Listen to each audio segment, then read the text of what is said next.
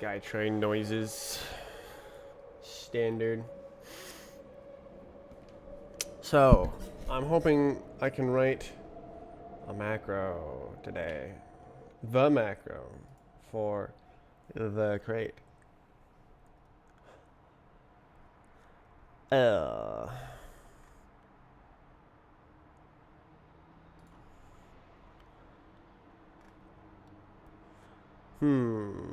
It has to be like this, doesn't it? Because it has to read the field from the type. This is like the glue that binds together the proc macro and the compile time calculations. This is how it knows which field corresponds to which sorted field.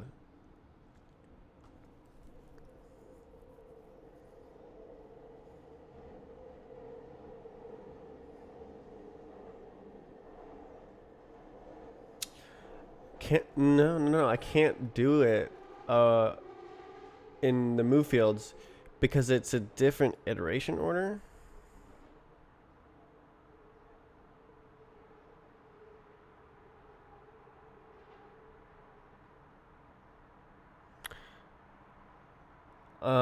I would love to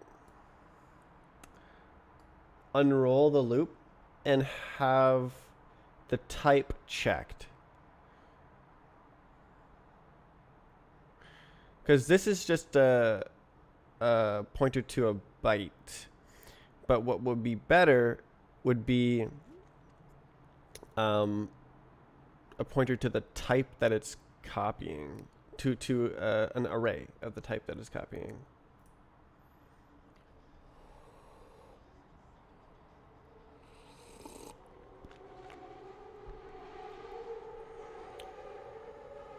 Well, I guess count, yeah.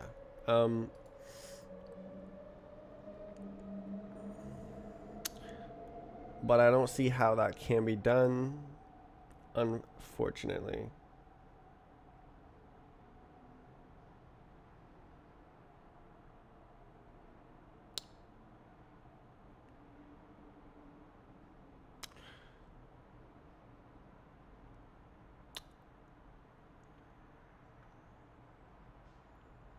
Yeah, I don't have type information.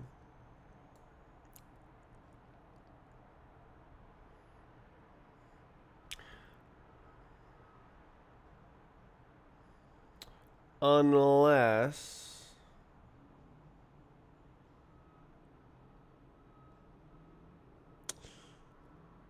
I would need to make indexing with a macro.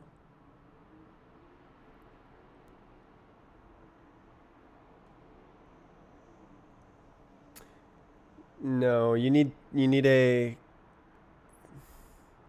compile time value to influence a macro time selection. I don't know. I don't think I can do it. But this works. I would prefer to have type safety, but this works. What's up? How are you? Woke up, got my coffee, doing good. I really hope I can write a working prototype.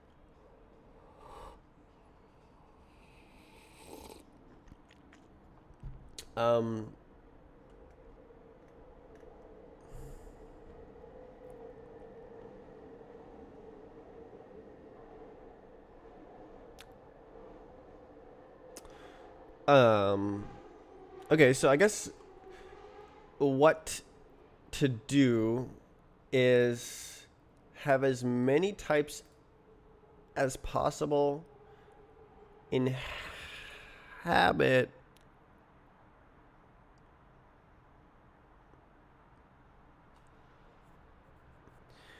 this module, callback. So like this is completely generic across everything. What are you working on today? What's the goal? So Monday and Tuesday I wrote this code, and what it does is this. So the idea is in Rust you have this vec, and vec has elements in it. You push elements onto it. It's like a C++ vector. It's a growable list of items.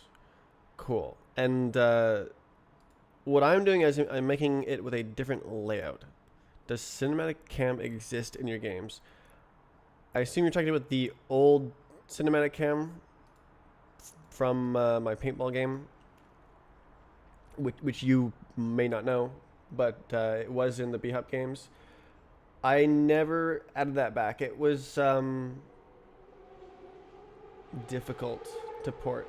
Free cam, yeah.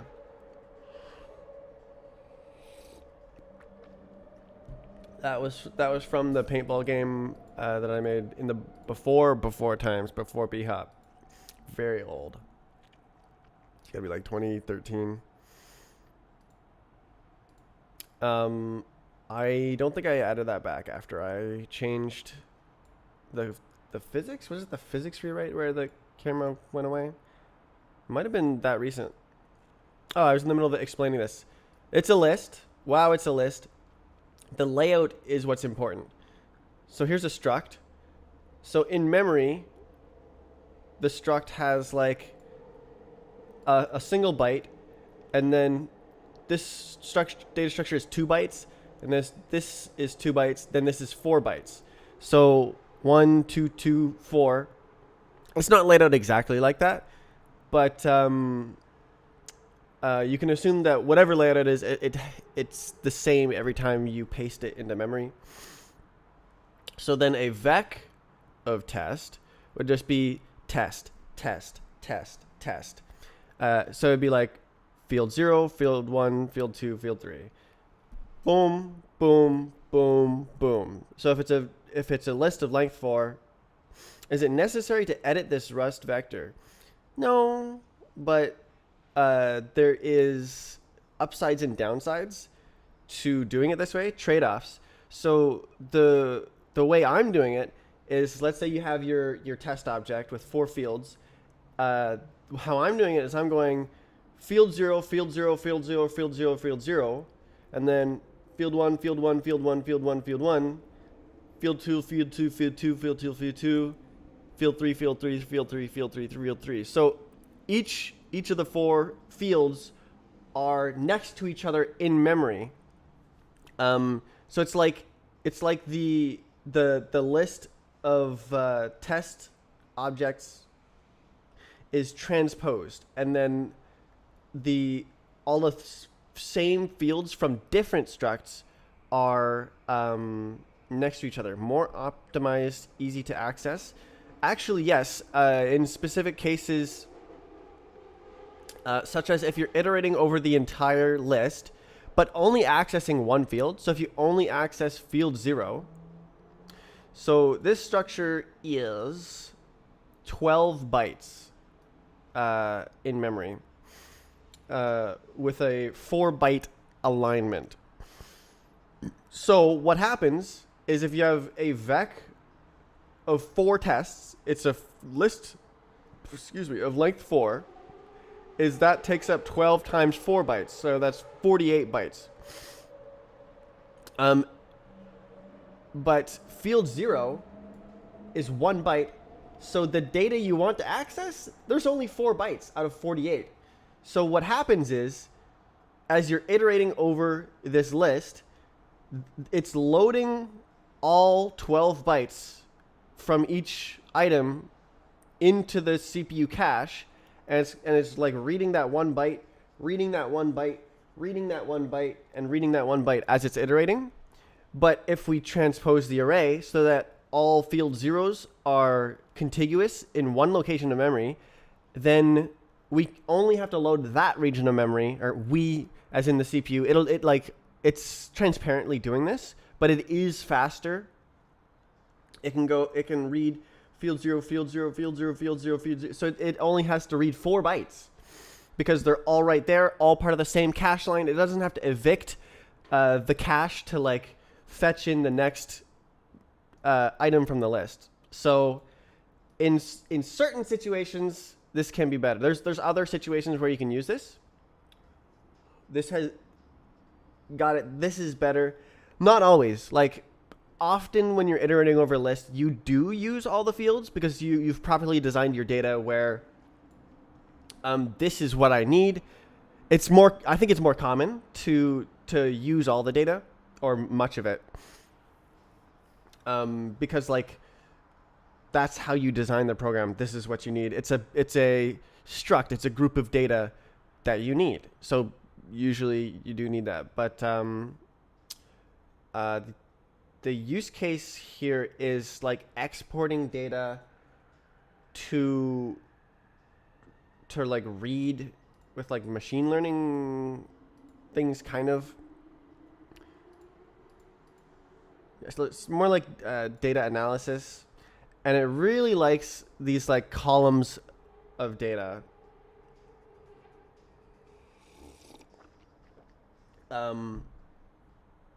It's not like super necessary to do this. Like you can just sort of transpose it on the fly after you have your vec of test.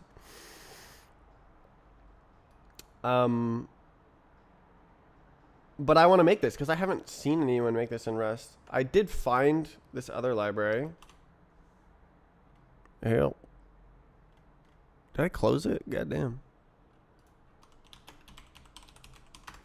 So here is my reference 5 days ago. Oh, is it going to be here? Okay, so what are the dependencies? Oh, that's not what I wanted. Quote sin proc macro to serde. Can I get away with just this? What do I got? Oh, I need the allocator API. That's right. So I have almost the same dependencies. Extra traits. Okay, well, let's see what they're doing.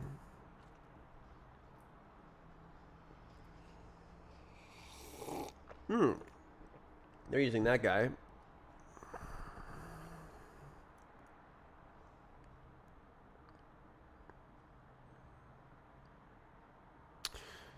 This is beautiful. This is very beautiful. Attributes. What? Huh? What is attributes? Excuse me? What is that? What is that? Extract atcher. Excuse me?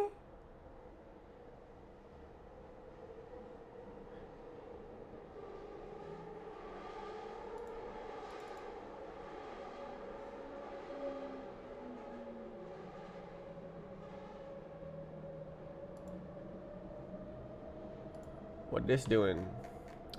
Atcher option pragma. I'm not speaking English. Token stream. Okay, so the attributes are still their tokens, so I can't like call it with data. Okay. Where does it use the attributes? Earth.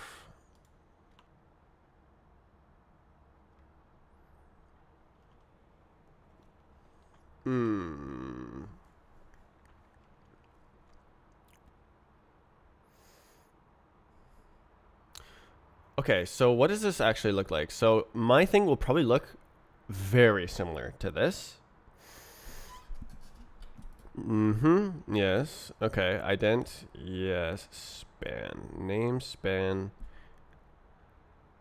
I think I already wrote that. Oh.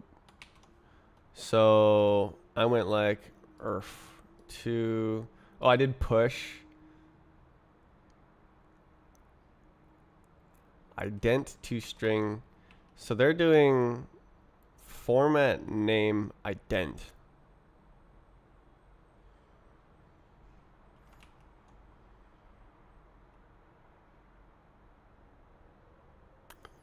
Can I look ahead?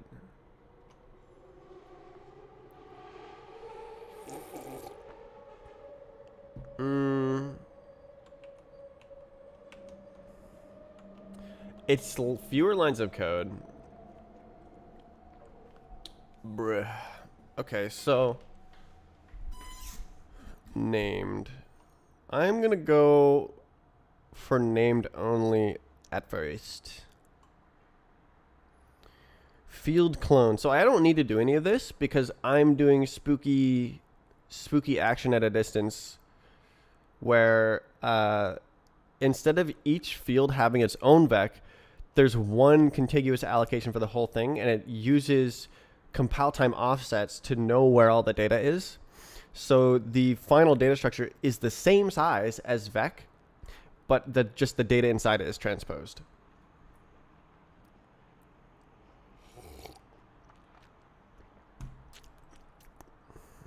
What is this? Generic type parameters for the containers for the struct fields.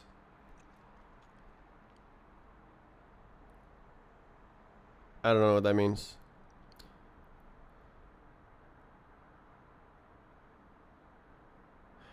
This would be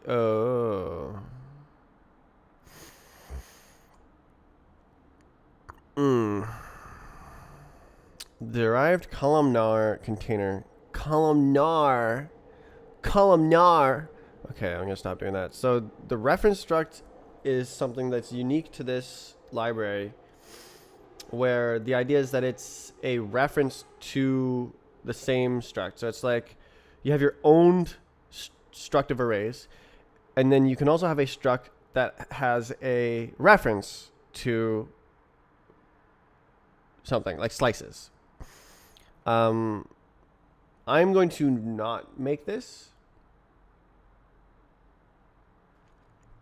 You're really onto low-level engineering.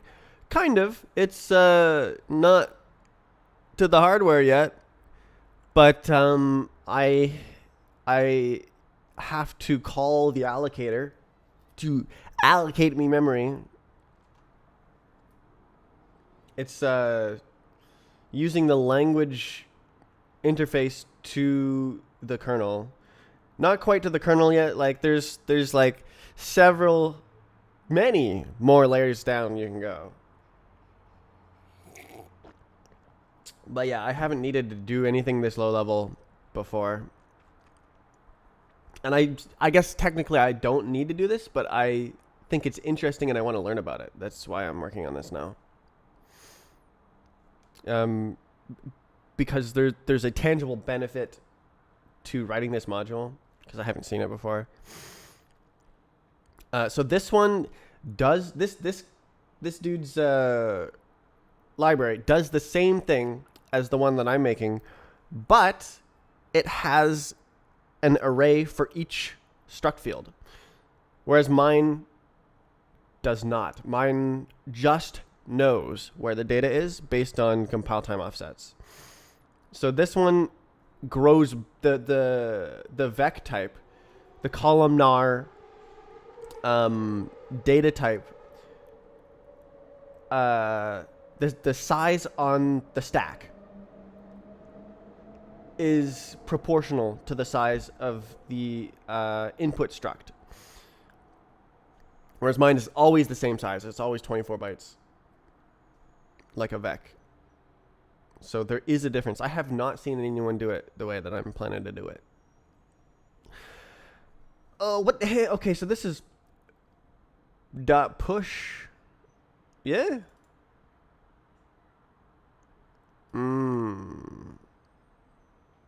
What is push new? What the hell? Okay, so there's like, this is all, okay, I see. Okay, so then, oi.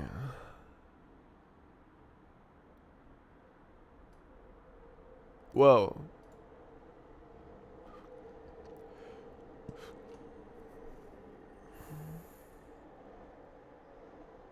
Okay, so I can build my own idents. I don't need the paste. If all fields go in a single order, how would you grab another, like a sibling fro? An allocator. You're gonna have to rephrase that.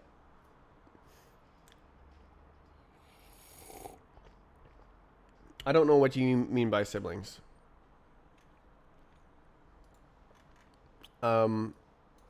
So here's the test struct. Do you mean like just the normal fields in the struct? How would you grab another? So here's how you lose the library. This is how you use it. So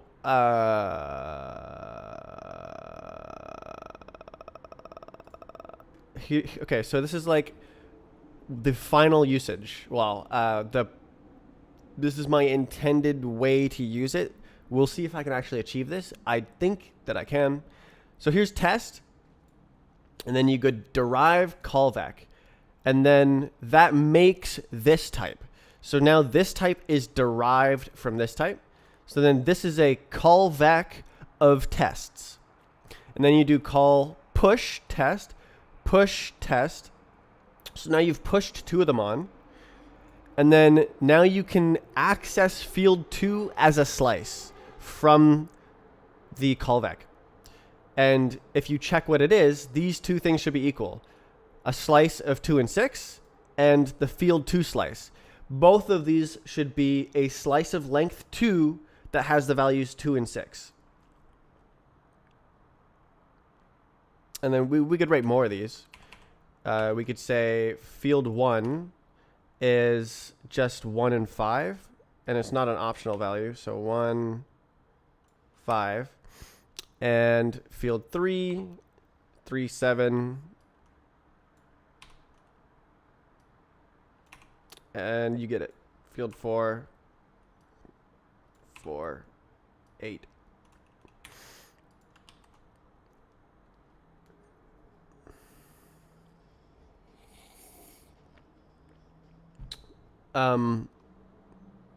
Yeah, so with a normal vec, when you slice it, you get a slice of test objects. I don't know if you know Rust, but like that describes it entirely if you do know Rust. Instead of like this where it's a slice of a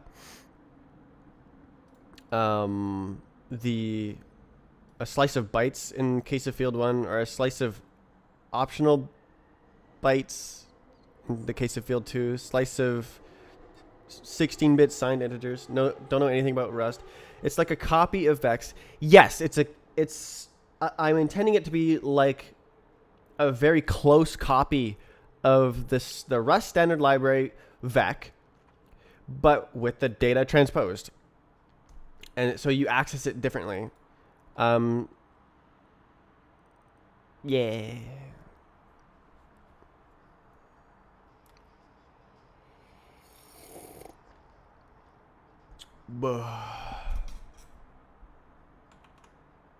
Oh goodness.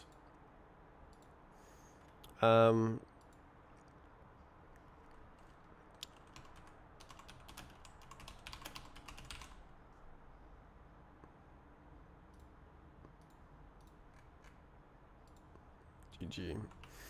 How would you access it then? Can you show? This is one way. So this is a slice. So it's a reference to the data that's there. So you would iterate over this. You'd say, give me the slice of field 1. All of the field 1s in the callback, give me the slice.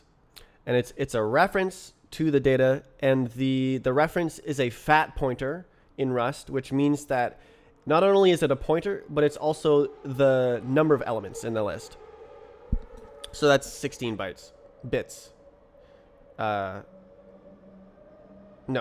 bytes, 16 bytes. 8 bytes for a 64-bit pointer, 8 bytes for a 64-bit length. Bytes, bits, bytes, bits. My bad. Fat pointers are very cool. Not every reference is a fat pointer. And it's all automatic. Okay, so my thing, I think I'm gonna copy this. This is like so nice. It's so nice. Oh my goodness gravy. So callback, yes. So we're gonna do like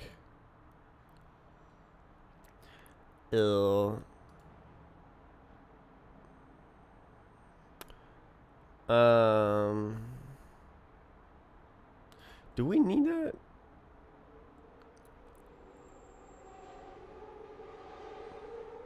Oh yeah, I did that exactly. Let's go. Yes, we're gonna need this ident. So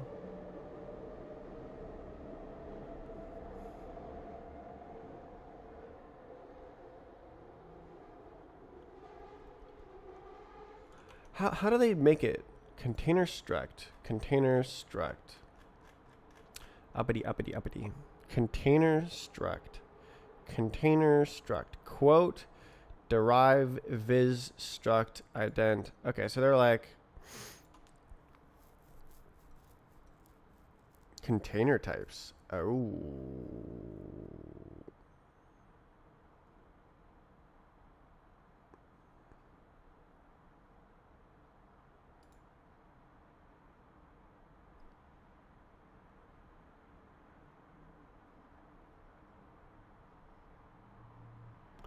R ident, is that the same? C ident.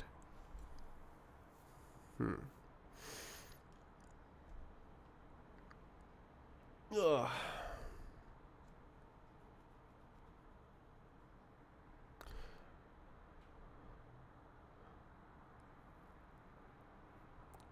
Viz.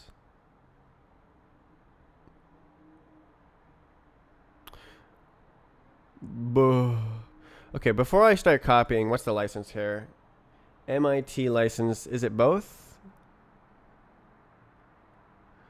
Okay, it's MIT. Okay, relicensing to dual license isn't that egregious.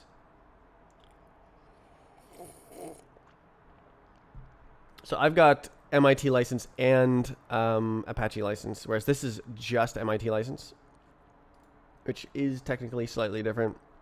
And relicensing is bad, but wah wah wah. Maybe I just don't copy.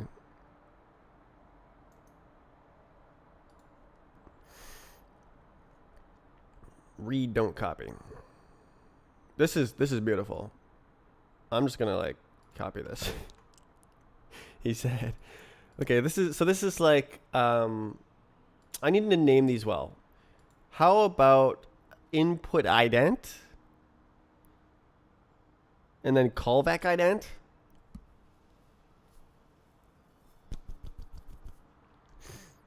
Input ident, callback ident, and we do like this.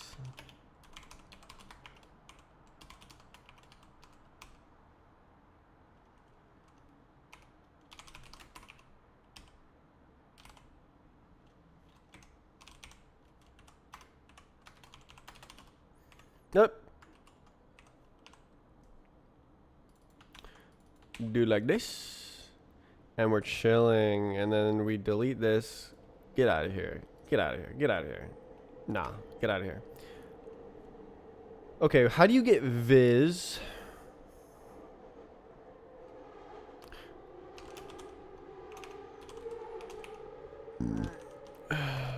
Oi, okay, easy.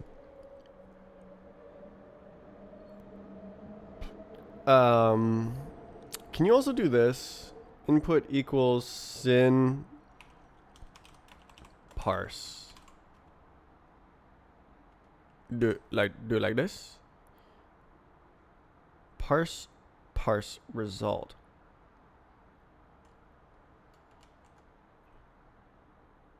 T. Never mind. I take it back.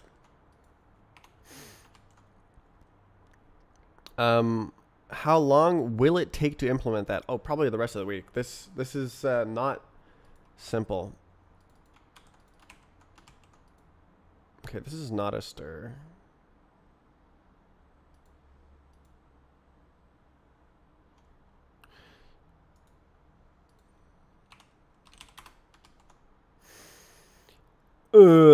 So we're gonna need to have the struct definition.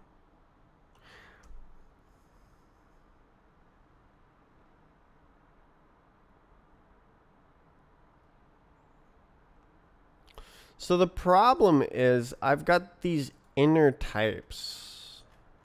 How much outer is there? So the outer has the len.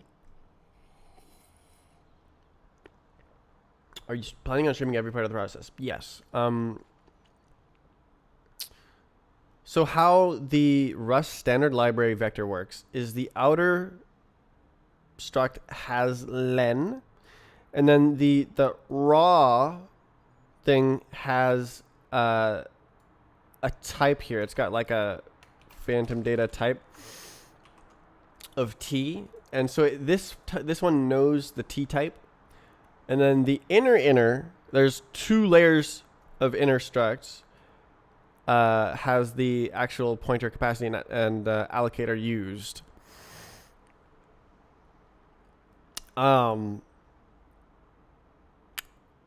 Which, that's something. That's a lot of extra code to write. And like, there's not much provided here.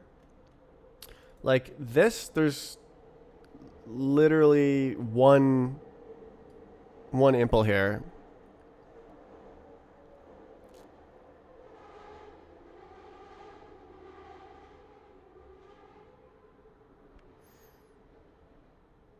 This is implemented exactly once.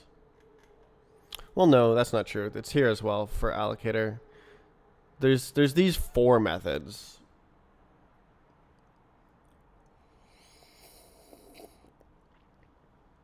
I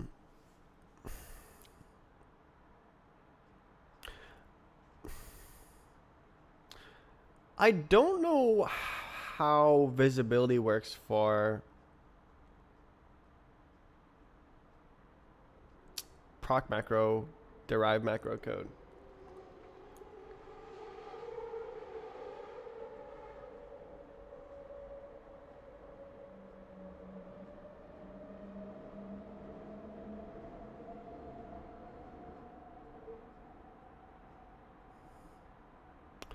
I guess I could say like mod and then pub use.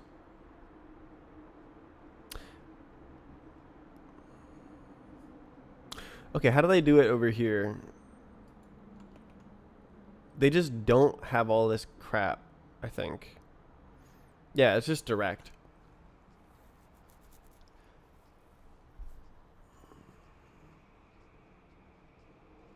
What would be nice is if I could have like a common type in here. So like the rawvac crap. If this was actually common across all of the things, they it's true that they don't know the T. Can I implement this with traits? Because like this stuff, traits and generics, maybe just generics. No, I'd have to have a trait. I think I can. I think I can make this common code, and the only thing that happens is this. So this would need to be like a generic on a, no, not a generic, a method on a trait.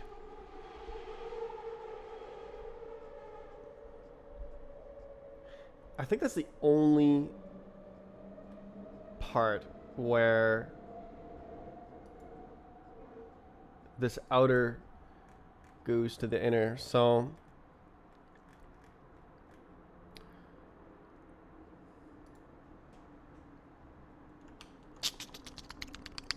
how many hours do you usually spend working every day?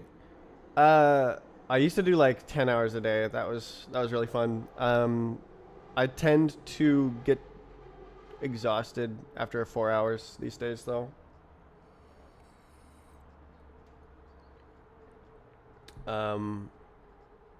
Moments when you push yourself too hard probably happen outside the stream. I usually am not working off stream.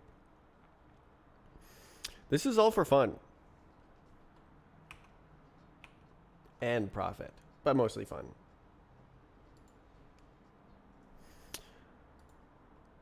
Well, now I'm thinking about how to make this real good. That'd be awesome if I could just have raw inner thinger here and generic it or something.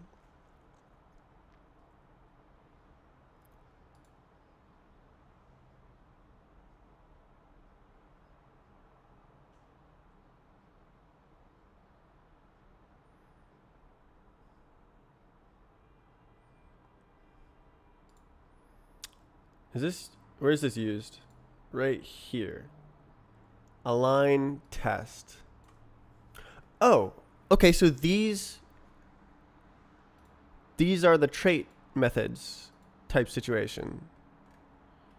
Okay, so this guy knows the type. But then you still got... Yeah, I can't separate it as hard as the Rust standard library. Raw inner. You got vec raw inner.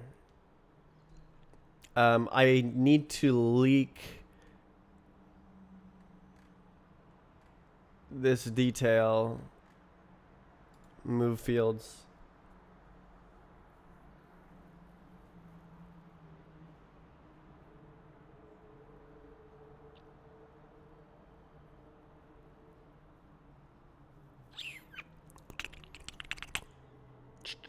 Good luck with your thing.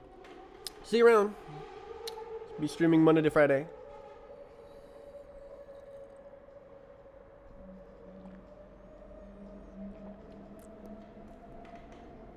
I'll be right back.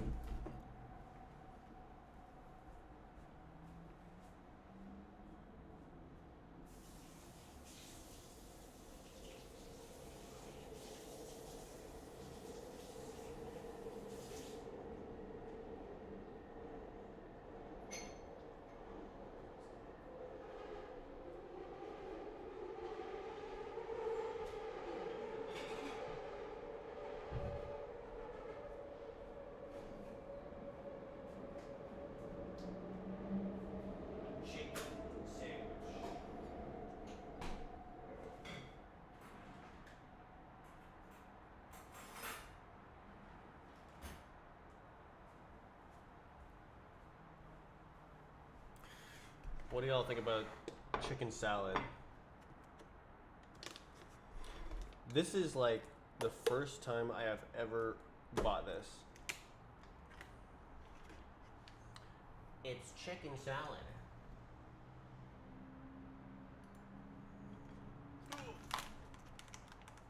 Don't drop it. Wow, it's chicken salad. That's crazy. It's like chicken, looks like parsley, mayonnaise, and celery. Is that it? Is there more ingredients?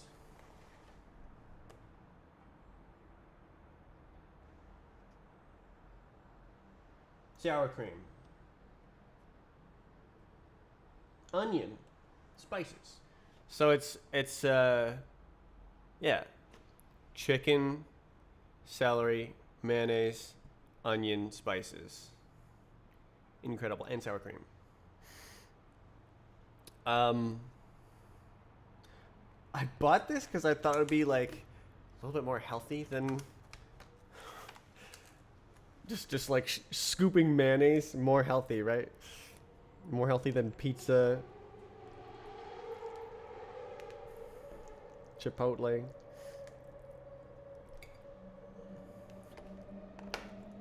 My usual diet. Scooping mayonnaise. Oh yeah.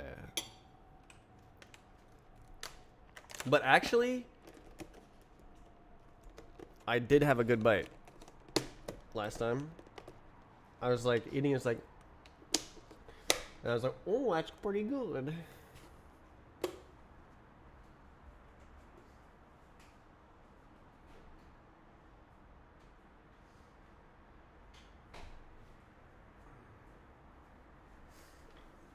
just right. I bought a lot. There's well, it's Costco, I guess. So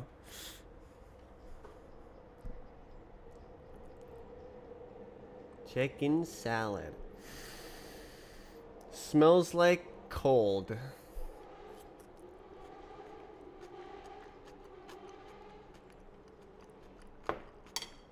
Chicken with a little bit of celery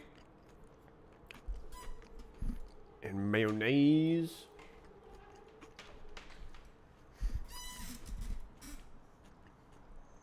It's not too bad, and I hope it's healthy. So I'm thinking about how do I get this out? So what happens after here? So finish grow.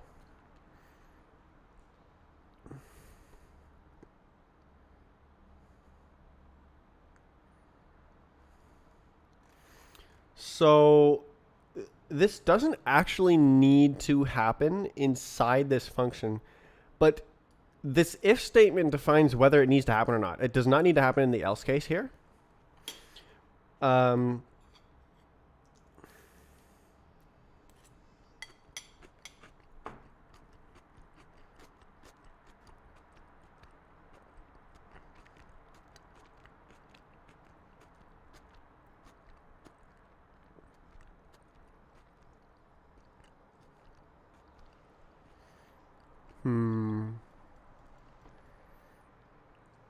So, thinking carefully, in the Rust standard library, the whole point of this raw inner type of vec was that it didn't know about the underlying type in the vec that it was storing. But in order for me to do this, it would have to leak that information into this inner type.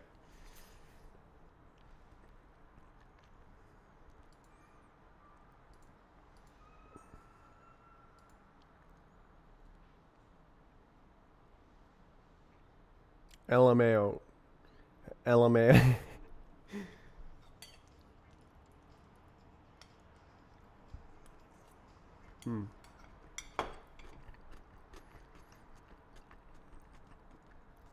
So if I don't make this like a library,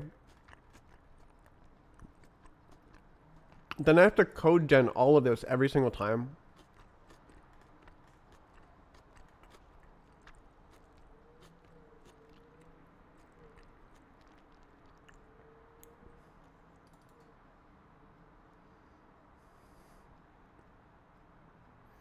Oh no, const.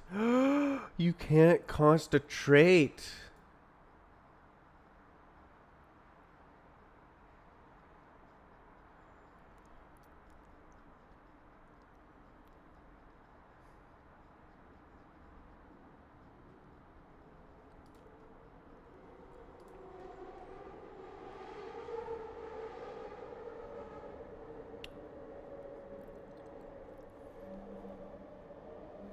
Okay, is there another implementation of this, or is this just the only? So I could have this one in the library, and then I code gen these functions.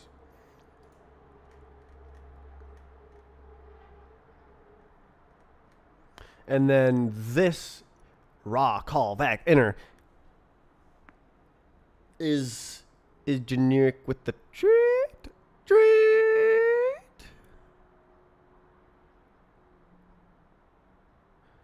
Because, like, if you're pushing, you're not const. You're not const. You're not that guy. You're literally doing runtime allocation.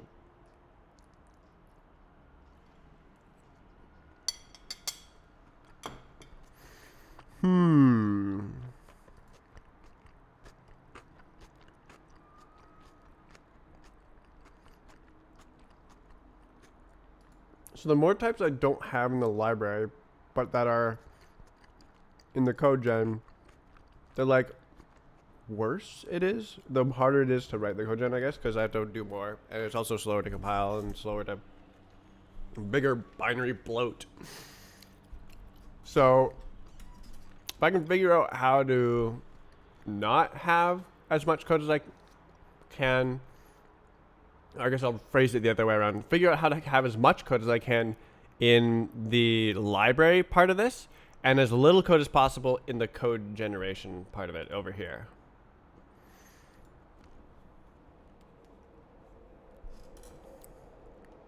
Buh.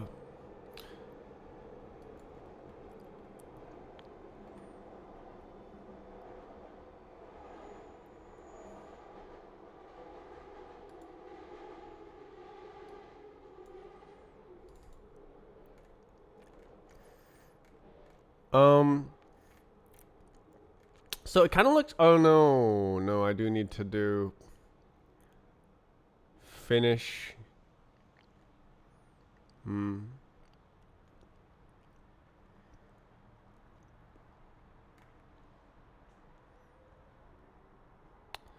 This guy doesn't have self. Oh my god, bro.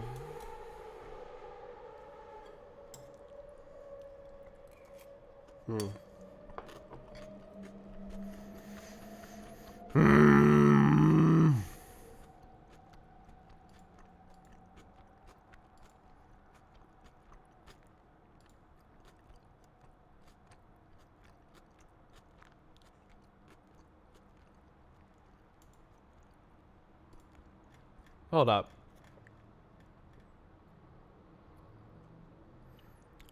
Min from a line. Well, wait a minute. Couldn't I just do this all in one go like this? Oh wait. So and then go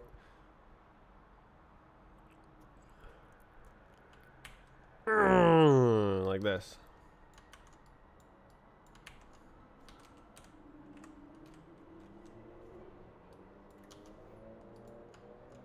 And then this argument is totally unnecessary.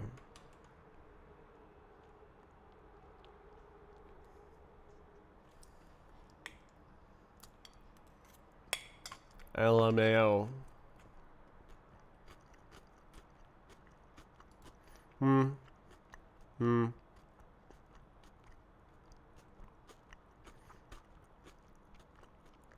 Can the compiler see through that?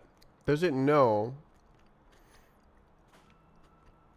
that this is a non-constant function, but I'm always providing a constant argument? And then it's like, yes, constant. Yes, constant. Yes, constant. Yes, constant. And it'll like optimize this away, and then yes, constant. Optimize this away. Yes. Well, this is not. Oh, it is const, but this value is dynamic. So then this is const is wayo.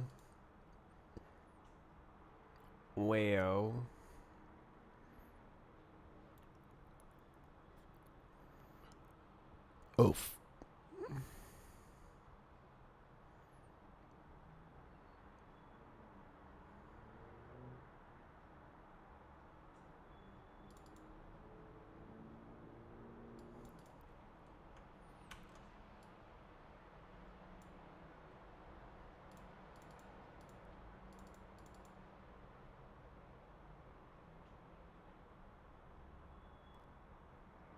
This is confusing. Allocation, layout, calculation. What?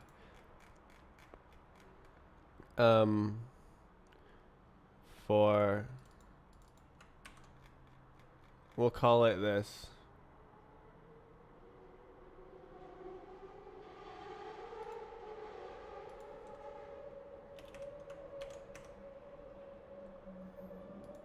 The allocation, layout, calculation.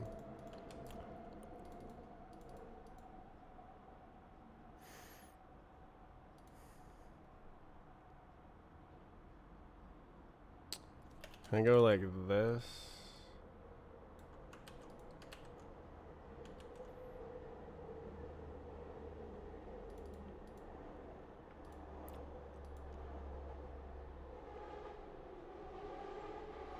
Now, is that better?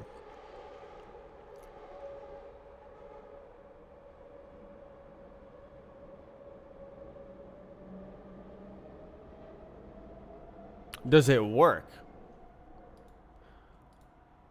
This is what we want to know. Okay, give me a quote. Amazing. All right, now it compiles. Now we go here. Oh, somebody doesn't like that. Oh, I gotta have a semicolon here like a dumbass. All right, do it work? Cargo test. It do work. Oh my god. Oh my god.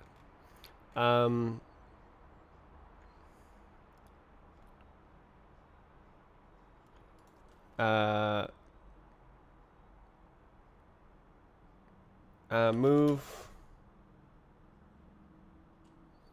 alignment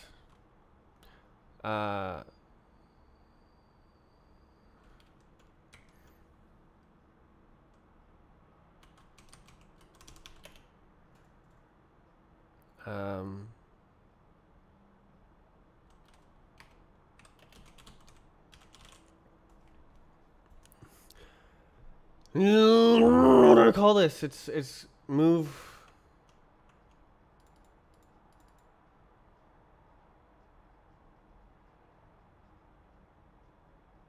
max of mins. It's doing max of mins.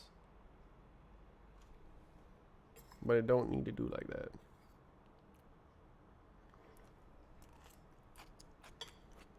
All I need to do is that. Is that more correct?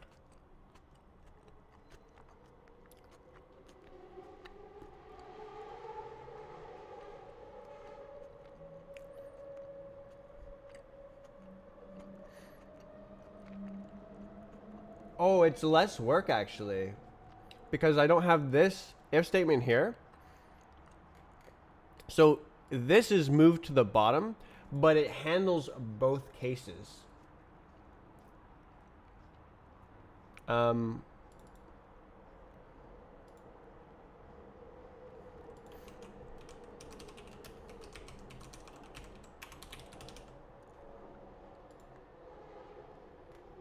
Type situation, okay? That's good, right?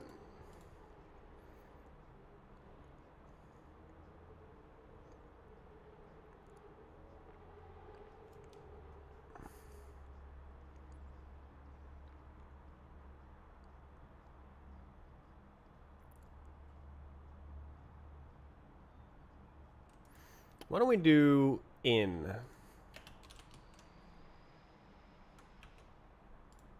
A. A. All right, this is some stuff. Yeah, okay. I'm gonna do more thinking.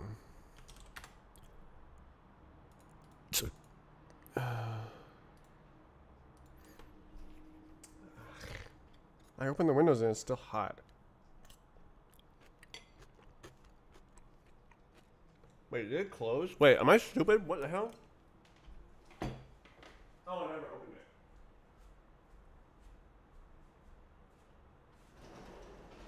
Yes, yes. The winds are blowing my way.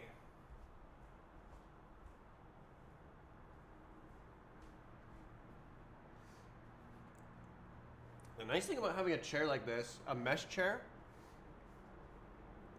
is it's not gonna get like butt stains in the like leather or whatnot, in the cushion.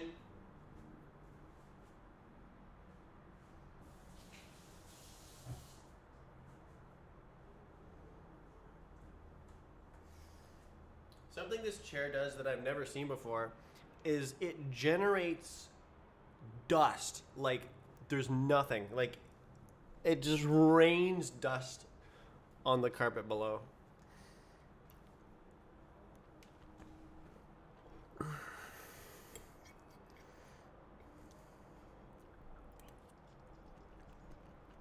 to the point where like like actual glob of dust fell off the chair once, and I stepped on it and felt it. I was like, what was that?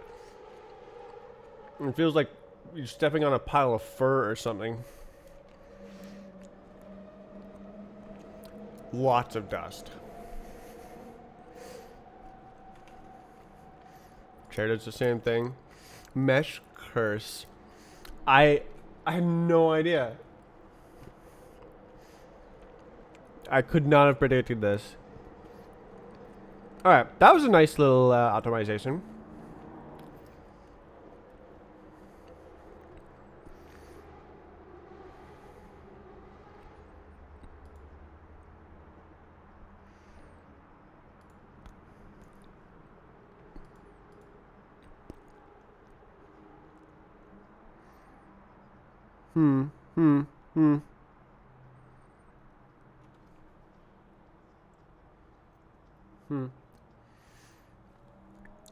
Okay.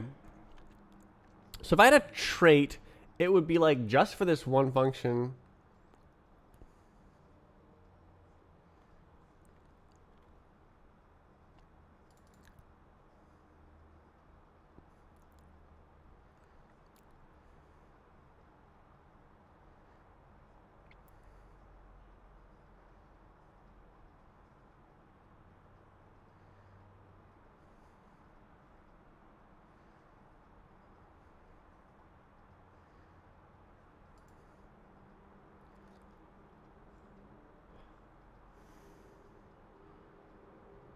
Can't you grab size and align off of this guy? Why am I doing this then?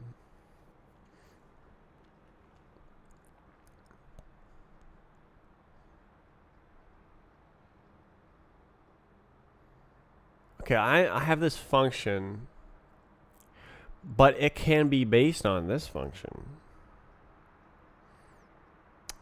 Meow. So I can go like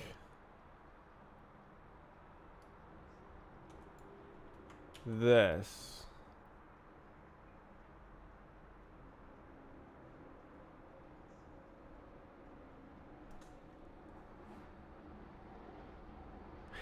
It's const.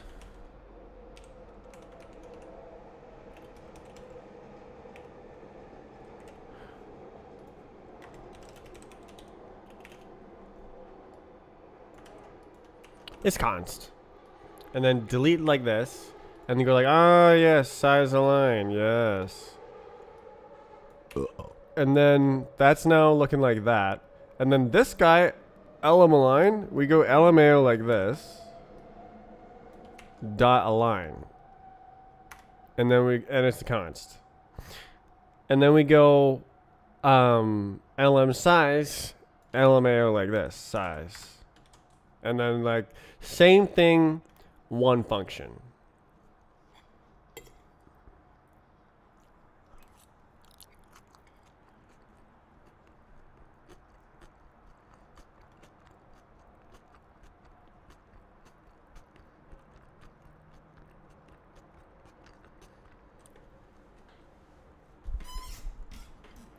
Man,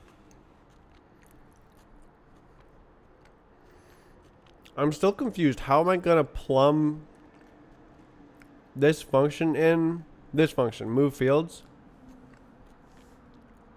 What the hell?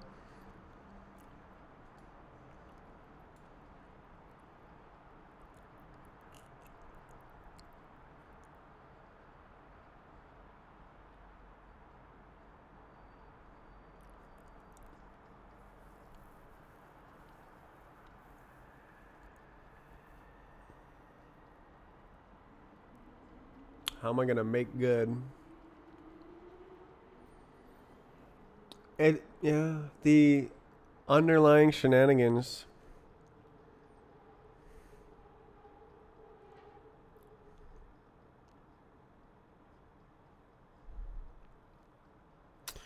So the layout is not correct until it does this.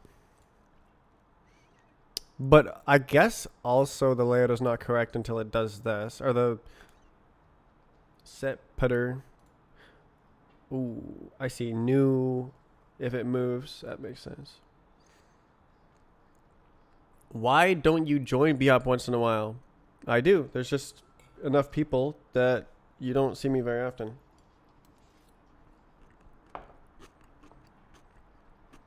Did you say underlying shenanigans? I said underlying.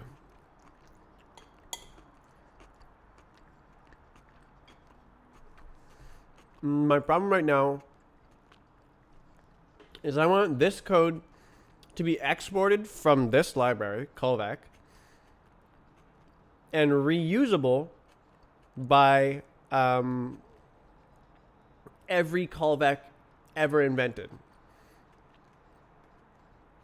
But the problem is it's not generic across all types because of this one function right here. So this is in the deepest, darkest part of the deepest, darkest function. If I track this call stack back up, it's still inside the deepest, darkest raw inner type here until here. So I would need to pass it as like const trait generic something up from outside here.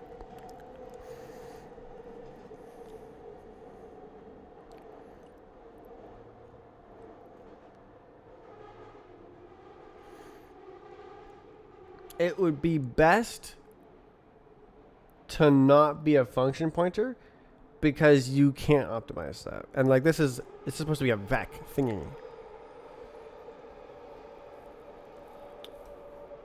Which one do you like more as a game? BHOP or Surf? So I made Surf because people begged me to do it. Well, begged is kind of negative connotation. People asked me to do it. They're like, oh, make Surf, make Surf. I'm like, oh, okay, it's easy for me. Because I had already made BHOP. BHOP and Surf are the same game with different gravity. And maps, of course. So I just went Control C, Control V. All right, we got Surf. I am a BHOPper.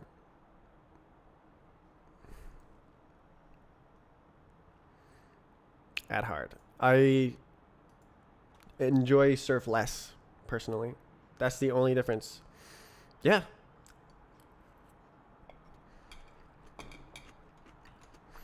So we have CI infrastructure. And when I deploy the game, so to master branch, it just deploys the same file to 8 different places. So it's BHOP, Surf, Fly Trials, the map staging place, map test, map test, map test, map test. I don't think this is used yet. Lol. Like 8 different Roblox places. It's literally the same file. It just knows what to do based on if it's the Surf game or the BHOP game. Fly Trials is forgotten. No, it's pretty much been always the same, I think.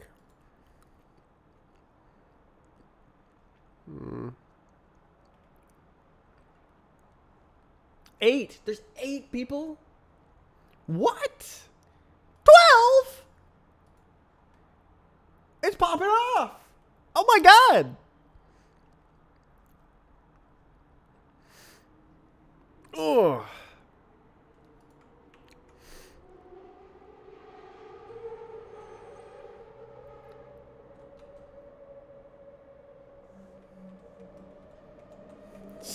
You see a Surf map? Oh my god, bro. What is this map?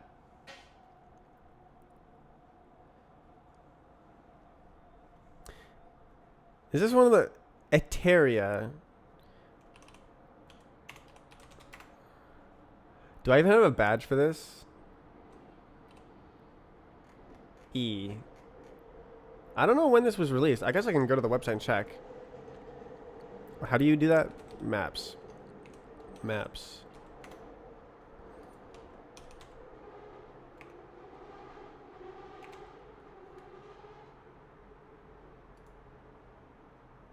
Release date April 16th. So it was in the last batch. So it's not one of the tournament maps. Oh, I got a new server. Oh, what the hell? This looks really cool.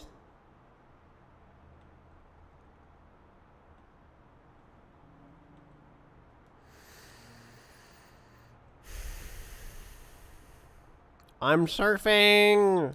Oh my god. Huh. Oh. Is this like... I kind of want to play this map now. It looks so nice. I like the like flat textures, honestly. Where there's very low grass detail. It's very stylistic. No way. I ain't hitting that end zone.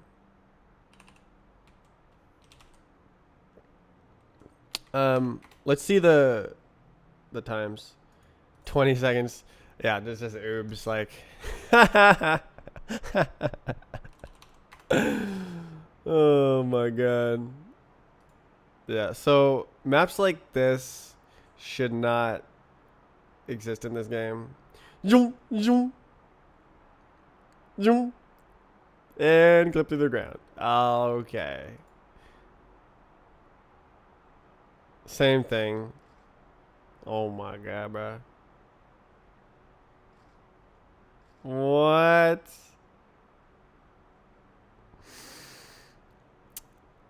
So I think that this map would fail an automated test. This game is pretty much about making sharp turns. Yes.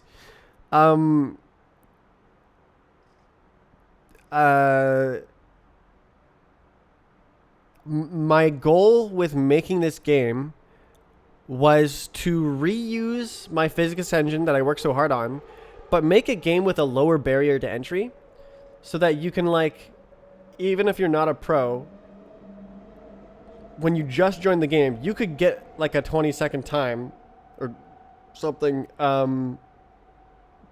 You could get like 1 second off-world record without too much difficulty, with like a little bit of grinding. That was the goal, was like low barrier to entry, but then still have the depth of skill. So like, let's see 3D strafe. Is 3D strafe longer? Rocket strafe. Oh my god, bro. Down, up. Oh my god. Did you see the Barista Crone curve? So awesome.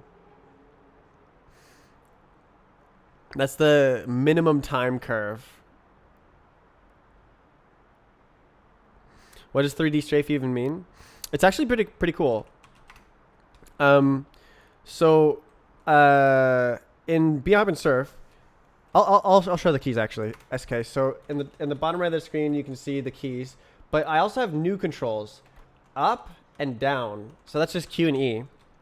So when you surf normally, it's like, it's cool, right? It's like pulling you to the left and right. So what if I press up? I can pull up. So it's like if I press right, I pull right. If I press left, I pull left. If I press up, I pull up.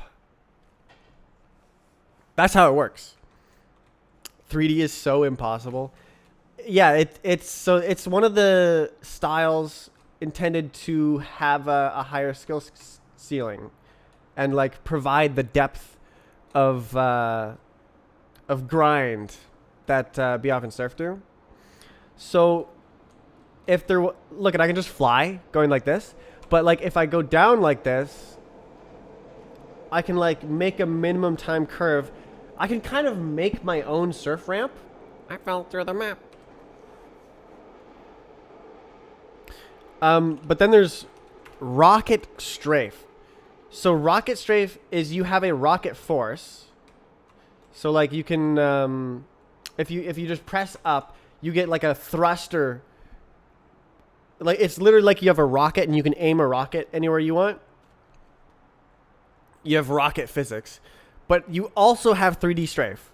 So you can thrust super hard, but then also redirect your gained momentum. So rocket strafe is the most insane style with the highest skill ceiling, mostly due to how fast. Okay, that was kind of boring. How fast you have to do inputs because you're moving so quickly. 9 seconds.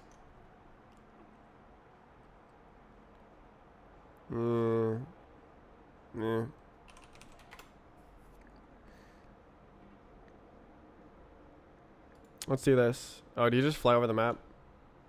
3 seconds. Yep. So boring maps like this I want to remove from fly trials. B-hop.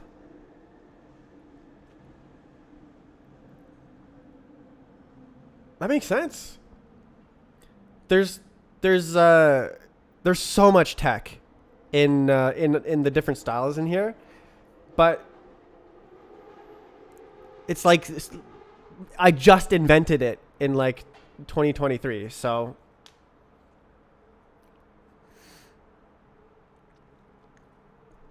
why didn't you know that? What do you mean? I knew you could be hop. I forgot. I forgot that.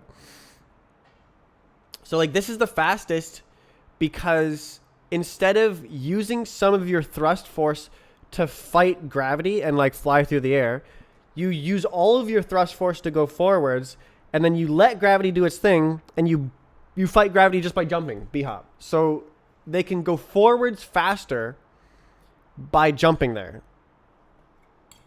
and get a better time.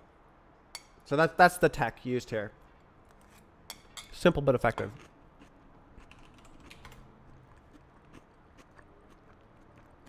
All right, let's check out a surf map. Oh, is it gonna be Oob again? 9 seconds. Where is bro going? Oh, it's broken. Unlucky.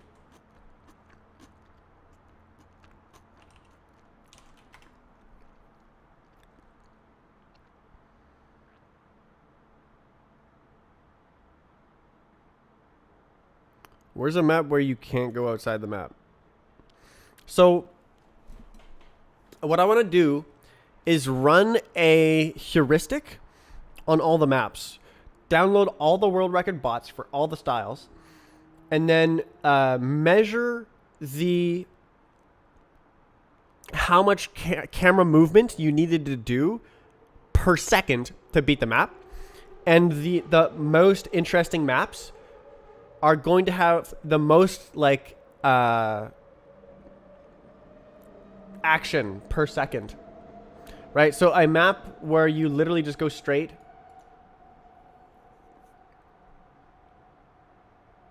Ooh, kind of interesting.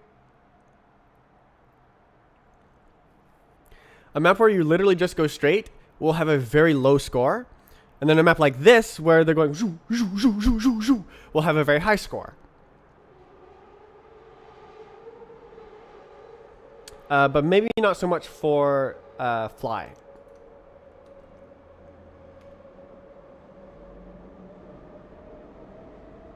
Oh. So like the per second metric, you're doing a lot of flying straight.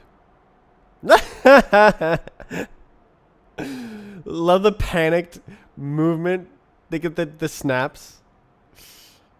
This is just fast but on crack. Oh yeah, no, it's like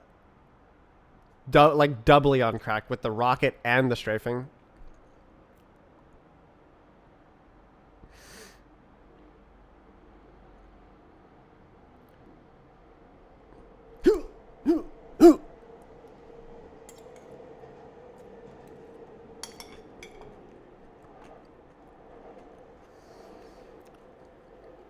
So one problem is I don't have a separate list of maps for all the games.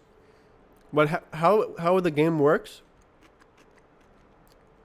is there's one global list, and each map says, I am for surf, I am for BHAP, I am for fly trials. So I can't reuse BHAP and surf maps in fly trials unless I load the whole list of maps. And that's just what I'm doing right now, is I'm loading both BHAP and surf maps and fly trials maps. There are some maps that are just dedicated to fly trials. So I would need to add a new feature to be able to cut down the maps list to only the interesting maps for fly trials. But pretty cool.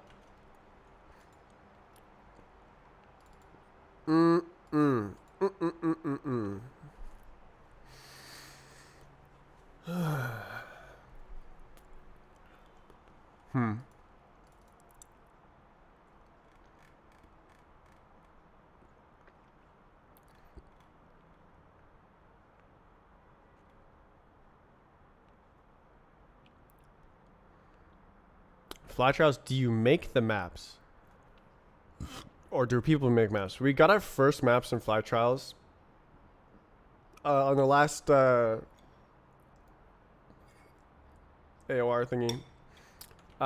Actually, we can check it out here. Maps, fly trials.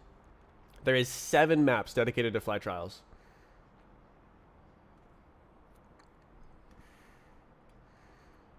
And as you can see, I made none of them. All of them are new this year. The game is so dead. BHAP and Surf are like dead as well. They've been dead since the beginning. Surf peaked in like 2006.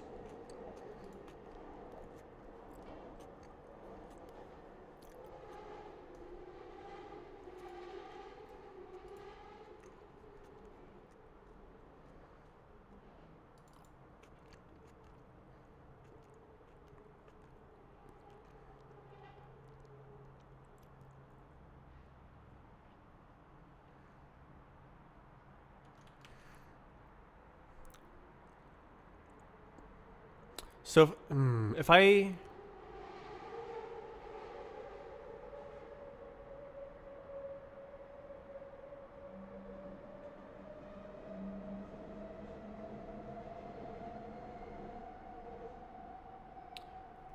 have a trait, it's a public trait.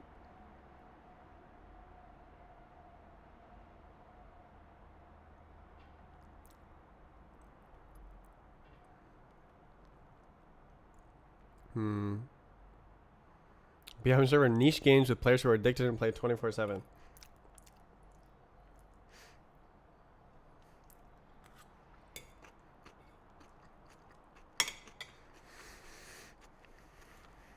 It's very addicting. I made the game so that I could play it.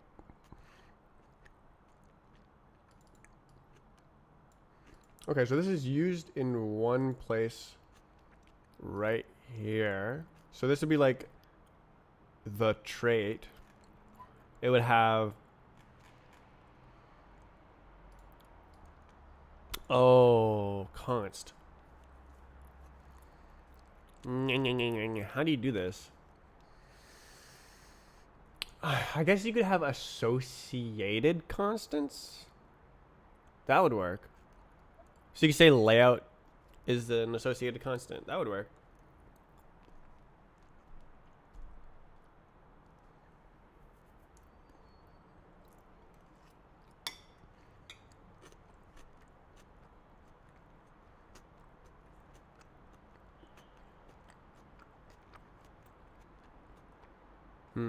Oh, well, trait.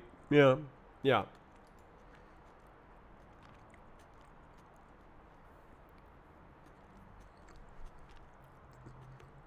But would I put it on this type?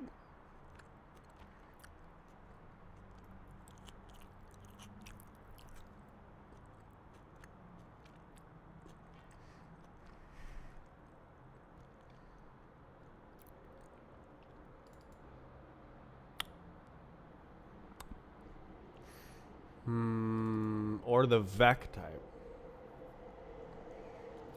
T.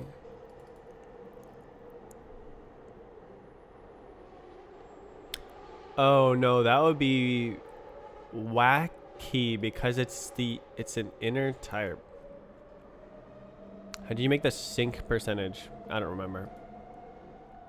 If I had to invent it from scratch right now, I would make it count the number of ticks that you got a correct input. So like if you're actively turning right and holding the correct key, that's like +1, +1, +1, +1.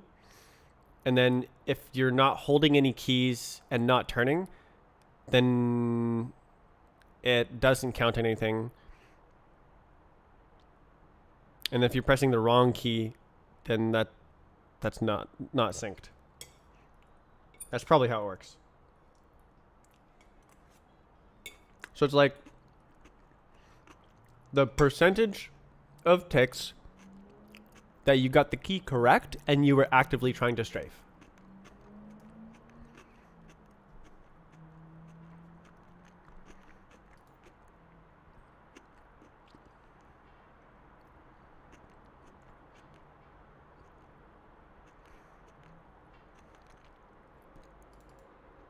Okay.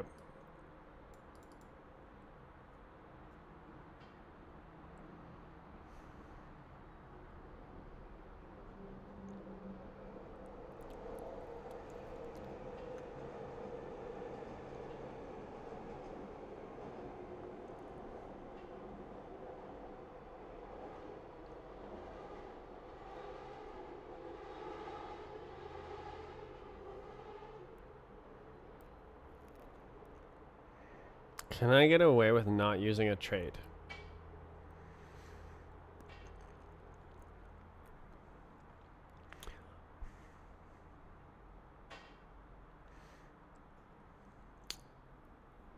I would need to make like 2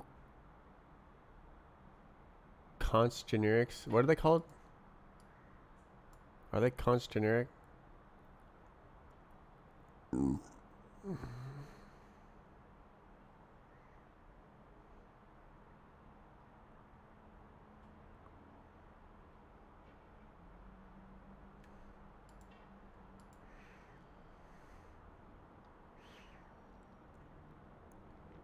I don't see a way to lift this out.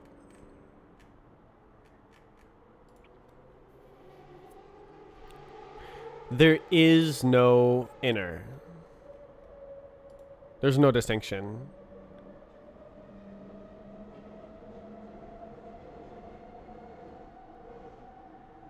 So see how all of these are like just calling some other function? New in calls new in. Capacity calls capacity. Pointer calls pointer. Grow one calls grow one.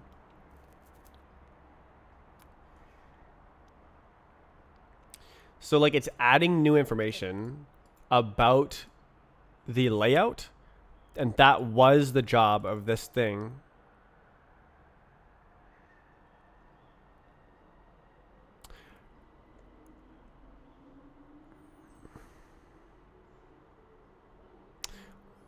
Was to have to know the type, the inner type of the vec. That was the job of this thing. And then this thing was to abstract away the inner type. But I can't do that. I can't lift this function out completely. I would need a generic parameter on the inner object. So it'd be TA. Sync bar starts out at 90%, starts at 0. That should not be true.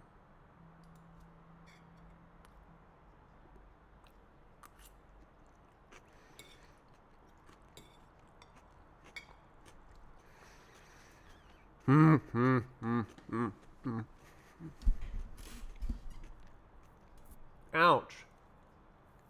Oh, I actually got it by accident.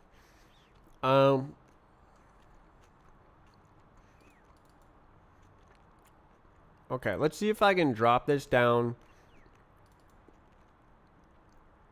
to one type. Because, like, this dude is empty. That is just a see-through dude.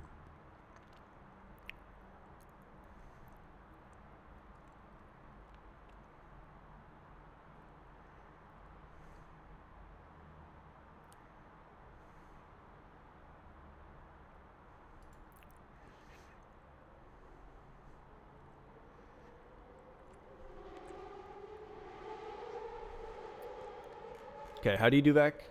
Who did this? Who wrote this code? Who am I? Vec raw vec ta marker phantom data. I'm just gonna smoke this off of here.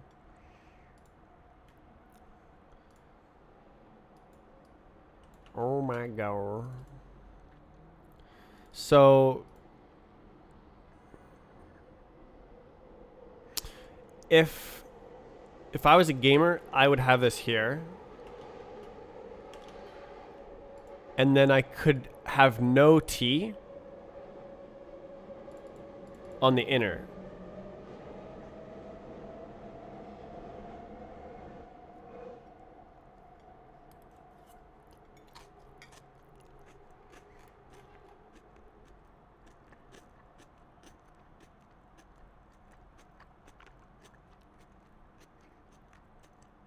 But I can't. I can't.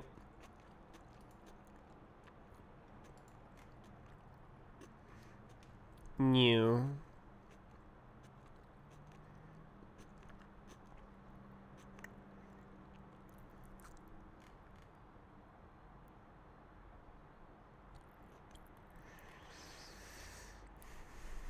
Wow, wow, wow.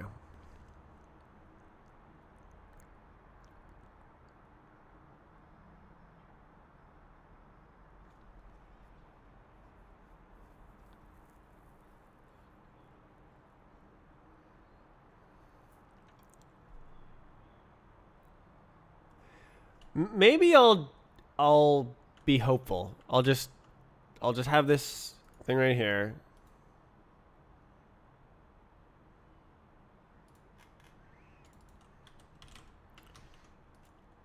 LMN OP. And then I'll say hi T. And then oh, this guy also has T.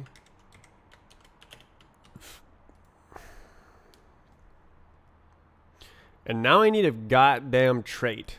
A goddamn trait. That's a goddamn shame. So trait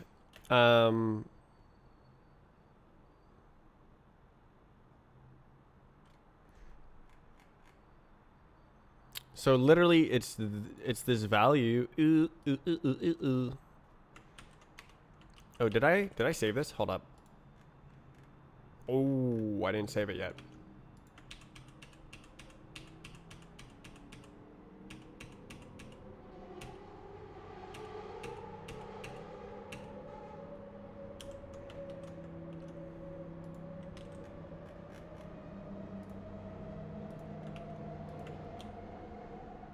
Come back. All right.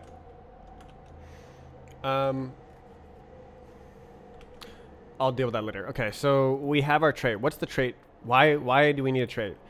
Well, we need this information and this information. So you need to know what the layout it is and how to move it.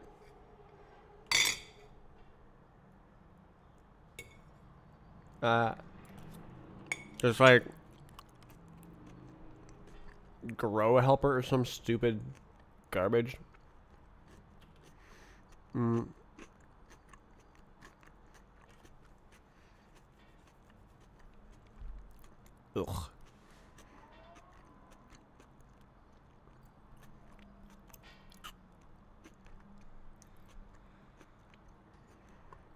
Oh my god, bro.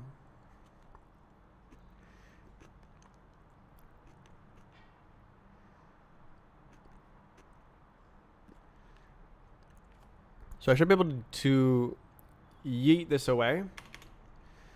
But that's like what I need to, this is what's needed on the trade. That's like why the trade exists.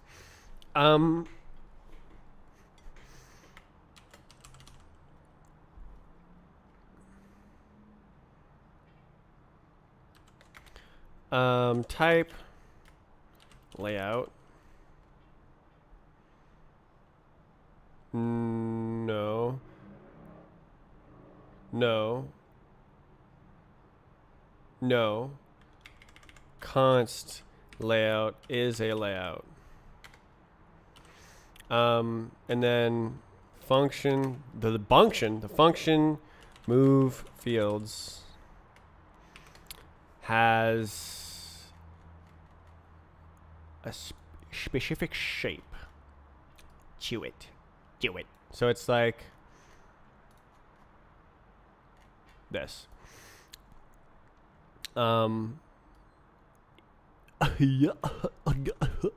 Like that.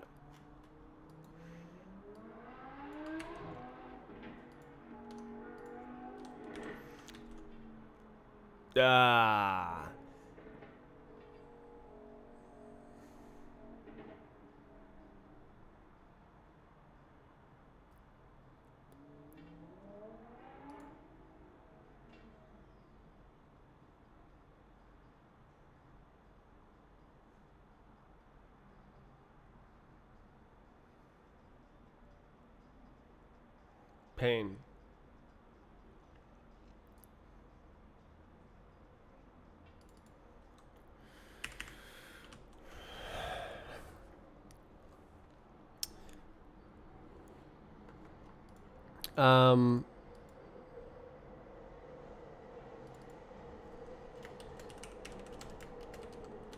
So this is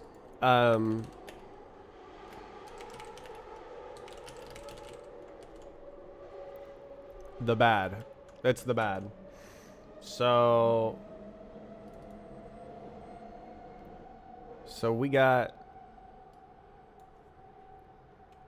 wow. We got T smuggle outer and A like that. Then we need this stupid thing at both. So this is T layout align and T layout. What did I do? Smuggle. And then like this. Yer.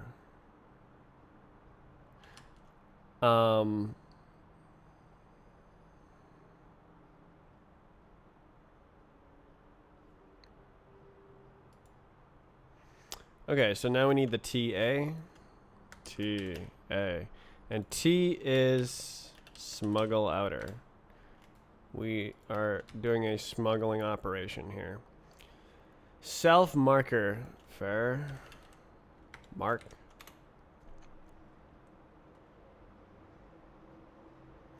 What does Vex say? What did he say? Phantom.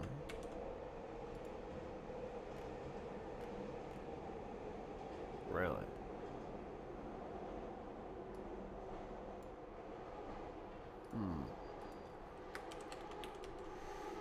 Do like this. Okay. And now we have error here. Biakuaz. This is not real. So we need T smuggle and T global, and that should fix it. Oh my god, bro. And then one more error.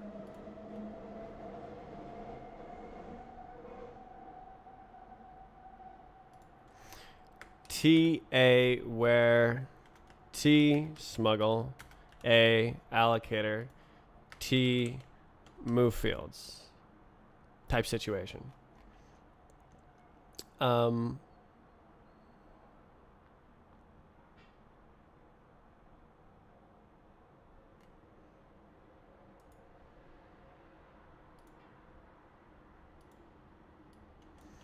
T A. A little sussy, but well, there it is. So now there's a goddamn trait on our goddamn function, and what we can do is this.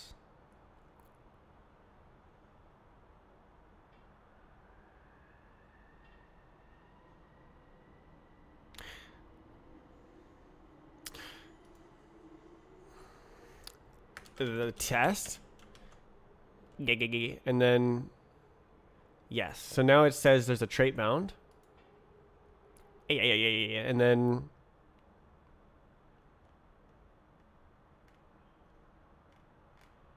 then all I got to do is move the Schubert from the Dubert to the Ubert. So this function is the layout. So we go like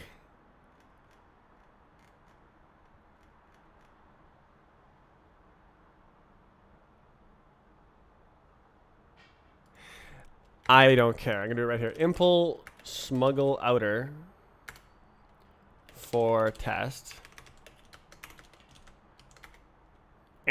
And then this function, sure, whatever. And then just absolutely smash it. And we do const layout equals boom. Oh, we don't have layout here? That's unlucky.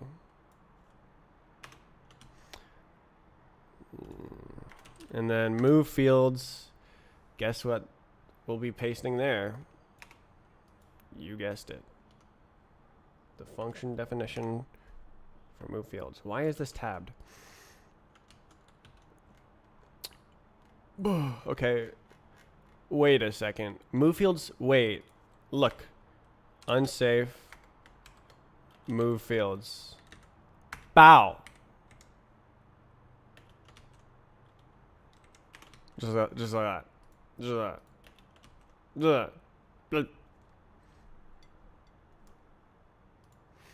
Alright, who is layout? Who? Huh? Oh, it's literally an existing thing. Oh my god.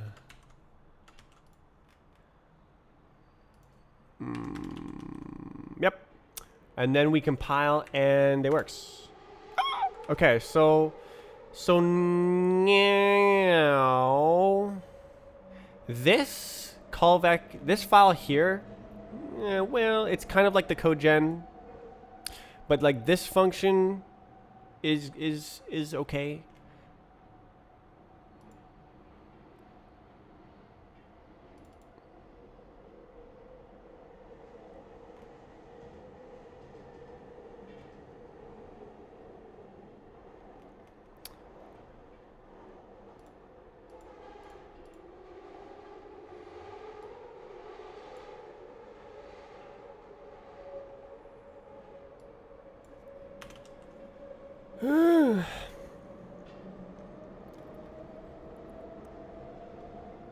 Okay, so now I have like made my interface. This is the interface. I don't want there to be any interface, but these are this is the information that I need to smuggle from outside into this part in order for it to work with the current design. I don't really know how to do it in any other way.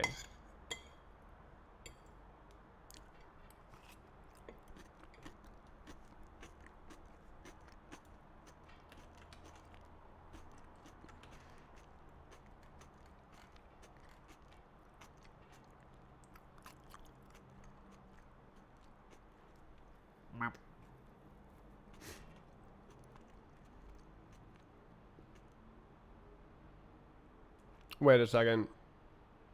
Hold up, hold up, hold up, hold up.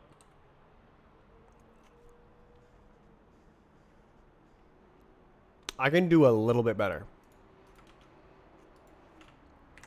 I can smash this guy up here. This guy is not real. Uh-oh. What are you doing?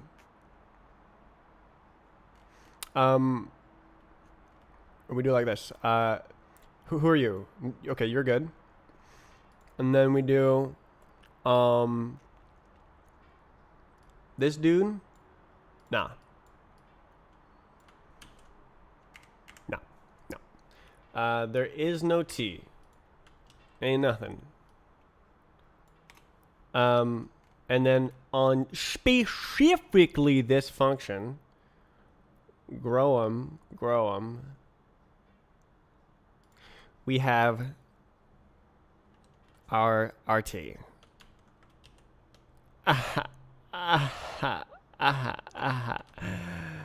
And then on specifically this function, we have RT. And then that also works.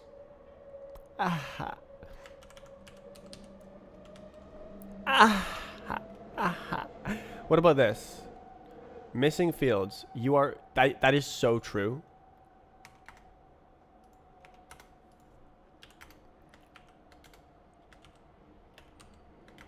Phenom. What up? Required by a bound. Who cares? Don't. Okay, this is wrong. It's just A. Okay, so what about this? What, is there an error here? Oh no. Okay. T. Oh, I missed. T goes inside. Yo! Okay, that's like a little bit better. So now I smuggle it through generics on the function instead of on the type. So it looks more like vec, but I still have to smuggle it.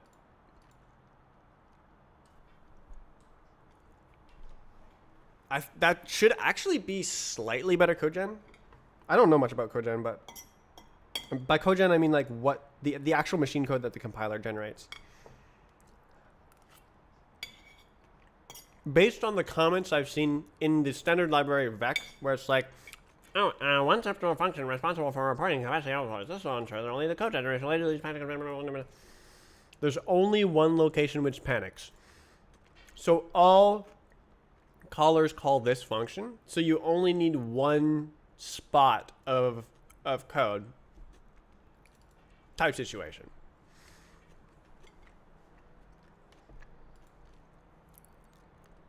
All right. Slightly better. Okay. So now I don't need any of this code.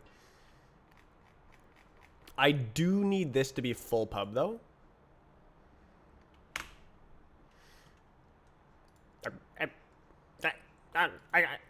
Wait, can I wait. No. I need special things to make this work. But it's not impossible. Create feature. It should work. Okay, so this is a little bit sad and scam. But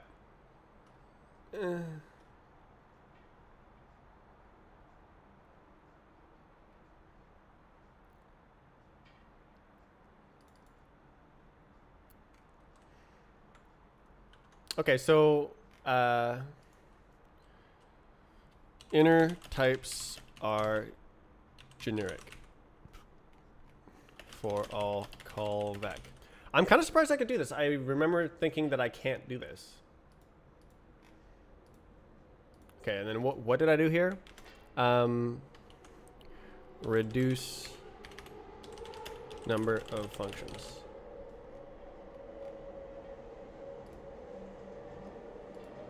Oh my goodness. Okay, so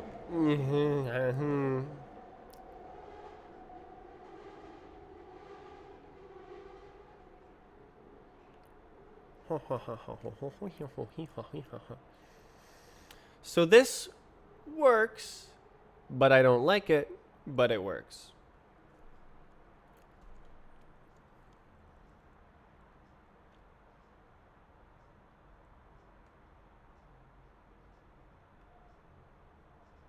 Wait, was I supposed to do that?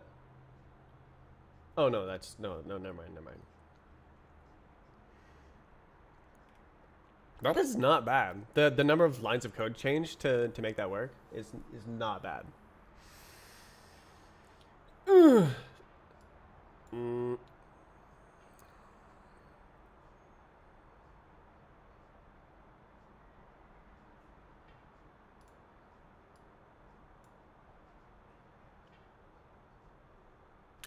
So I need this goddamn public trait called smuggle outer, which shouldn't exist, to smuggle information about the outer type into the inner type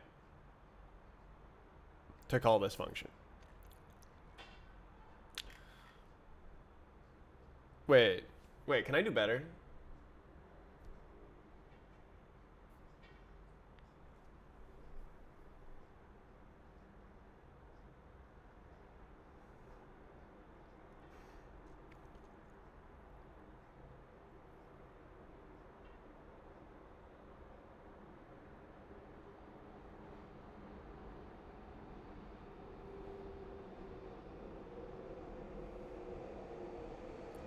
So the rar guy, this guy only needs, so there's two things in this trait. There's the layout and the move fields implementation. So this guy needs the layout, this guy needs move fields. So they aren't actually like part of the same thing.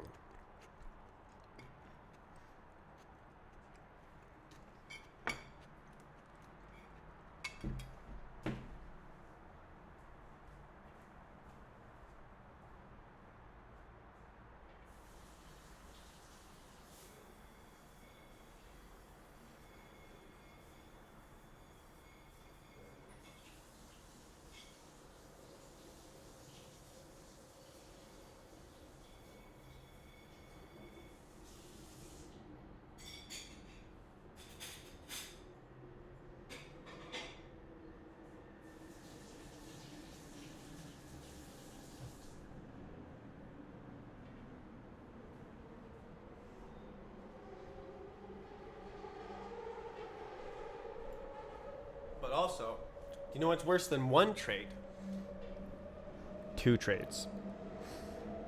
So I could split this into two traits and say, yes, this has a layout.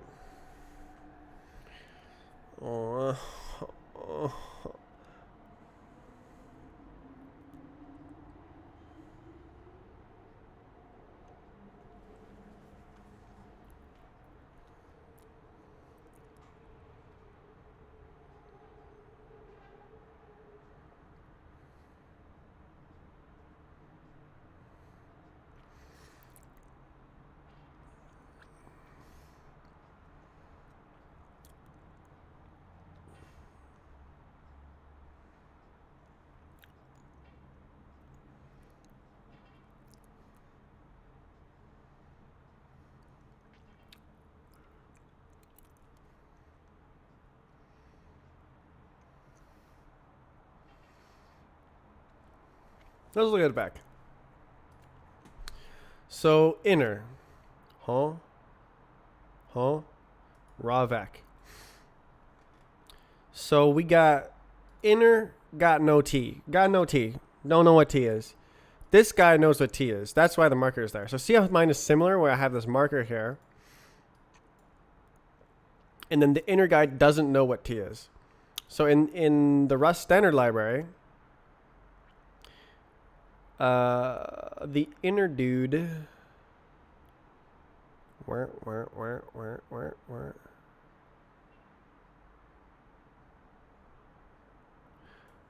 grow one. So core mem size type properties.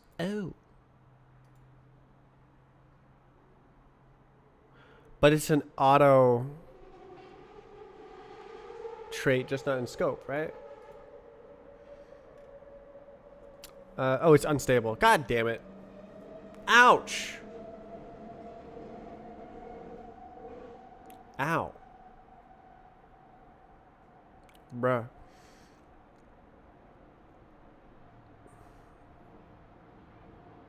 God damn it. It's getting disturbed. My pimple. So I can't use this trait because it's there's a blanket impl for everything, and I do this.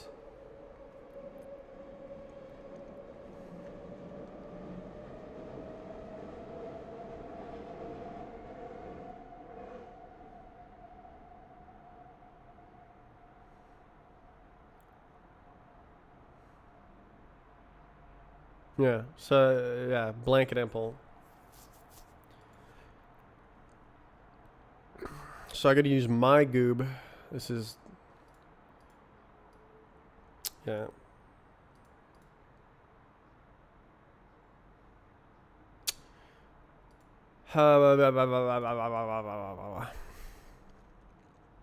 It's better. It's better.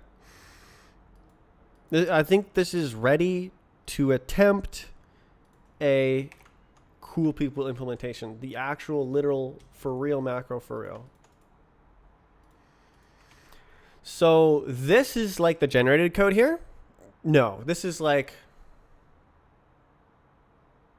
this is half generated code and half Scooby-Doo code.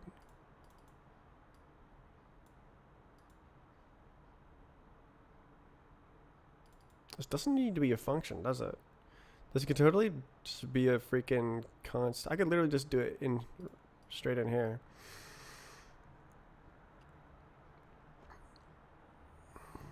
Okay, so like generated library. Generated library. Generated. Generated. Generated.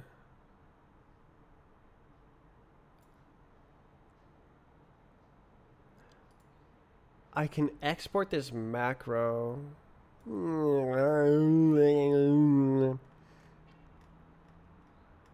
Okay, so it's mostly generated. There's just two functions here. We have this one.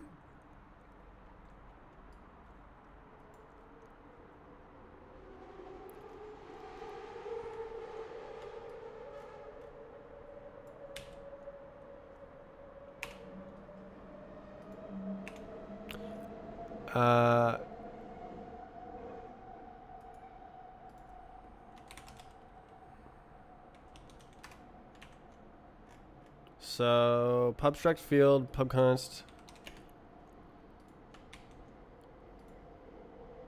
element of p, EFG.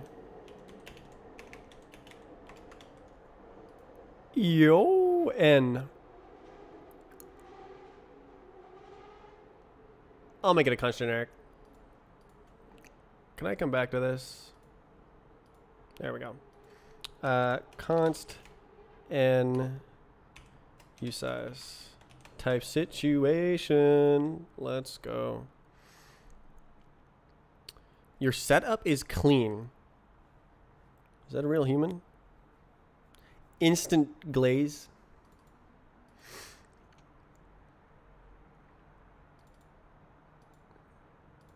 Okay, so this function is generic across any array length. Very cool, very cool. And I don't need the compile time sort. I do need this. Ignores what I said. By the way. Yeah, that's not a real human. So we can import like this. Fields. Just whatever. And then index of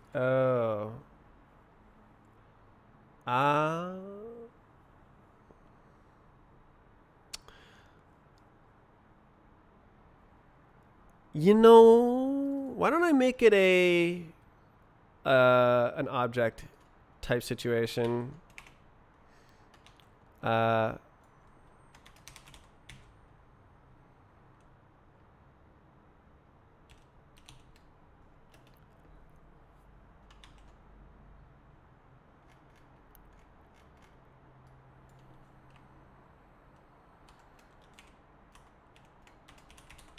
You know what? I can actually do this.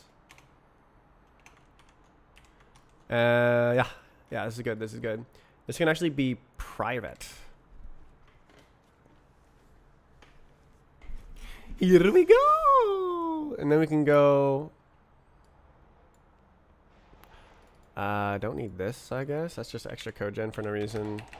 Pub struct fields const n usize.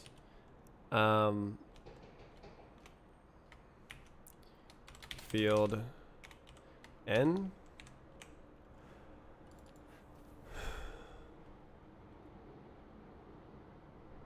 And then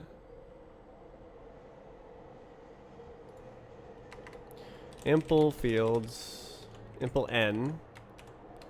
Where did the code go? Ah, yes, okay. And then this is a public constructor, self.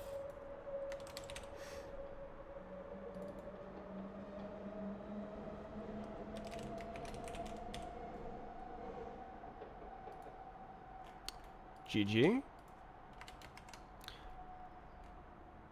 And then locate field, public, const locate field, self, index, and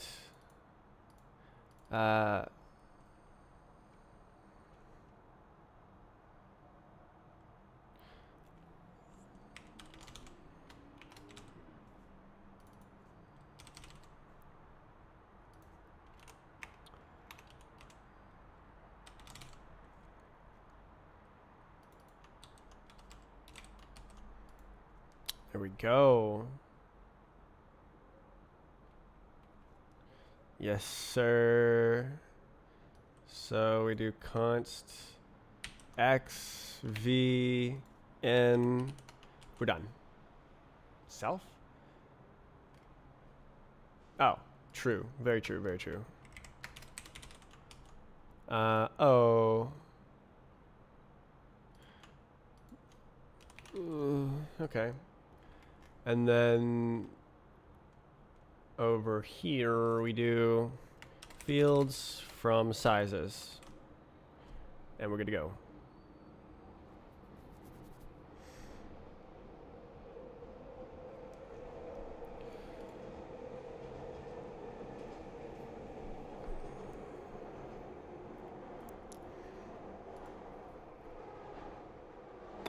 Oh, and then this can go in there as well. Oh, this is a really nice abstraction. So that's literally all of the common code. Pub const unsafe function. Move fields self.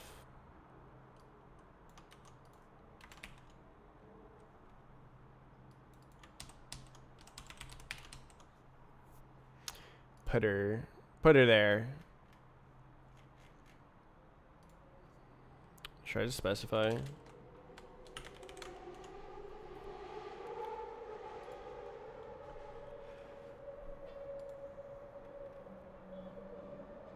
Year.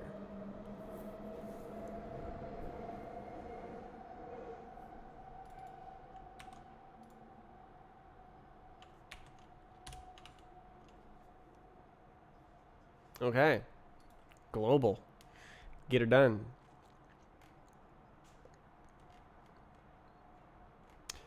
And then locate field is not real. So now it is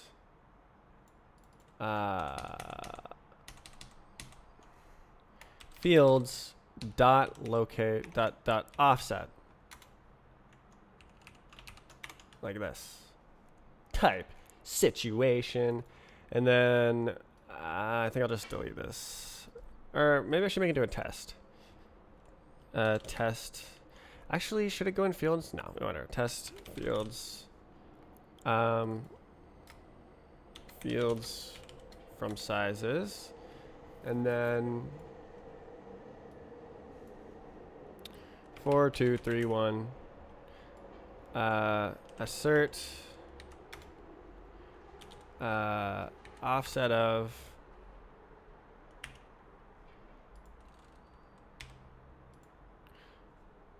so what should this be? So the offset of 0 should be 0. The offset of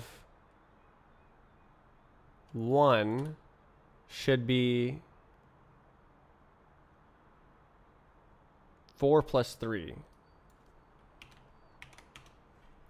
The offset of 2 should be 4. The offset of 3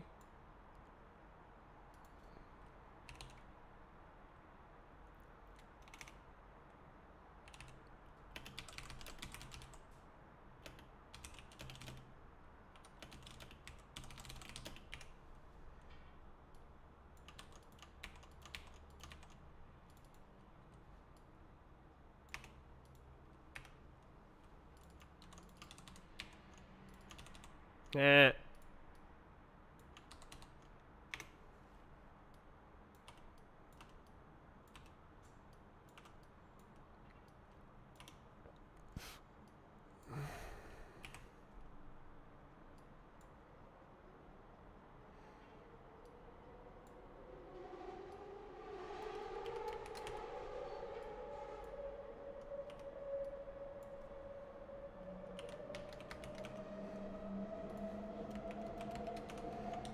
Okay, did I get it? Okay. Good job.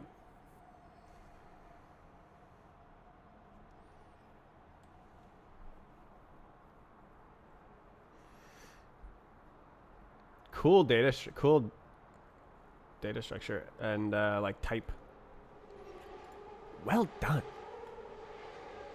That is nicely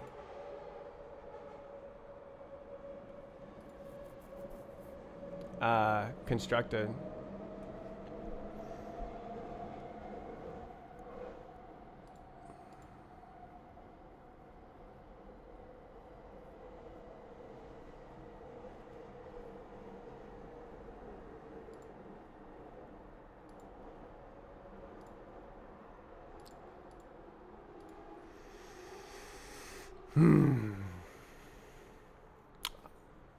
I wonder if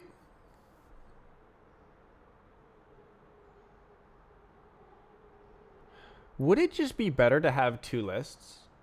So I just have like an array of offsets based on the index and an array of offset and size based on the other, that's the sorted.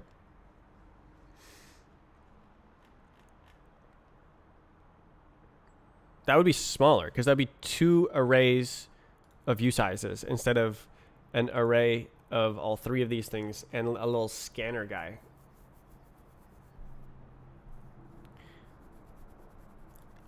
I think I can do it. But I'll do that after.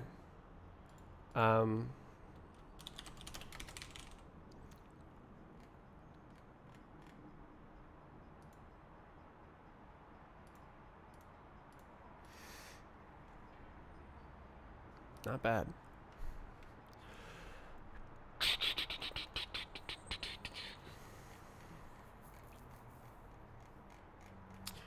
Cool. Very nice. Real good. Super nice. So, yeah, I'm gonna redo this. So fields. So field is gonna be not real. Well, I guess I could have it be.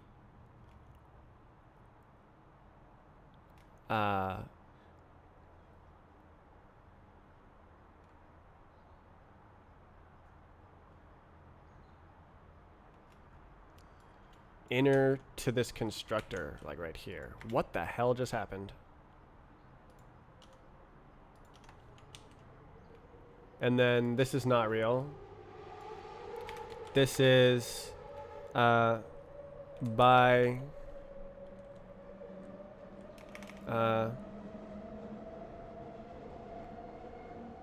field ID to offset is usize n, and then oh,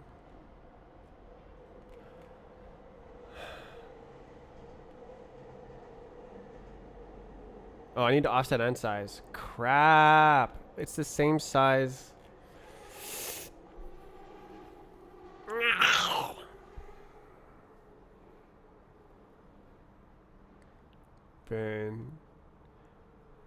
Ben Nor.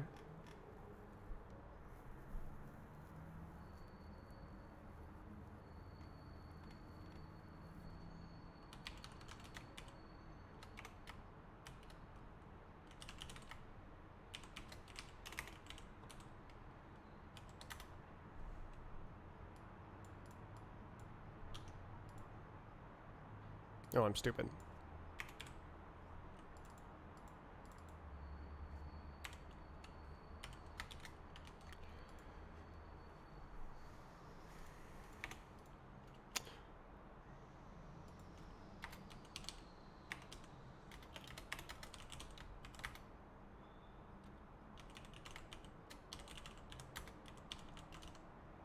Oh.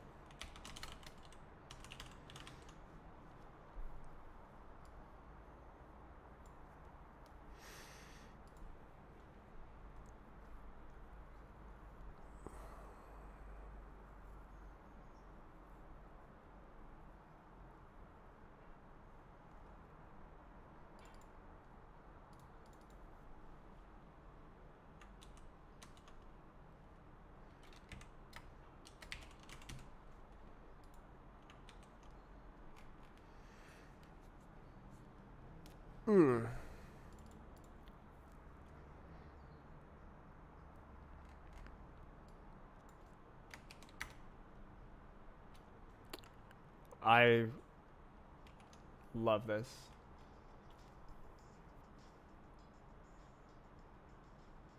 I want to listen to that again.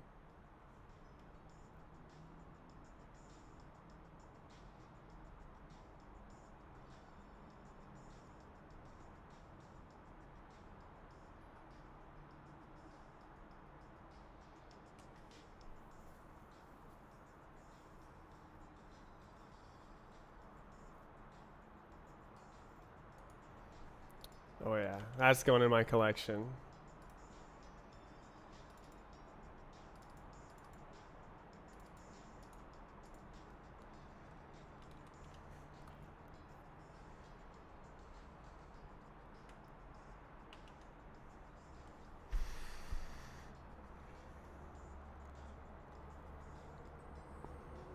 Oh, I can do better.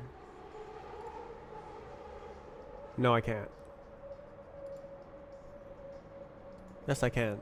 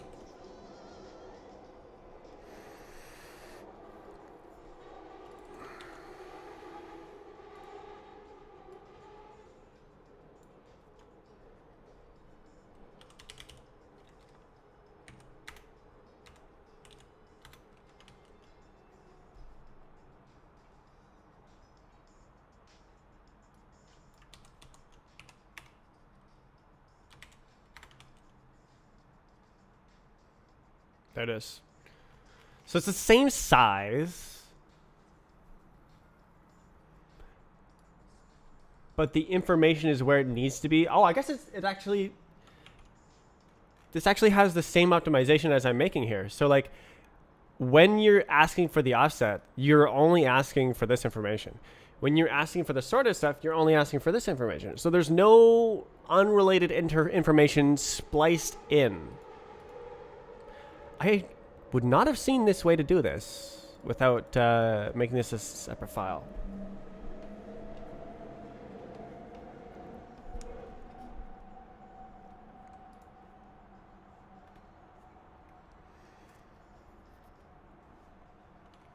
Really like this song.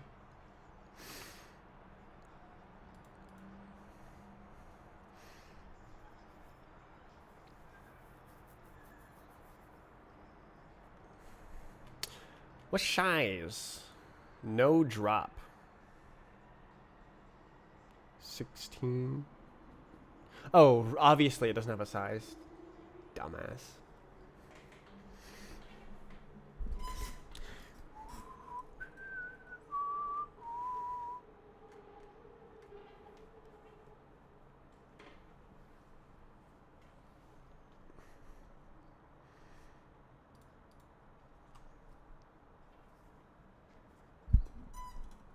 Wait.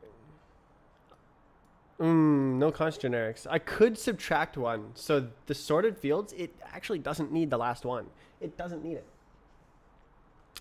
So this could be n minus 1, but we don't have const generics. Could be 16 bytes smaller. Oh my god.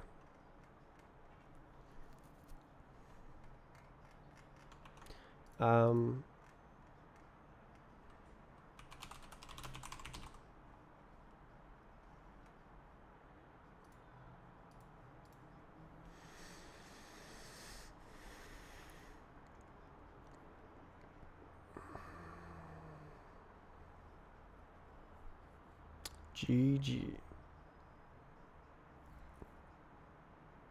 Damn.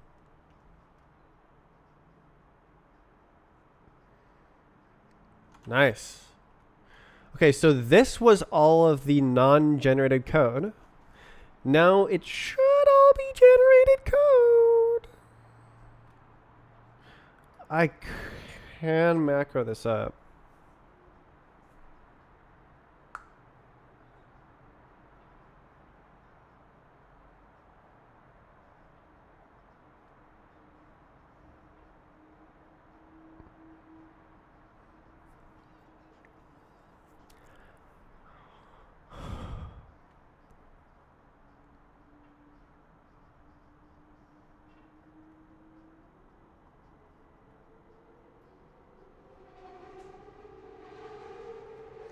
How is the progress on the probably AI? Excuse me, I'm not using AI. Did I use AI for any of this?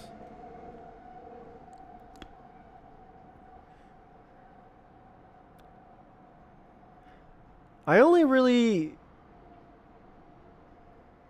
go and submit a prompt at it if I'm stuck on something and I'm like, make this code smaller. Or like, is there a better way to do this? This is copied from the Rust standard library, which is not AI. Well, I guess we don't know that. So I'm copying other programmers' code and not copying code from AI. Just so superior, right?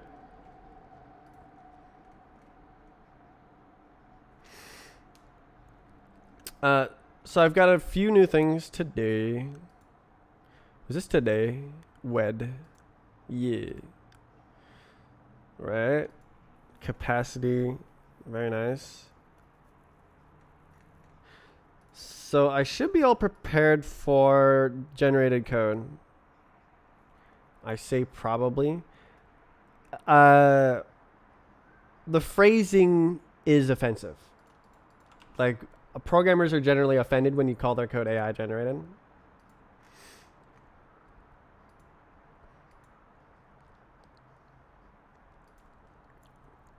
because of how notoriously terrible quality it is. Ugh.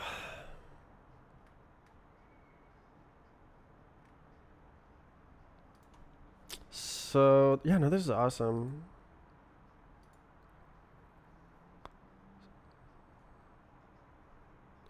No offense. I'm not easily shaken, so I'm more of a meta guy where, like, I tell you that, oh, probably you shouldn't say that, rather than like, oh, I can't believe you.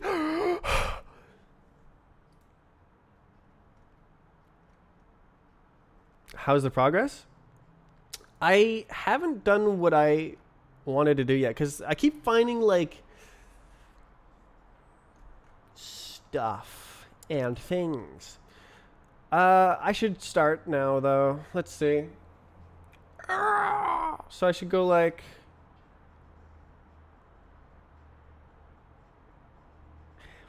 How does it work over here? Do they reference stuff in code?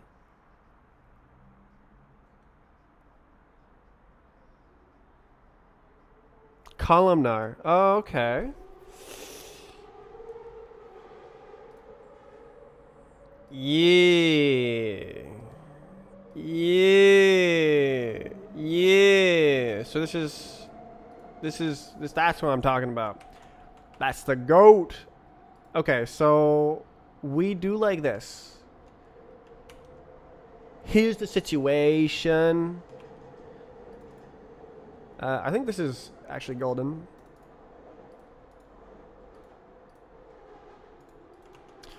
So I go like, ooh, struct, ooh, struct, ooh, struct. Ah.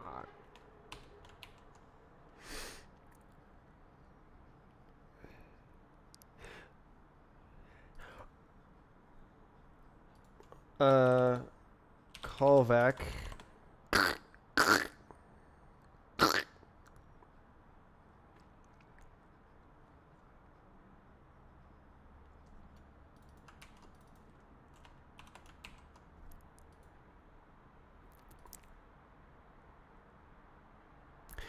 I forgot that I want to rename this. I'll rebase. What happened? Oh, I broke the macro. Of course. Okay. I'm renaming it. Okay, so what is that? This is the outer. This is the inner. Oh, I gotta pub.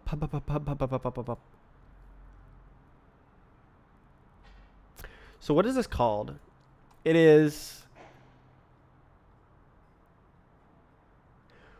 raw callback. And then this is raw callback inner. Just like the standard library. So I do actually need to pub raw.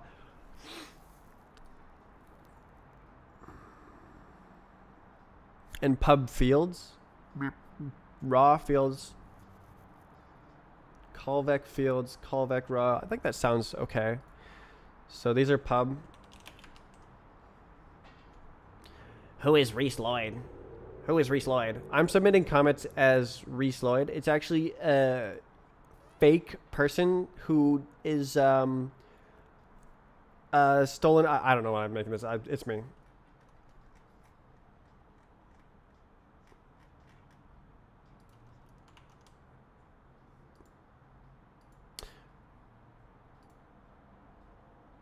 I made some comments to the Linux kernel, and so I put my actual name on the comments instead of Quaternions.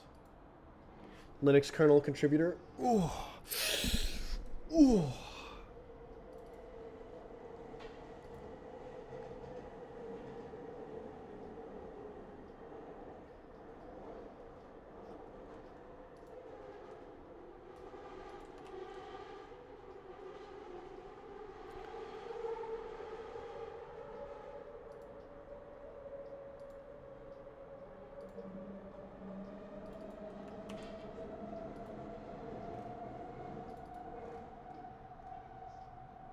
Why?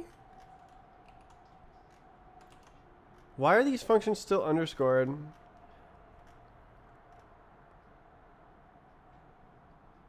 Oh, pub crate. Oh, yeah, no, that has to be outright pub here. Situation.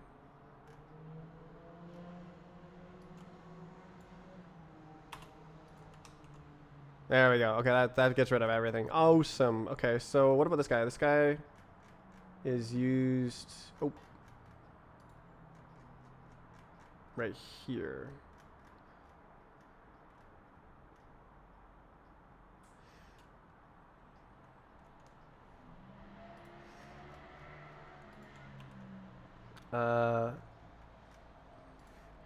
Fix names and visit. Q. What is this? Smuggle. Yeah. Okay. So this is like a test implementation. So I'm basically going to generate this code. This is the code that I'm generating. This is my target code.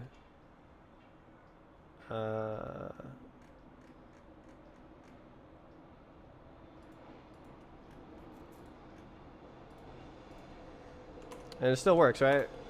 Yay. Field 0 slice mutt. Callback. It's pub, right? Yeah, it's pub.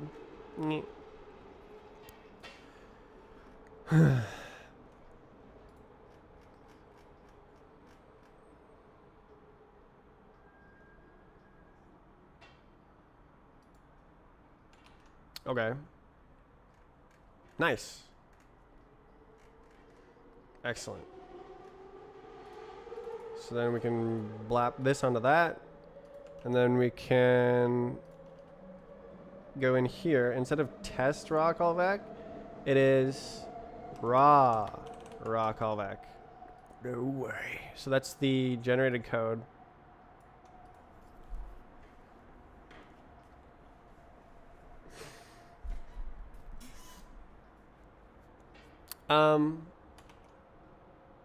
I think, can I do like doc hidden on these?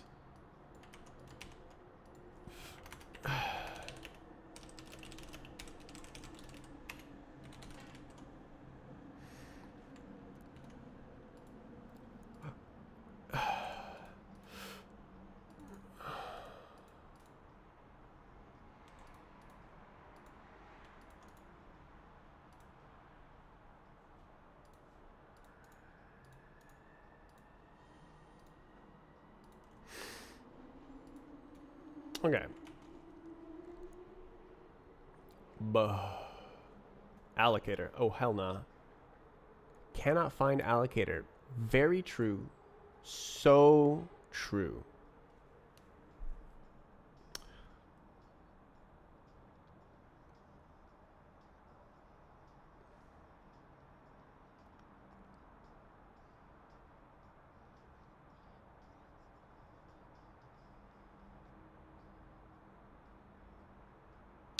I've just seen the light.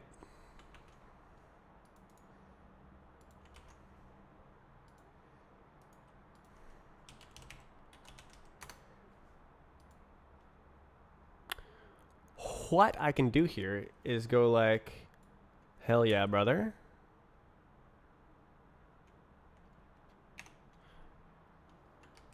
Boom.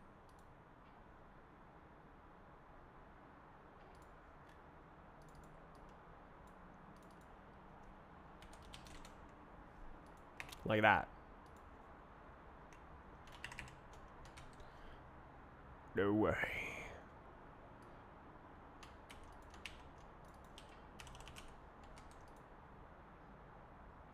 No way.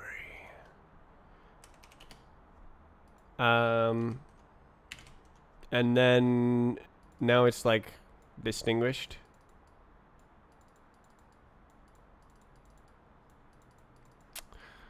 And then if I need to like do something stupid, it'll work. Oh, QRS.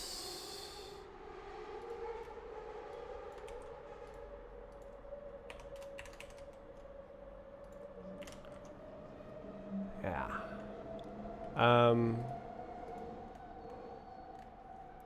Move alloc into module, I guess. GG. Plus 6 lines of code is kind of crazy. Plus 1. I guess it's the hidden.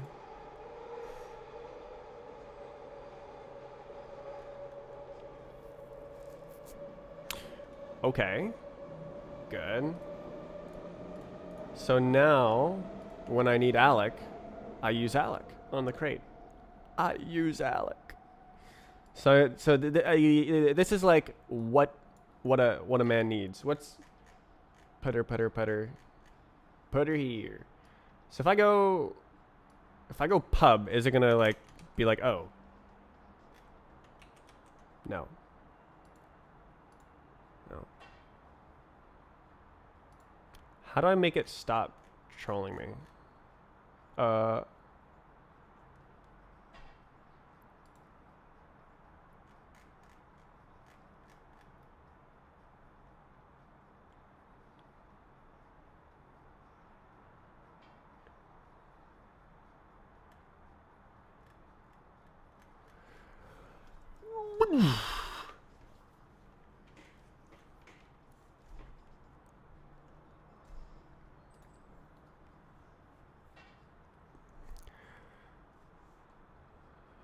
Okay, what's happening? Okay, we're doing this. Okay.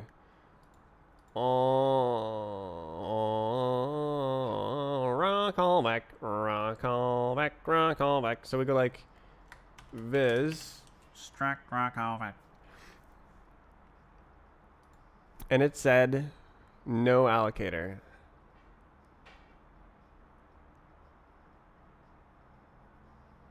So I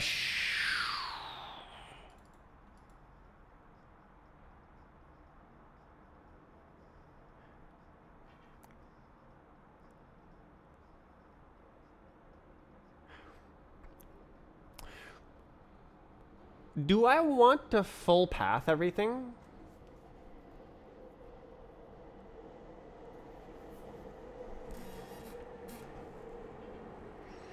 How does this work? Like, is it in a module?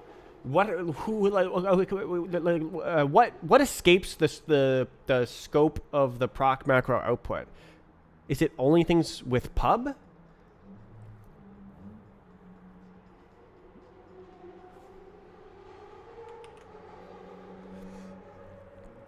Kind of looks like it's everything.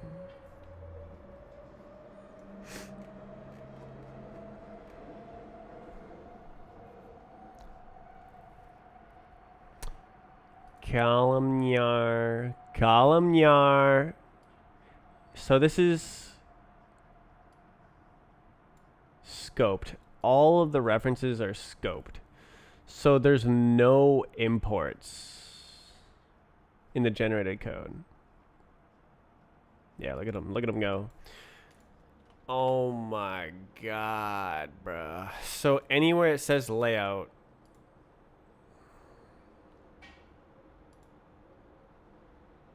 if I do this, does it fix it? No. No.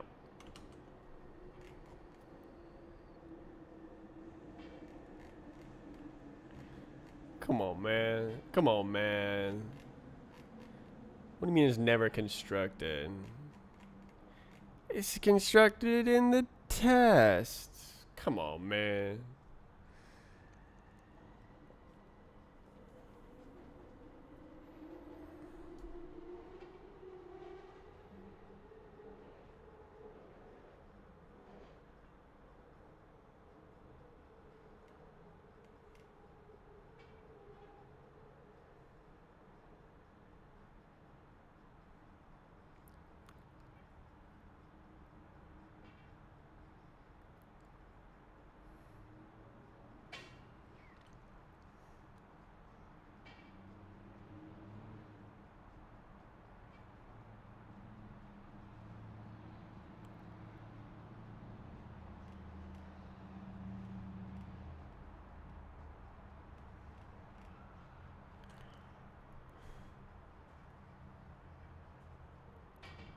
So I just got to do everything.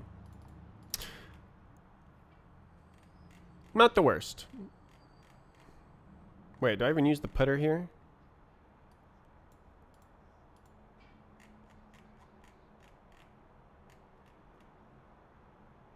Putter. I am not seeing it. There it is. Okay.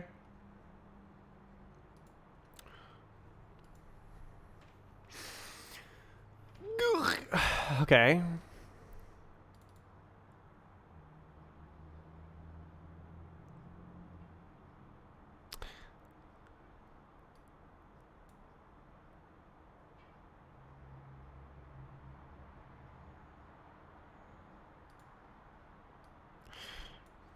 So this crate has quote into.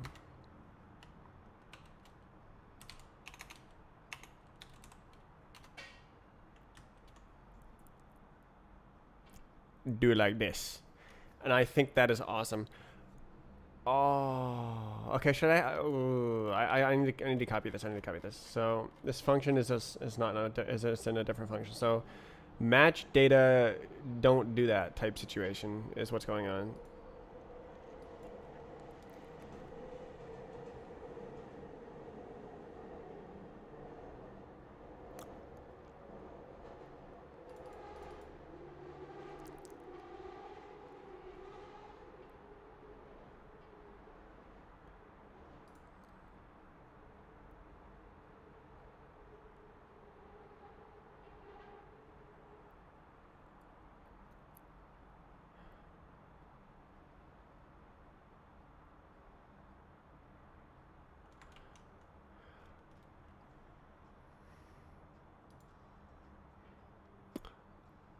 Yeah. Function.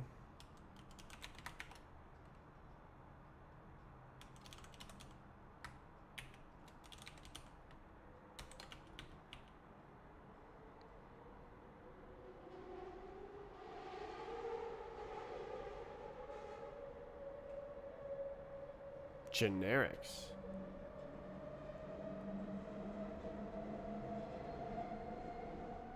That's actually goated. Okay.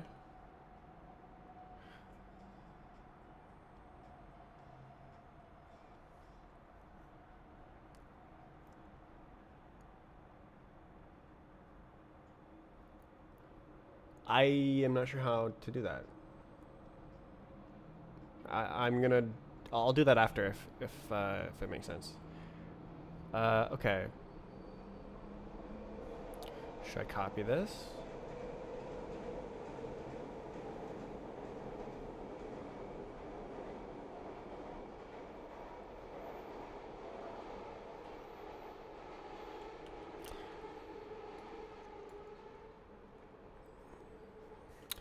So this situation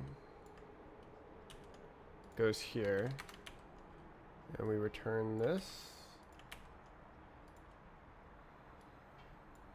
We'll see what's here. Okay.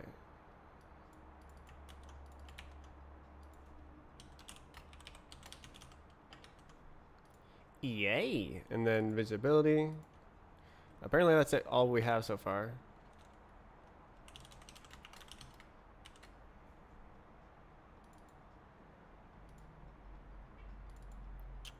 You know, I'll just do this.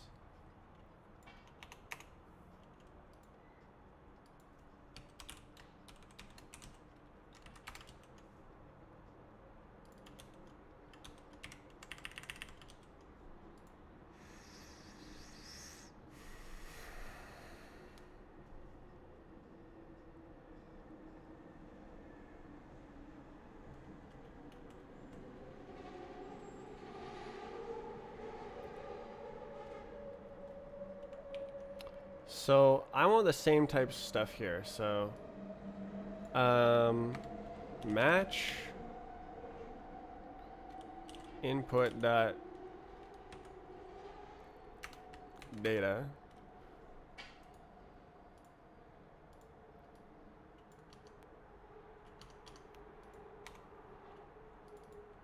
So for now, nothing else is real. What, we got an error, right? Ah, jeez. Unimplemented. Oh, you can use literally error, okay. Unimplemented. Only structs are supported. And then, can I go further? Data struct. Sin. Data struct.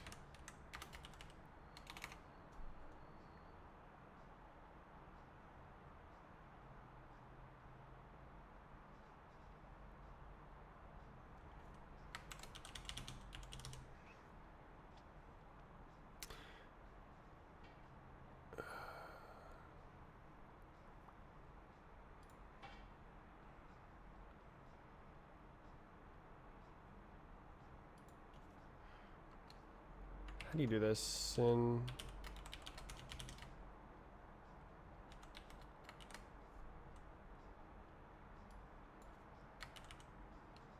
Ah, jeez. Is it the other way? Am I doing it backwards?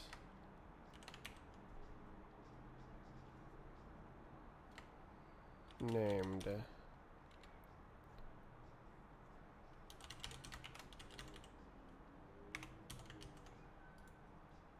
Oh, it is like that. Okay. I don't know why I thought it was backwards. Derive struct.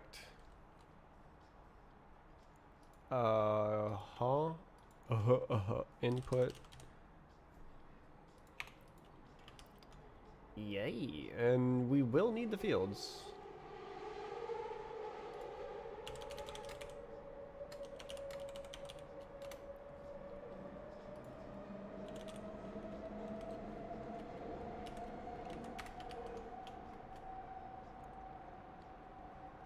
Okay, so now it's a separate function, and it goes like, hell out of here. Get the hell out of here. Do we even need this? Yes.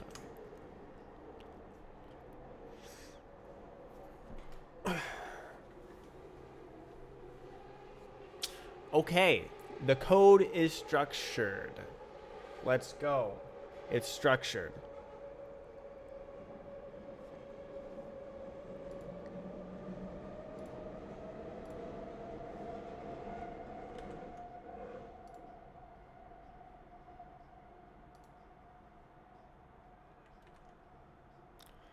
Failed to ban. Oh my god. Okay, good.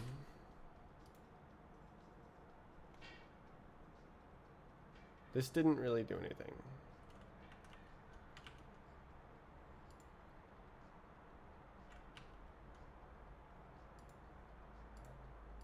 If I go here, does it do something? No. So it says it's never constructed, never used. But it's public. So shouldn't it just be like, yeah. Well, I guess it's... No, it's a lib. Pubmod callback.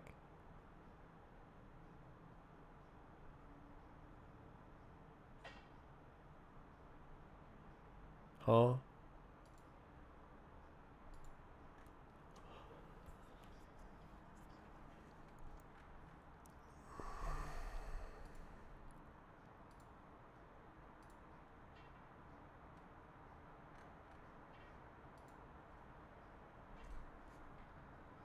It's a public module.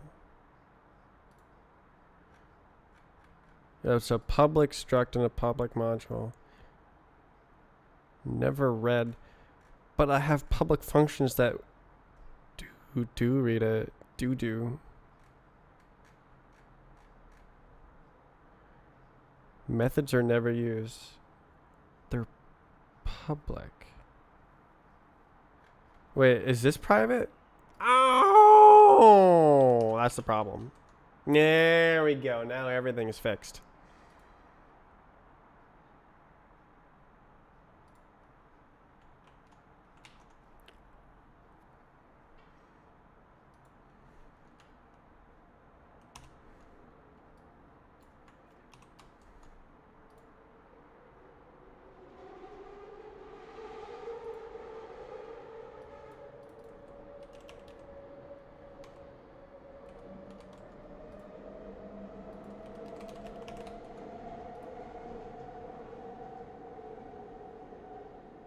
True.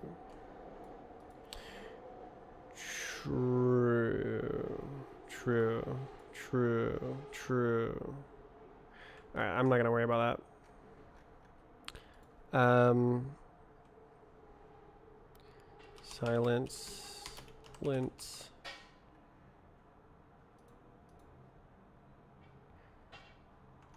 If I don't do this, is it still gonna say that? Yes, okay.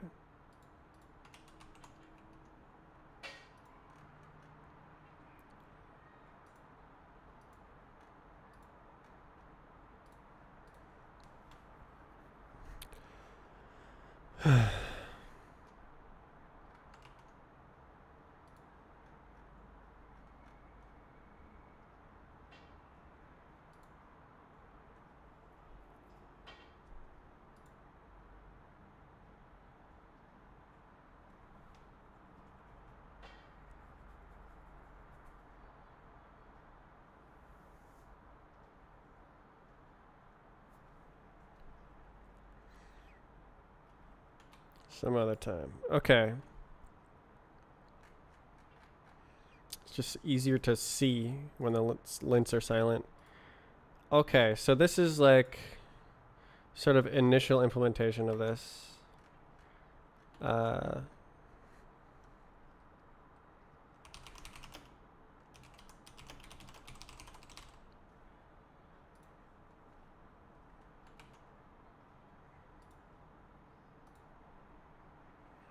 Oh, does it not break? Oh, that's poggers.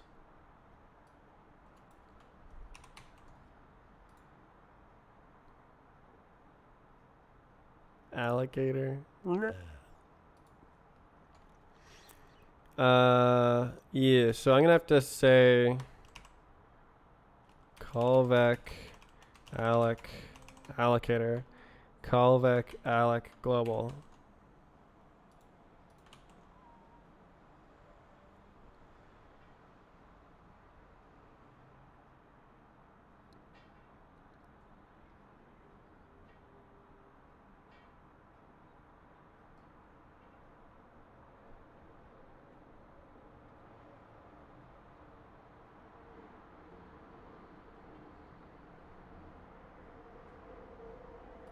You can't use it from itself?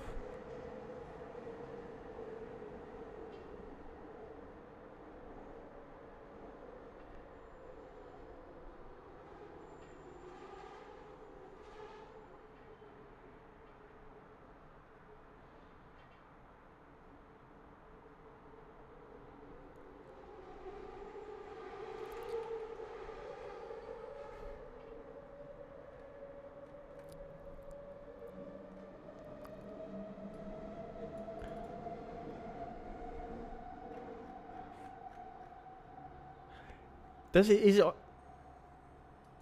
No, you can't do that. Yeah.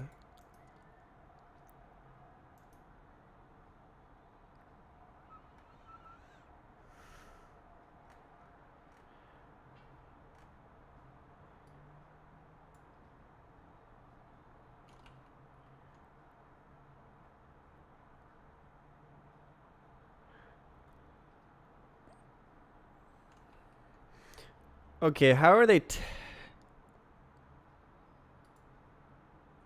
testing? Main derive columnar.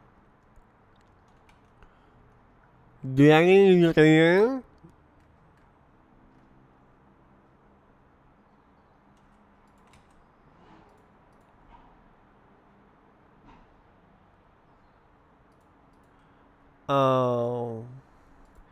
Do I need to go like main?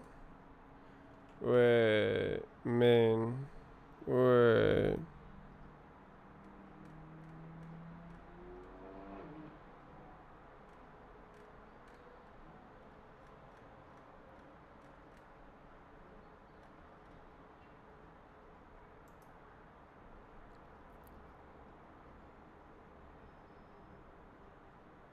That's weak.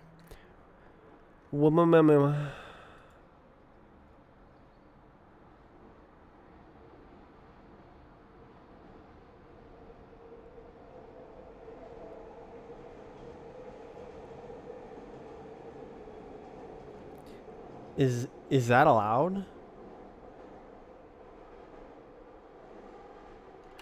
Okay, let me try it. But that means that I need a function main, right?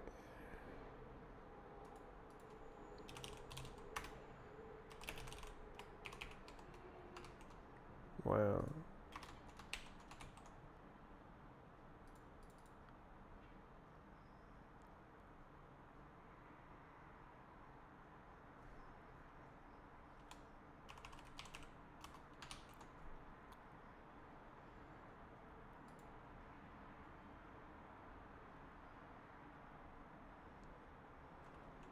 Um,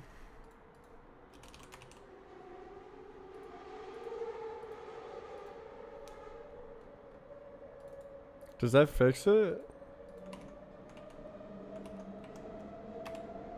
What? It does?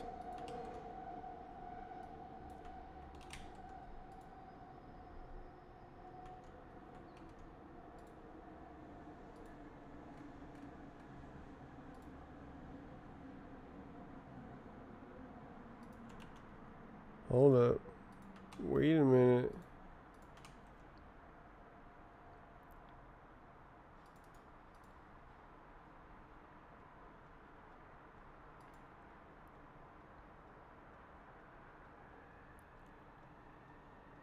Is this trolling me? I think this might be trolling me.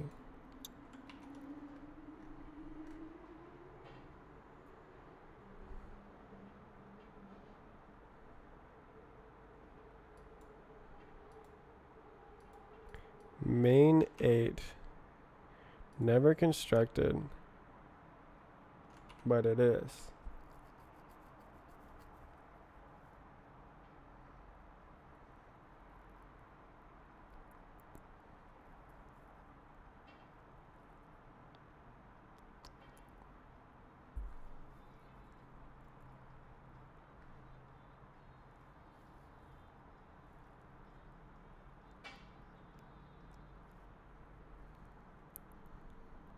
Hmm.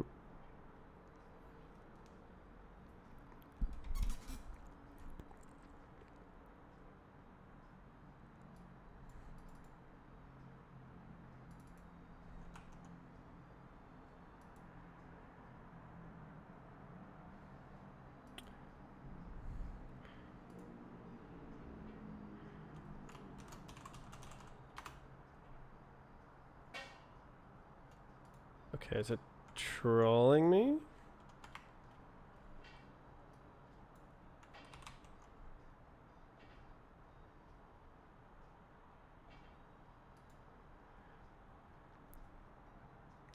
It should have this struct definition. It should be like, I am a struct. I have a definition.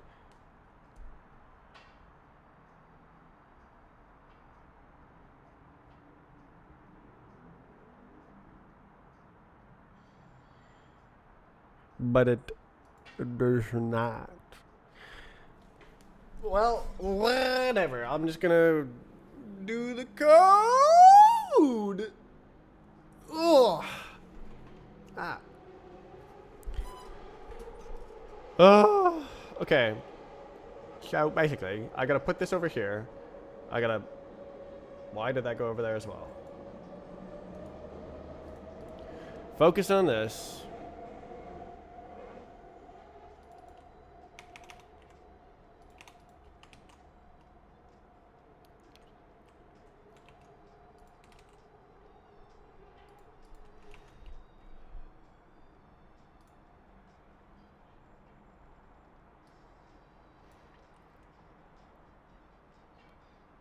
So we go like, yes, call vec.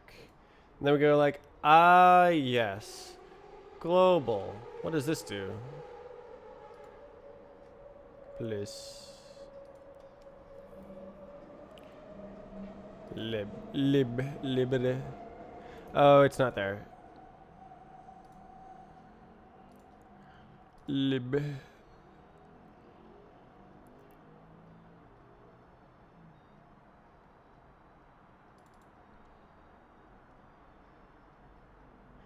Eek.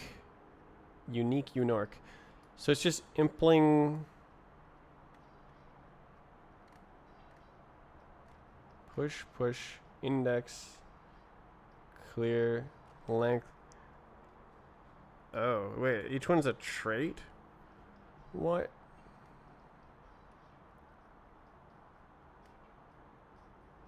I have to import like 600 traits to use this?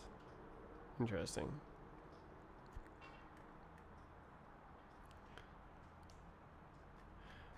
Push new. Huh.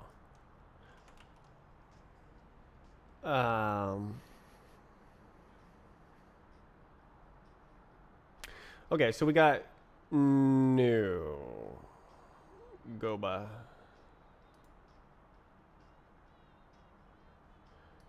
Um,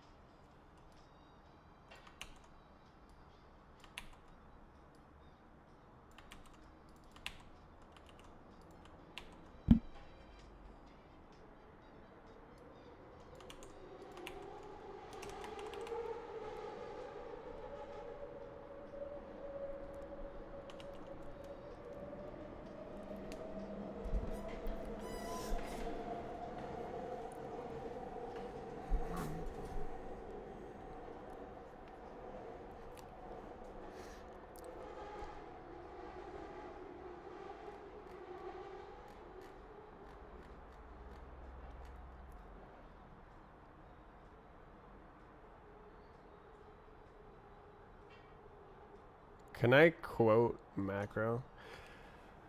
Who knows? Even if I can't, I can just like manually code gen it. Not a big deal.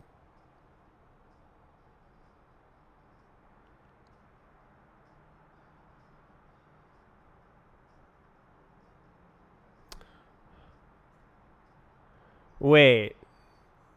Wait. Am I done? Wait. Can I call this? Yo.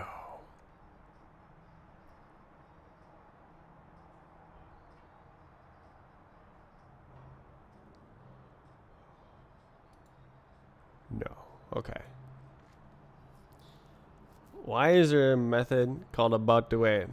I'm about to wait. I'm about to wait. Lul. It's like windowing. Right? So like the operating system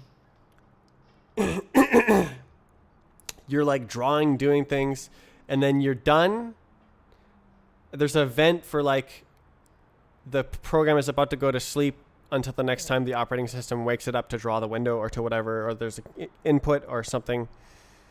So that's going to be like there's nothing left to do. That could definitely be named better. Okay, so we need this thingy. Let smuggle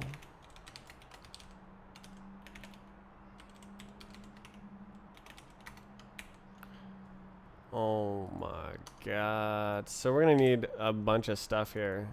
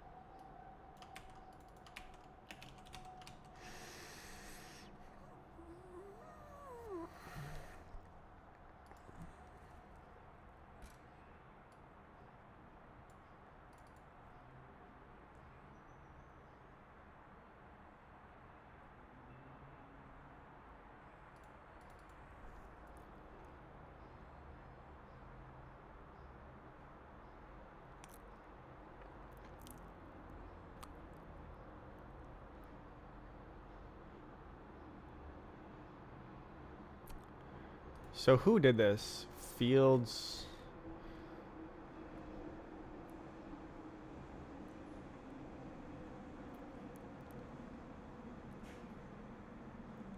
So I feel like, yeah, I should have a module, but then there's a module.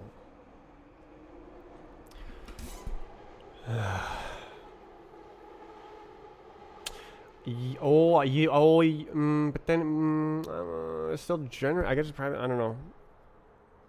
Hmm.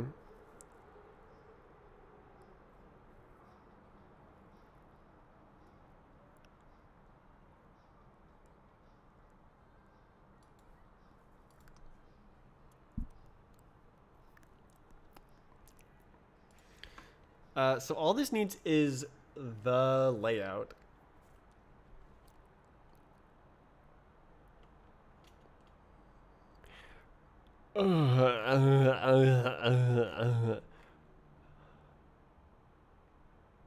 And all that needs is unsafe layout align unchecked situation.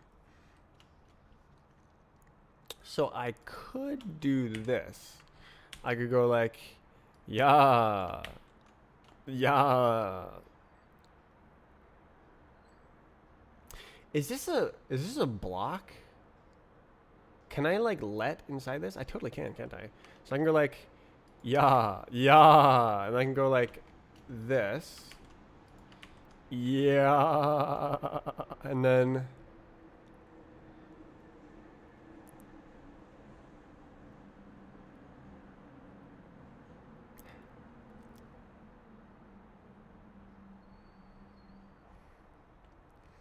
I'm not sure how exactly I go generate this.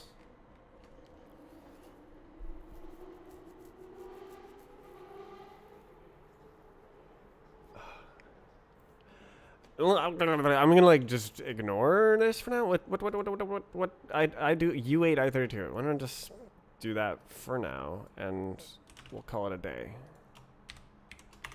And this is a line of ident. And then this says cannot find trait. Very true. So true. True, true, true, true. Absolutely true. We want this. Cannot find layout. True. True. So this is an Alec. Is it? No. It's core Alec layout. Cannot find fields. True. Also true. Very true. True. True. True.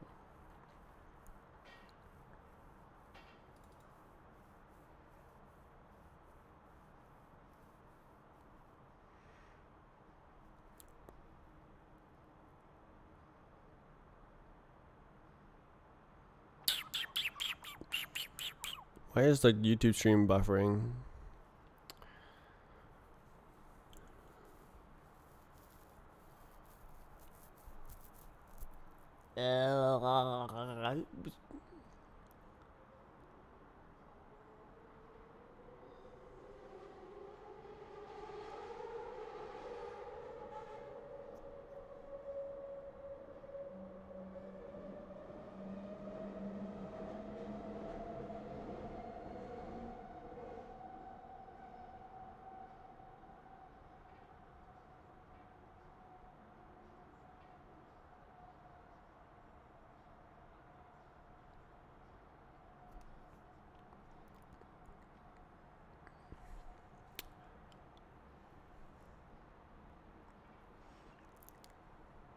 Oh.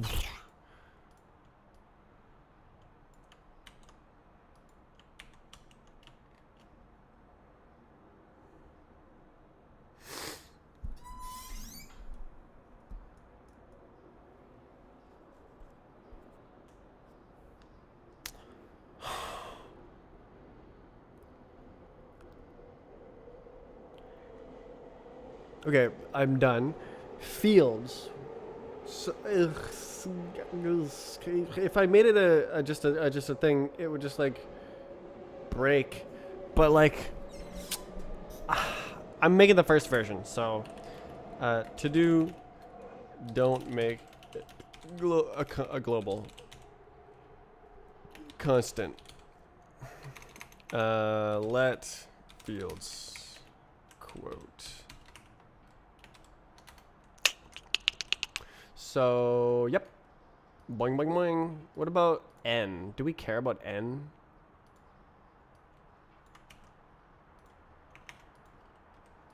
Whatever. No, it don't matter. We'll figure it out. Figure it out.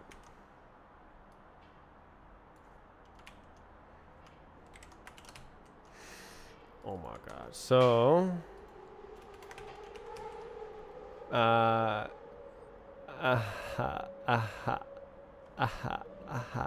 so this is at callvec fields.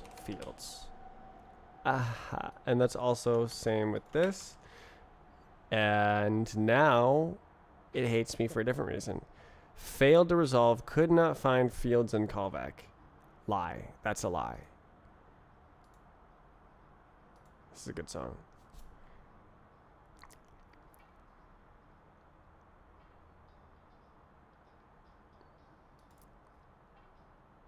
Oh, like this?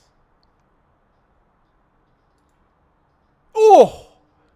Macro! Macro! New! There's new! We got new! New. Oh, look at it! Oh my god. Okay.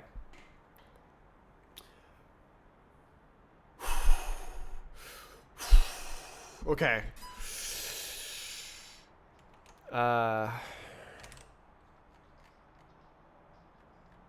So line 1. Okay.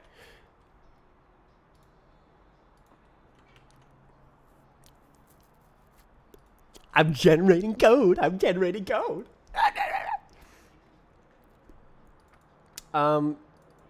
You know what? I guess I could just like smash this onto the this dude. You know? I could just be like, oh yeah, that's an associated type. That's an associated type.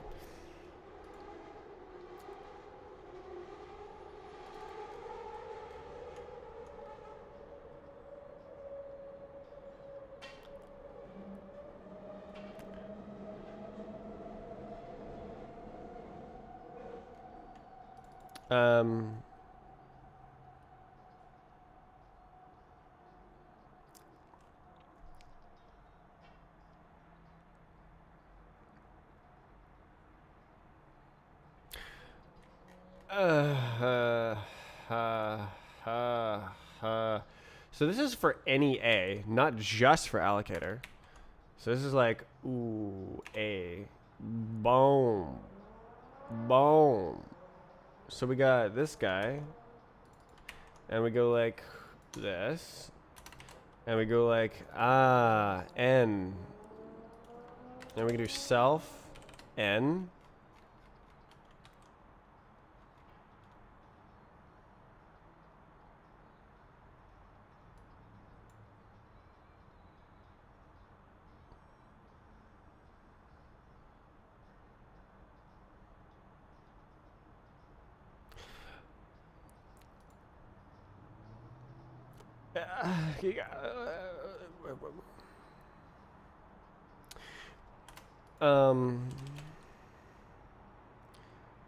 Fields count equals fields Len?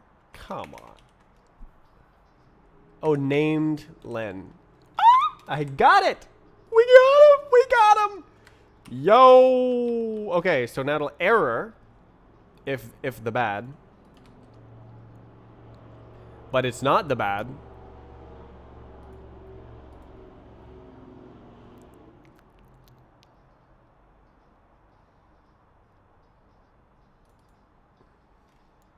So I should probably rename this to count. Fields count. Fields. Field count. And then fields. Just like to not be insane.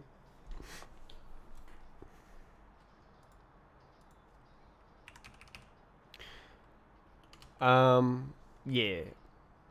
Nah. Okay. So now it'll throw an error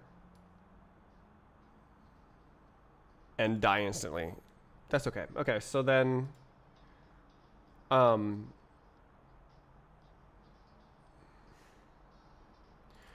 make constants.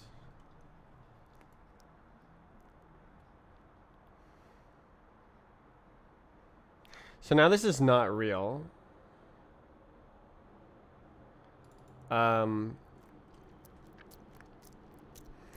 It's this.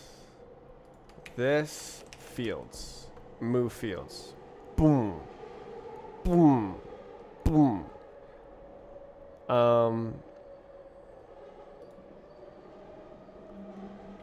Allocator is not satisfied. But you don't need it. You don't need it. Wait.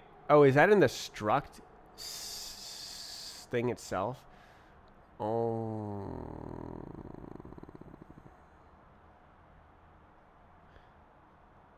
That's unlucky. Unlucky. Okay, so I have to. Unlucky. Unlucky.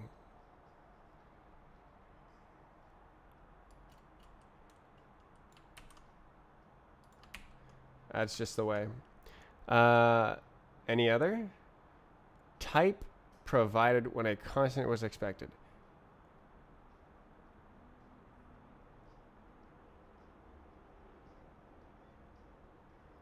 Huh?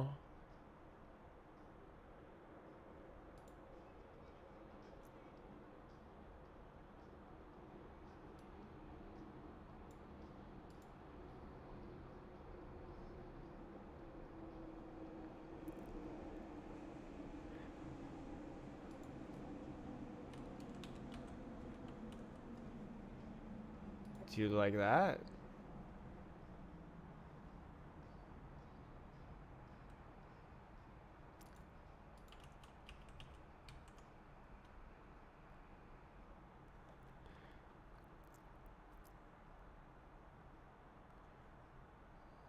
What? Type provided when a constant was expected.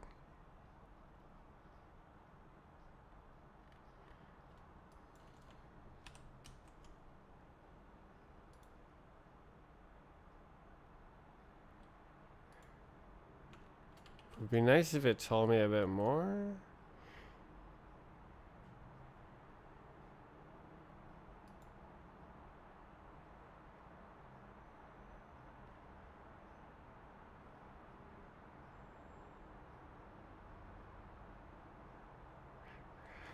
This is the trouble with like writing macros. Like I can't see the code.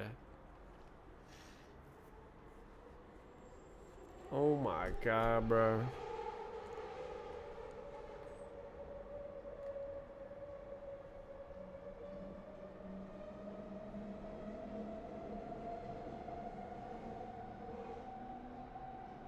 I have no idea what it's saying. Type provided when a constant was expected. Does this not turn into an integer literal? Let's see. Sin quote integer literal. Rust sin quote.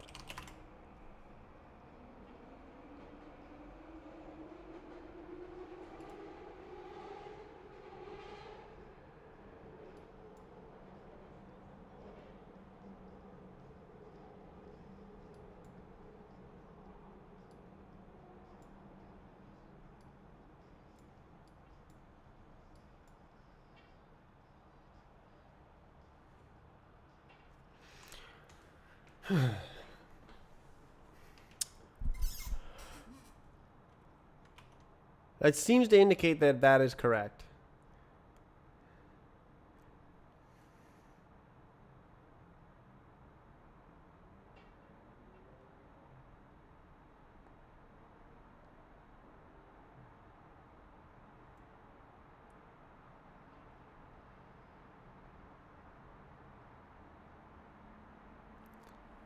Is it this?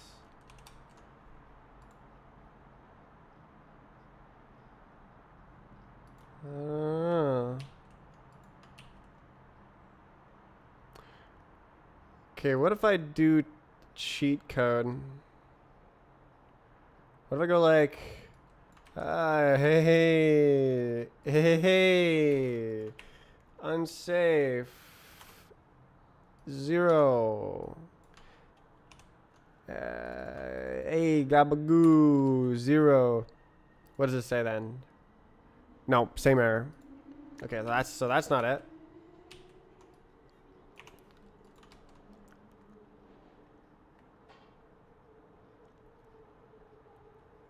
Is this real? Yeah, it's here.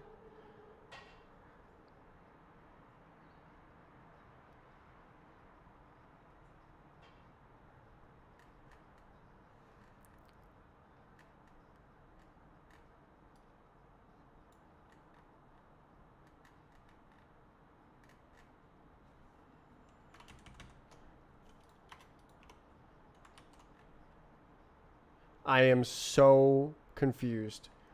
What is going on?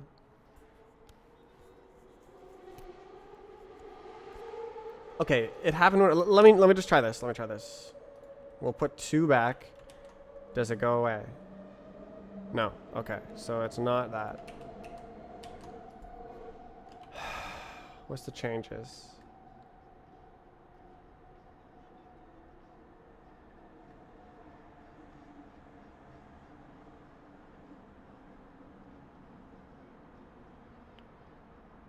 N self? Is it self? It's should be self. The error is type provided when a constant was expected.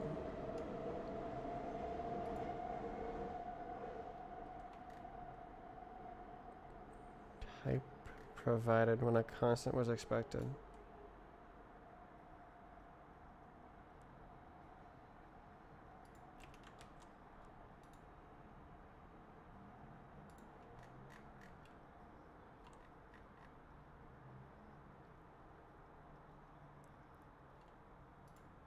We're doing like this.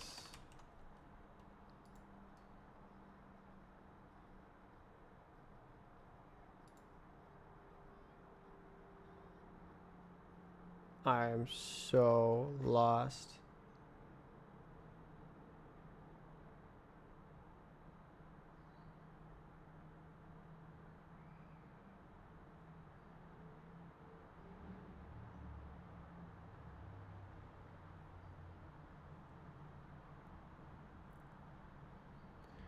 You know what?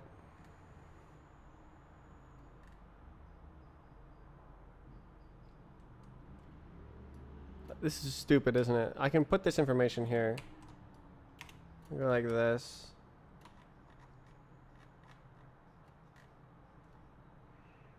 What do you think about that? Oh. Cannot satisfy allocator.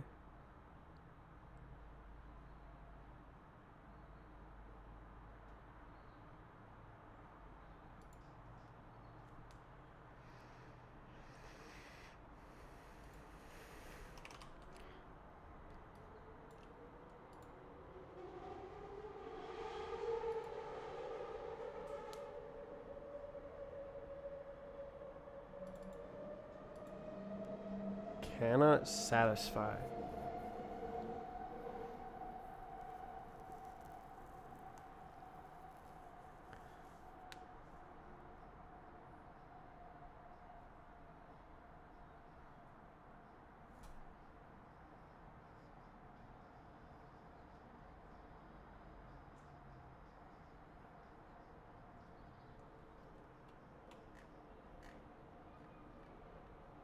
What do you mean cannot satisfy?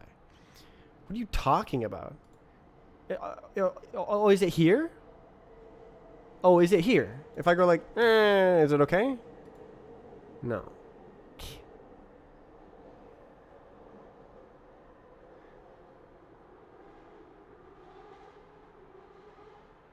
Type annotations needed.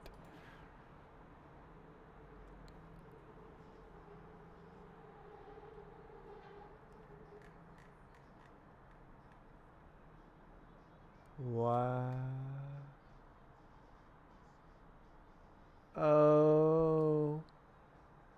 Oh, is it because it's unambiguous? Okay, I see. That is wild. Okay. So making it an associated constant, I need to implement it for any generic, but then I need to specify which generic right here. So either I add an A tier. No. I'm just gonna do it stupid.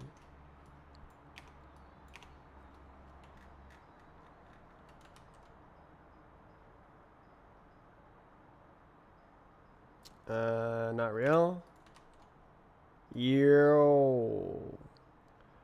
Okay. I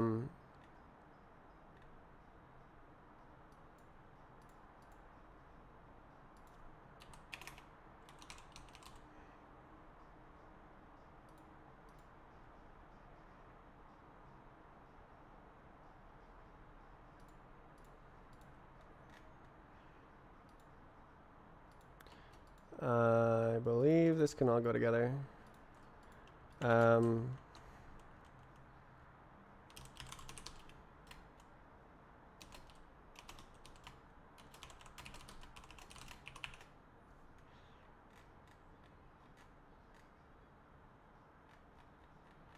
Yay.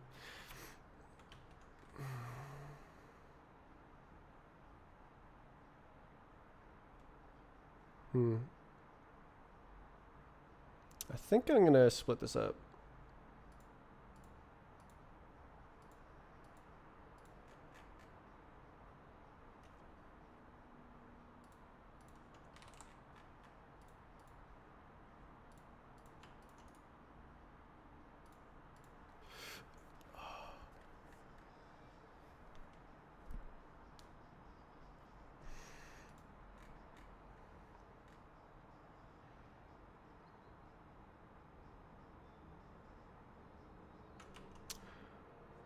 Okay, so now I need freaking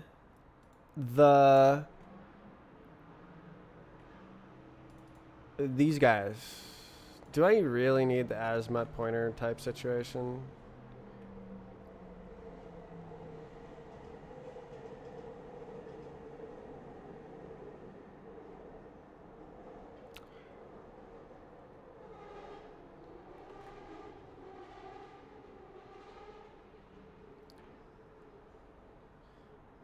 Yes.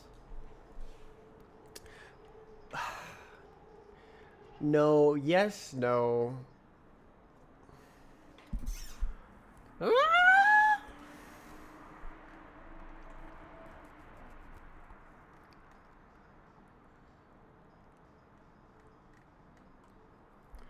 I'm so close. I just have to stop caring, implement this, and I'm done.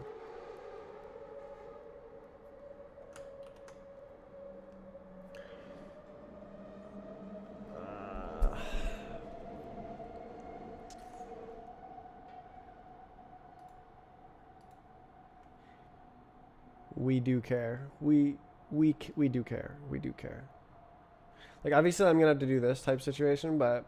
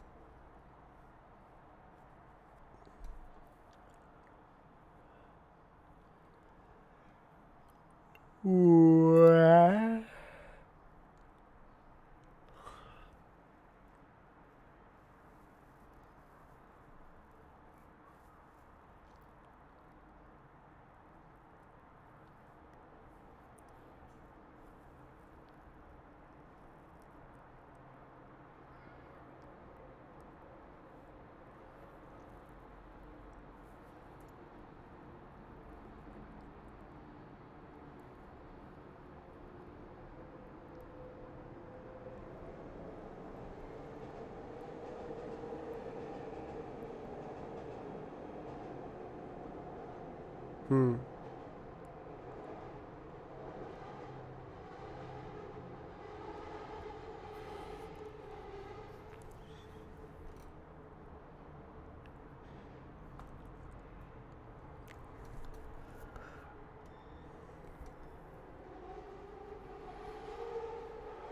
Do I just blast this out anywhere I need it? Like, just absolutely smash it right here as a const?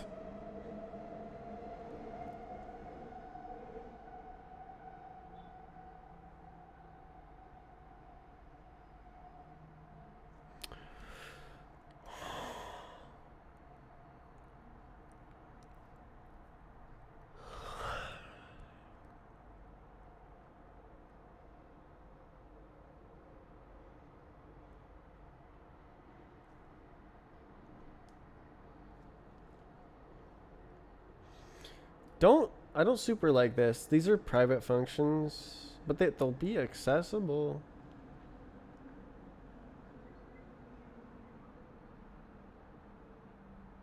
Yo, I guess I could do it inside. So mutable pointer, and then pointer. I mean, I only use it for those two. But like, there will probably be more.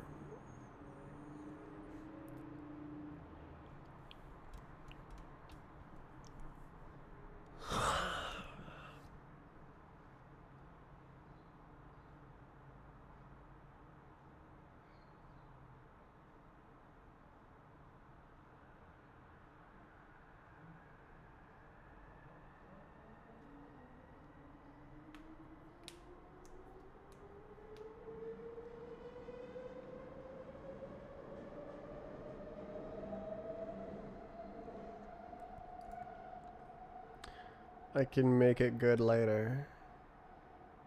Make it work now. I can make it good later. Make it work now. I can make it good later. Make it work now. Um,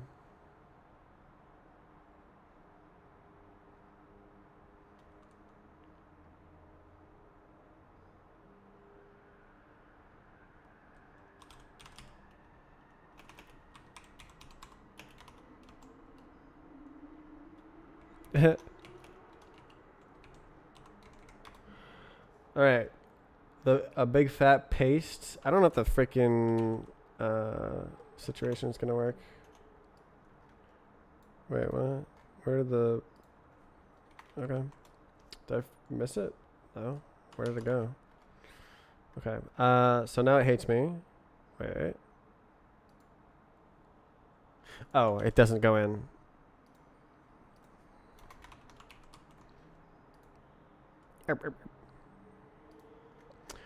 Okay, so starting out, we got that alligator.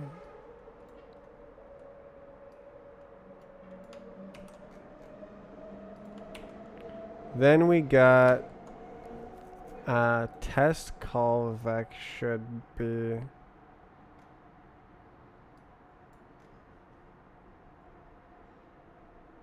callback ident. Situation. Putter. Okay.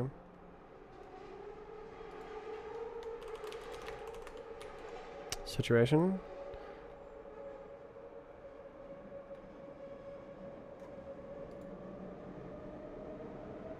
Mismatch types. Arguments are incorrect.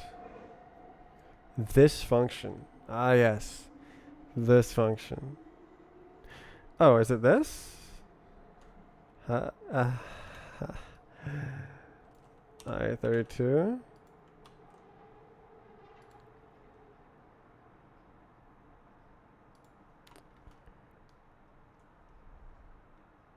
This function. Ah.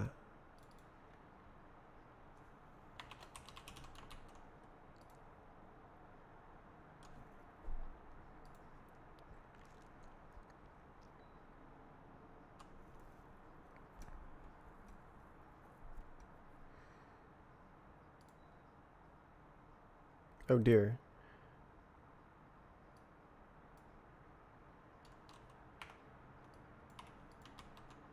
Oh!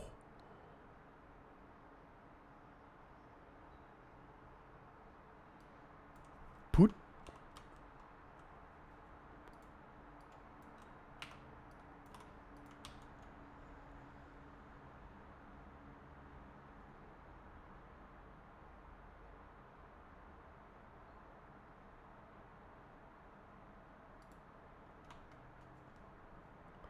That was easy.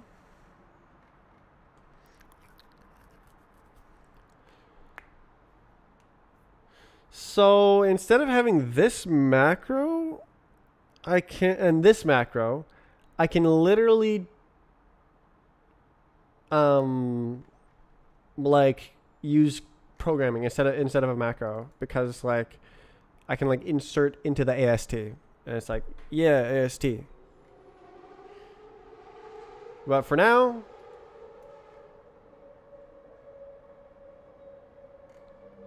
should I just paste the macro outright? Lol, I think I will.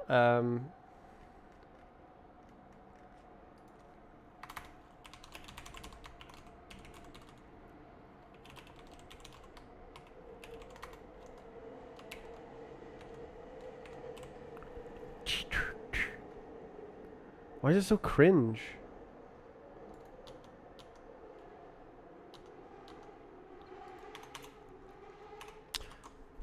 Oh, hold on.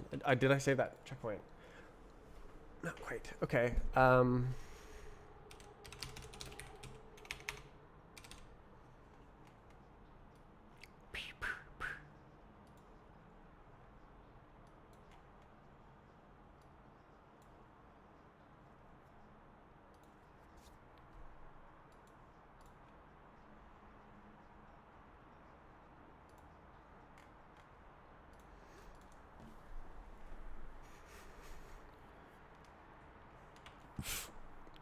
Right.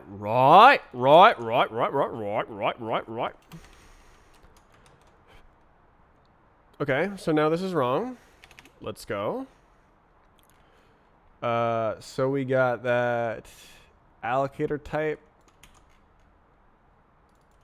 We got the colvec ident situation.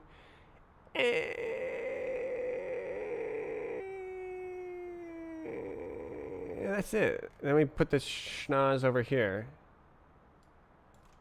I-32, field 0, field 1.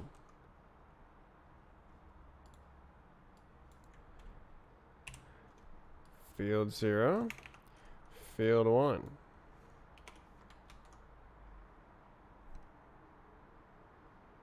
Might I never use.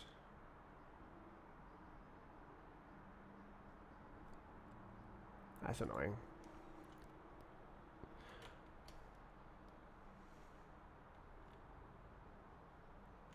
Well, that was easy.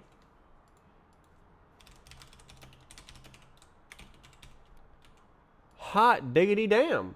I wrote a goddamn macro generator thing. So now I need to actually make it work for other types, because I hard coded the stupid BS by just copying the code. Okay, well, code copied successfully.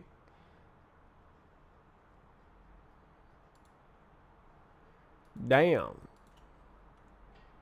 Damn, son. I made a macro.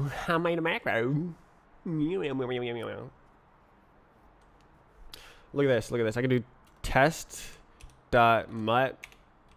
Oh. Help. Why is it trolling me? It doesn't know? Why doesn't it know? Why doesn't it know?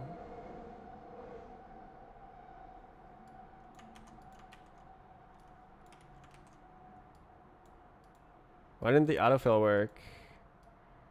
Man.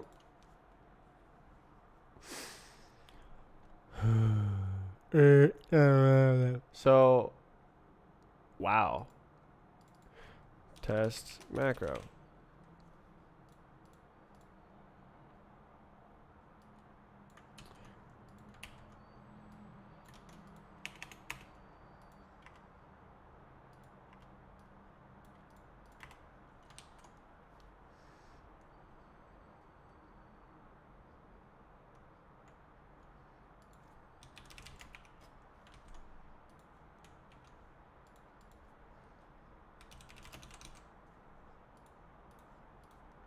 Smoke test is like it'll fall over if this doesn't compile, basically.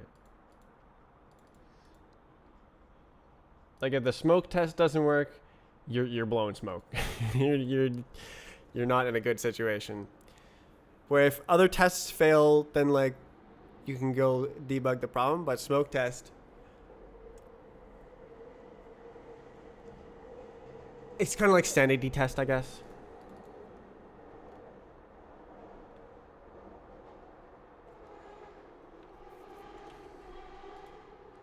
Tambourine detected. All the warnings are gone. This is a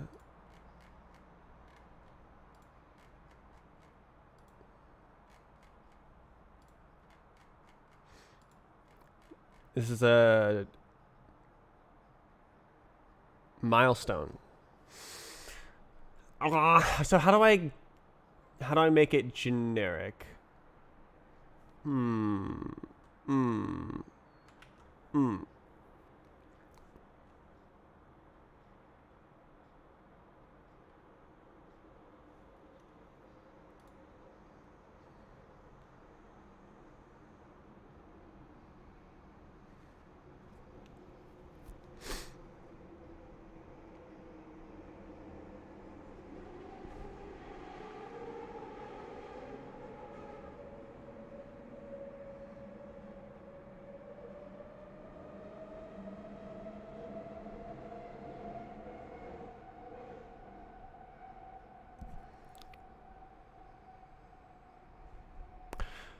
Okay, question.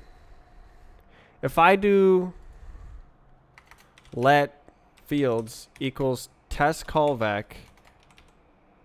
fields,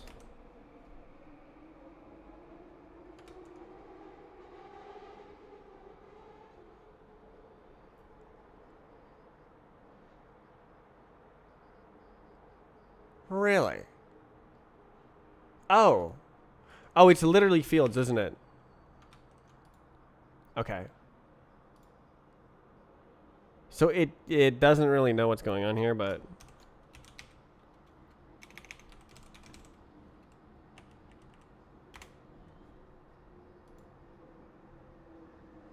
no, now it does. Okay, so the LSP was just trolling me. Okay, that's fine. Okay, so this is bad. We don't want to expose this. That it doesn't make sense.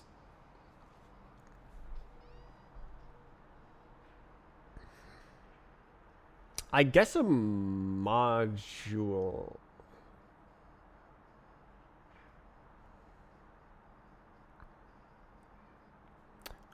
Could I use a scope? Could I just scope the whole thing?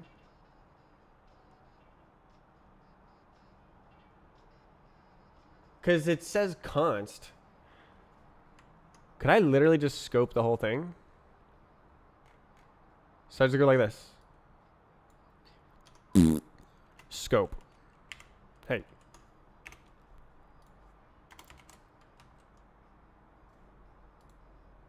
Yeah.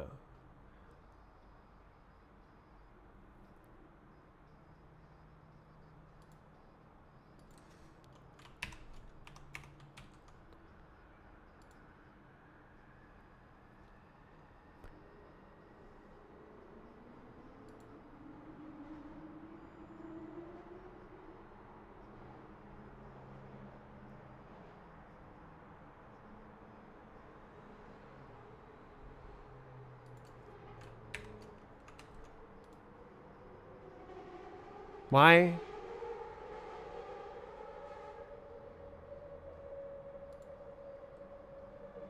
Is it getting me wrong? I think it might be getting me wrong.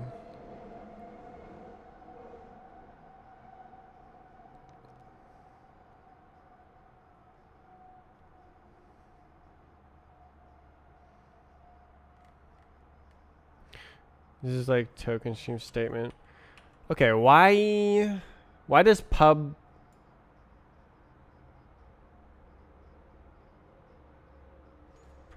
this should work, shouldn't it? Oops.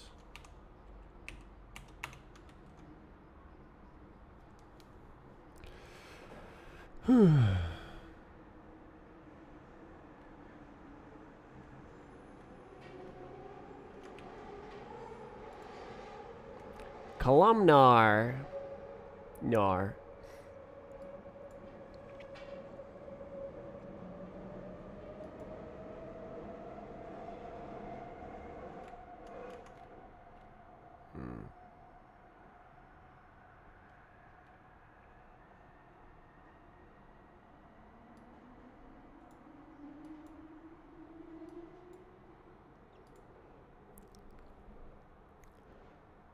Wait. Oh, okay. Macros are confusing.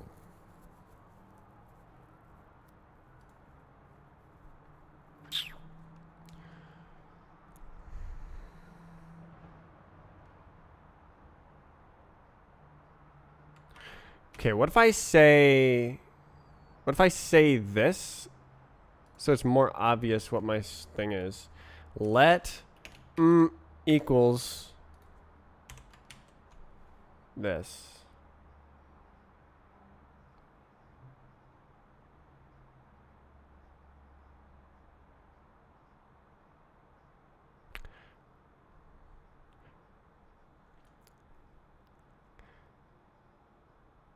Wait, does scoped impulse work like that?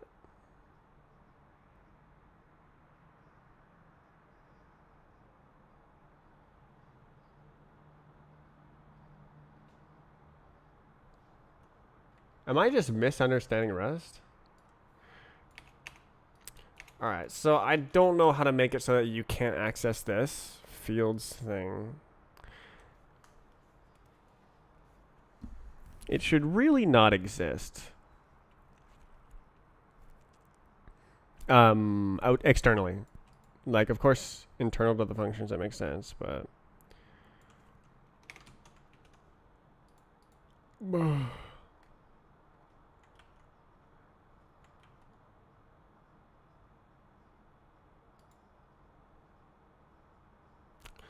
That was pretty clean.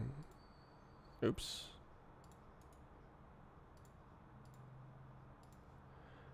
It's not like it's working yet, so...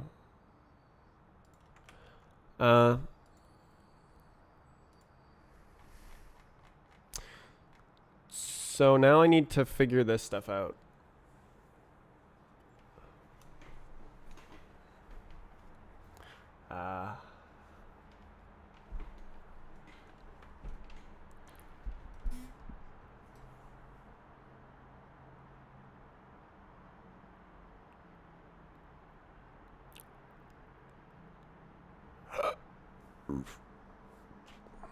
Those are the only two, right? No.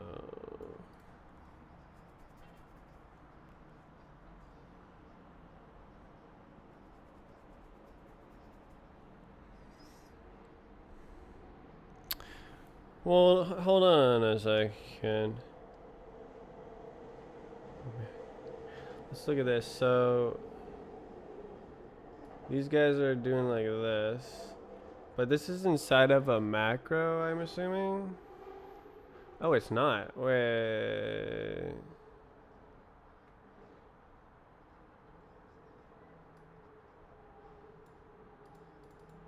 Wait. Yo. Okay.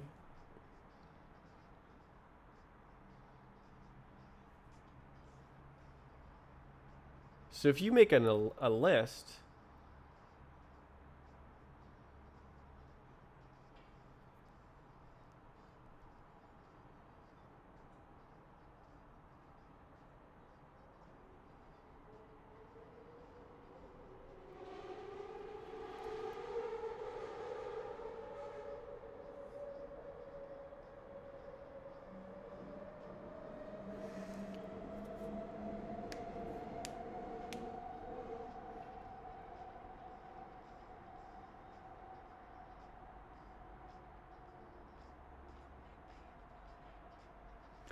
Is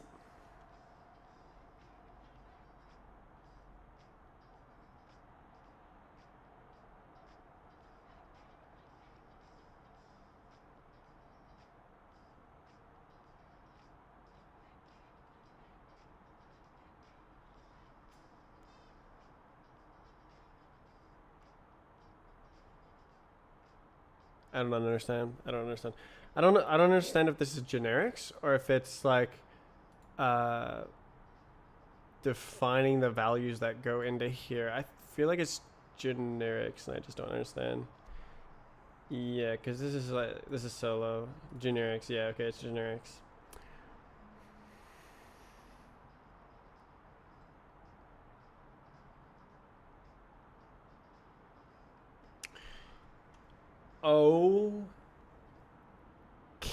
Okay. So is that vec or is that into iterator? Cause like, you know, I know how to into iterator. Just saying. Um, so that would be based on fields.named dot iter dot blah blah blah dot tie dot blah, blah, blah, something something something. So let's see. Quote.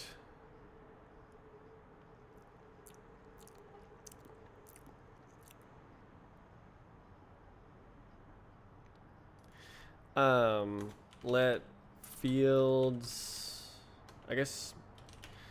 We have fields types equals fields dot iter. No, named dot iter dot map field dot tie, and that's probably not clone copy.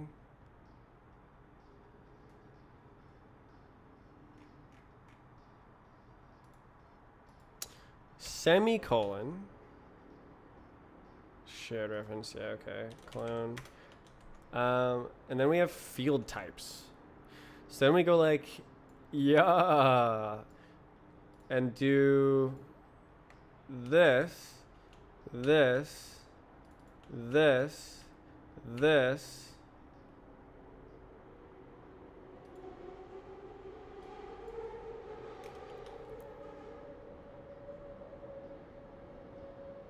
Two tokens.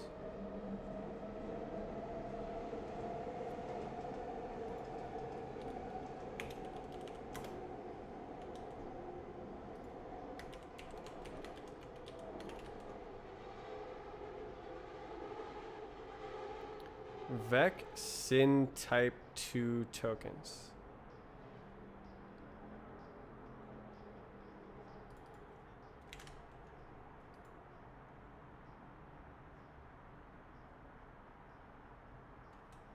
Star? Yeah! Okay, what about...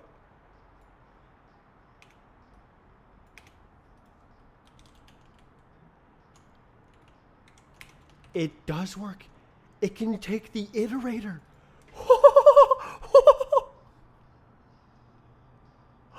That is awesome. Oh my god, I didn't know this about quote. Yo. Oh my goodness gravy. Okay, watch this. Watch this. I'm almost done. Watch me. Watch me. Boom. Plus. Oh.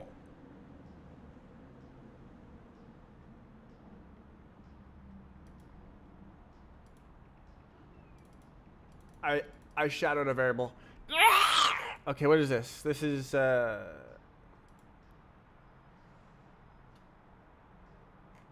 callback fields. Fields global. Let's name it something that will trigger me.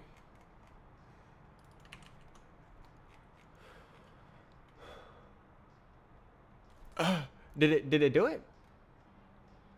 It likes plus star, huh?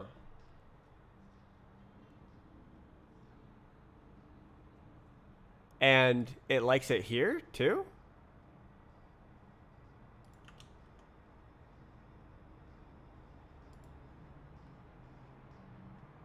Okay.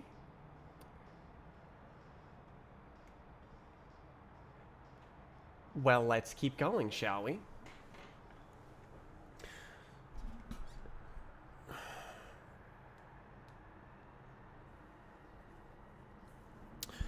So,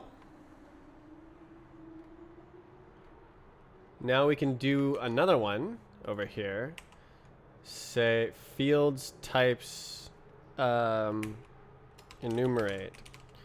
Yeah, we can enumerate off the end here. And then instead of this macro, watch this. This is gonna be amazing. You're gonna love this. So we go like boom, boom, boom, unsafe, boom, boom, boom, boom, nothing, star, hold.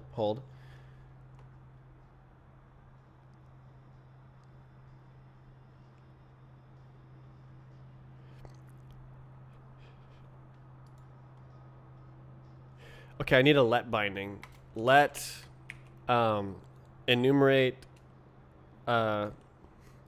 index. We'll call it index. Freaking type.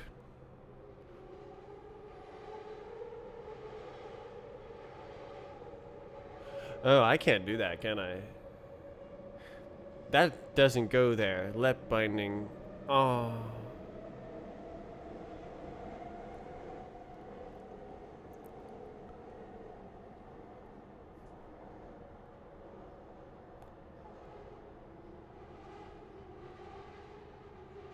Okay, you can stop watching.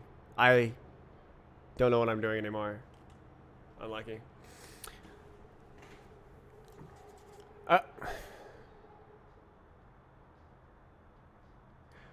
Wait. Can.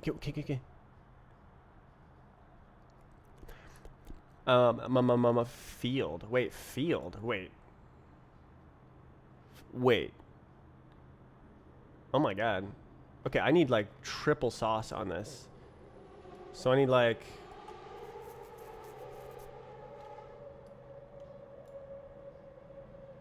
What's on my... Alright. So I need to go like... enumerate. Index field. And then triple sauce. So we have index type ident. Field dot ident dot clone.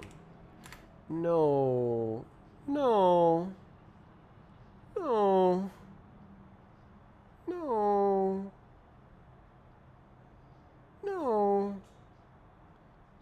But it's named. How can it not have an ident? No.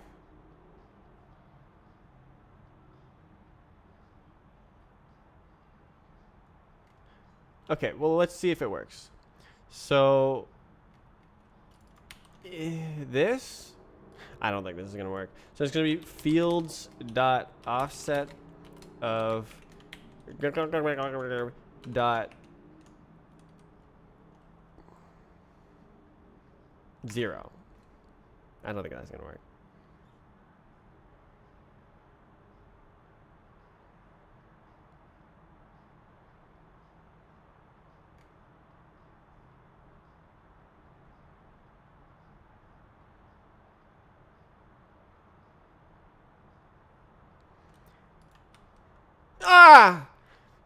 And then same thing here. Dot 1 dot 2. Not quite. Oh, yeah. So I need an iterator over all 3. I'm gonna sneeze.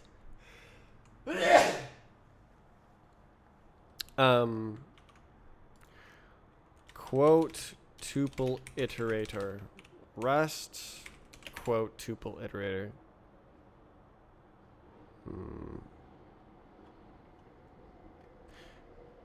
Hmm.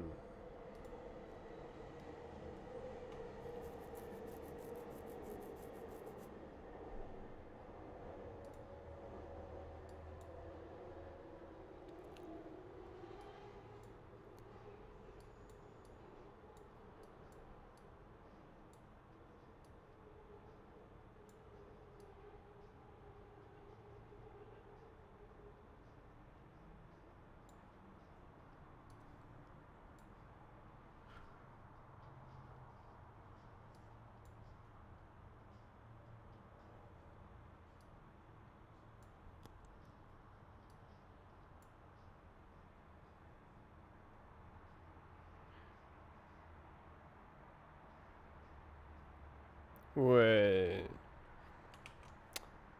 Well, I could make multiple iterators. What if I do that? What if I go like field types 0, 1, 2 or something? Not enumerate. um, I can just do this.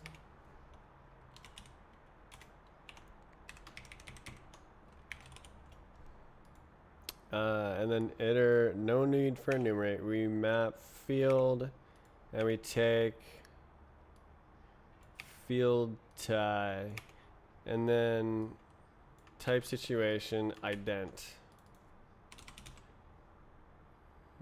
2, and then there's no dot 0 dot 1 dot 2.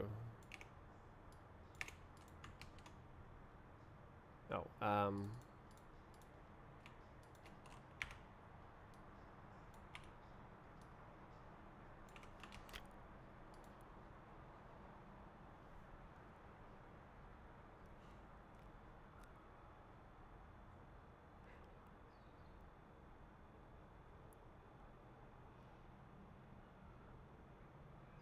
so they just happen to have the same length, and it lets me do that.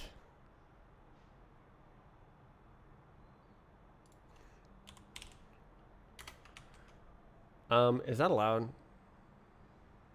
Oh,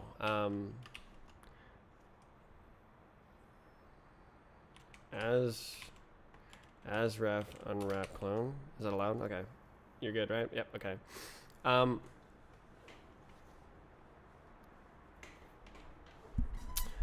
Okay. Huh. Okay. Okay. Okay. So I've replaced the macro with just boom, boom, boom. I guess I can like do this as well, because like there's no need for multiple unsafe blocks here. Because it's all of it is unsafe. Every single line. So, great. So now, the last macro, make it go away. The last macro. So we're gonna do like exactly this situation. So we're gonna do no, back, yes. Instead of this one, we do this one. Situation. No, yes. So we got type offset, and that's it. So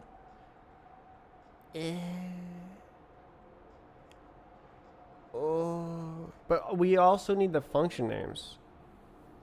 So I need to make idents. I can do that. Type. Who has the offset? Okay, I got it. So we need the triple gaming squad again. But this time the ident. Wow. The ident goes like underscore slice and underscore slice mutt. Clone? Is that real?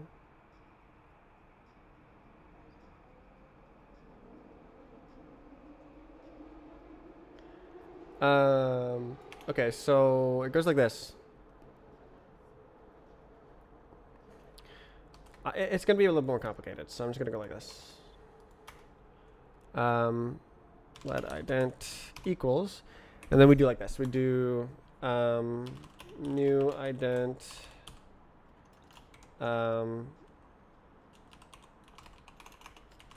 ident format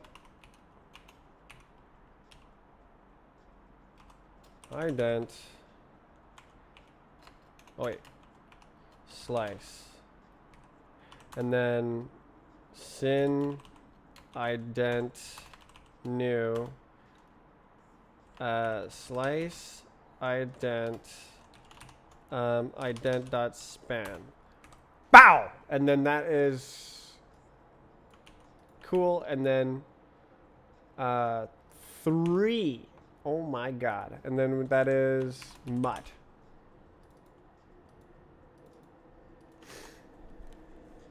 Oh my goodness gravy. So then this is scoobity doobity doobity like this. And this is scoobity doobity doobity like this. Do do do do do do do do go go go go go. And then this is like this. Do do do do do go go go. And then this is like this.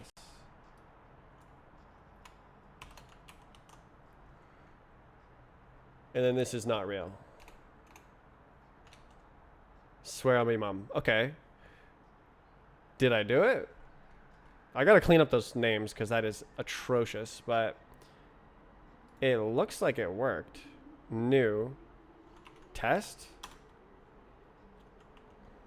I think I did it. I think I made the macro.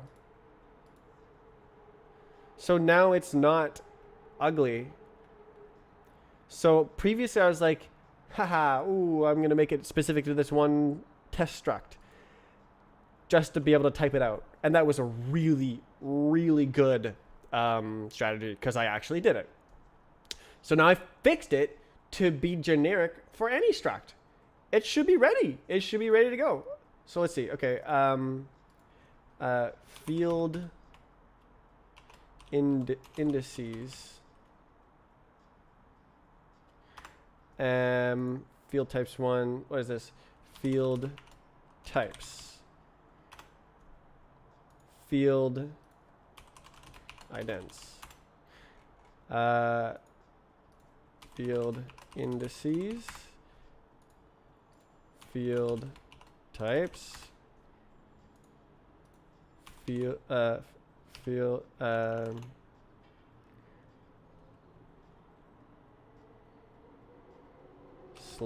field slice idents function idents, and then this is field slice mutt function idents.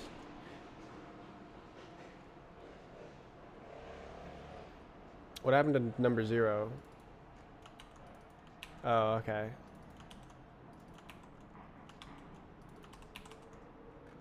GG. Interesting. So it the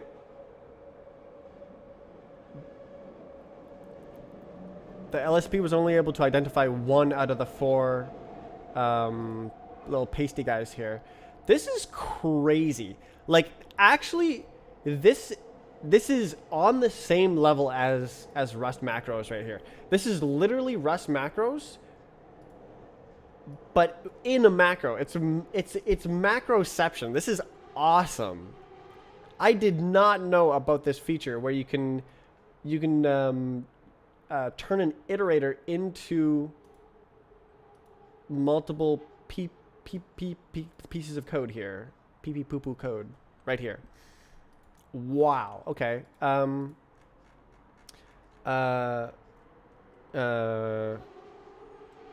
Generate fully generic code. Generic is generic the wrong word? It's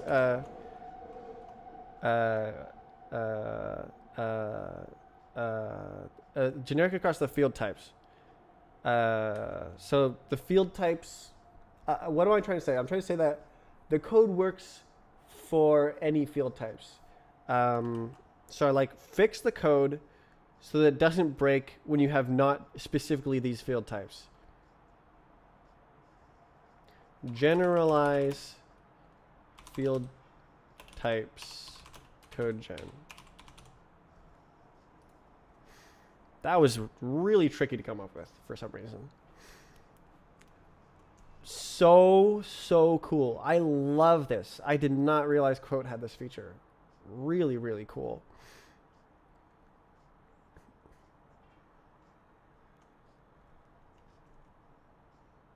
Wow. What about that other function up higher up? Move fields. Oh no, it uses that, and this is there. No, I'm done. I'm freaking done. So if I go over here and I'm like, yeah, field, and then I go, this is a, option vec u8. Then I go like, field ads vec new. Oh, it's option vec. Obviously, you dumb. It just works. So it's no longer hard coded to these two fields. Okay.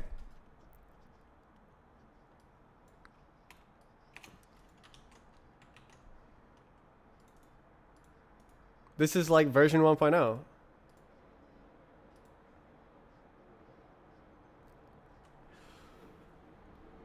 Oh my God.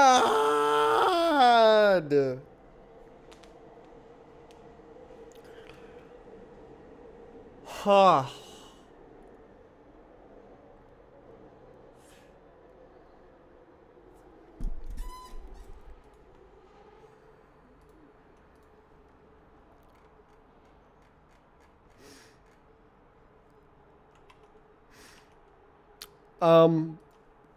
Damn. So how do I test this?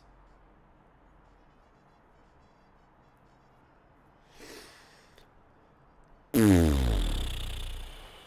gonna have to import it. Wait, I should remove this. Well, move this. Generate the code. See the diff.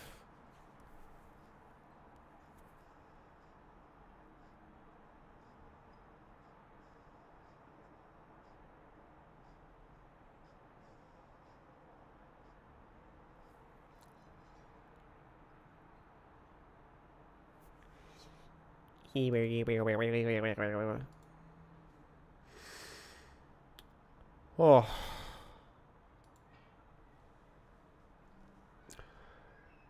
Oh.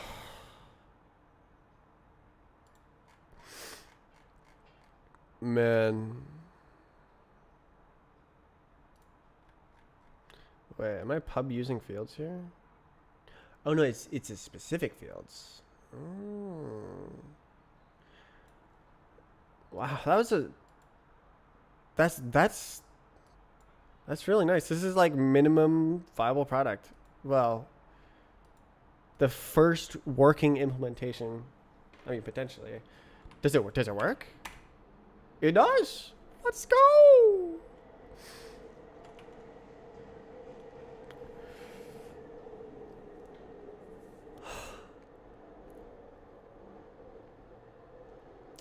I could go try to slap it in now.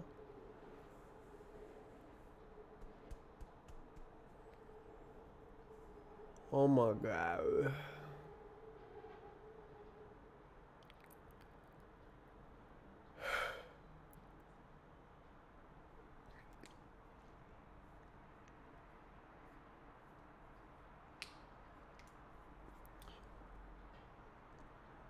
Oof.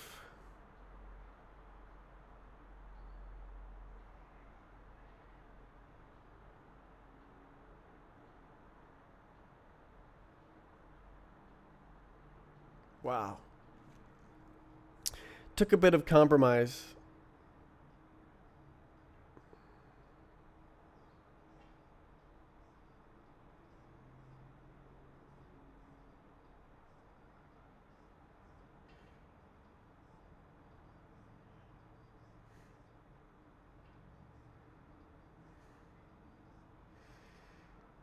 Now I get to sit here and admire it.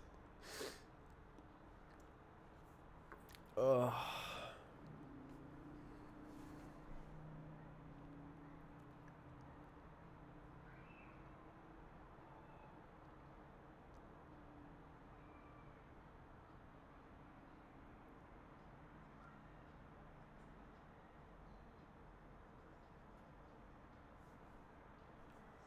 What if I make the function public?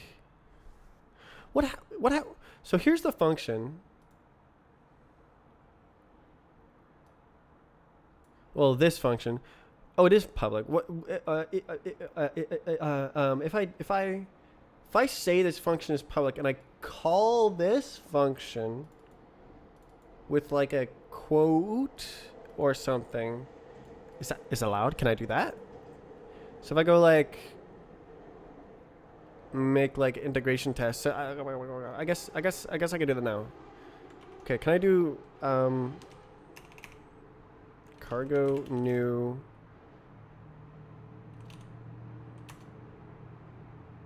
callback?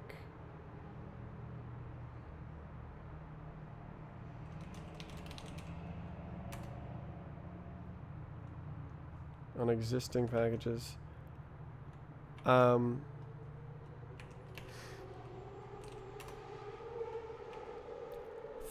Is that what I wanted? Let's see. I think that is what I wanted. I added it to the workspace. GG. Alright, I think I need to name it something a little bit better.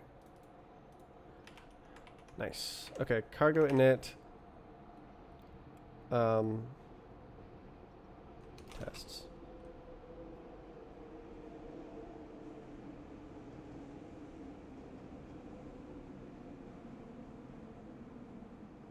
But it's not really tests.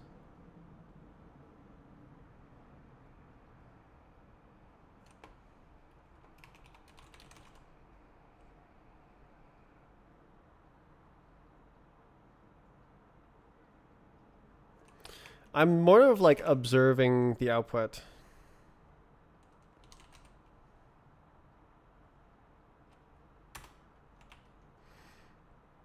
Dump. So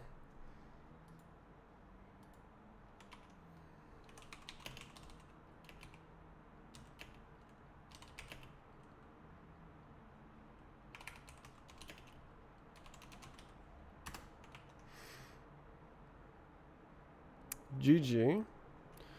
So no.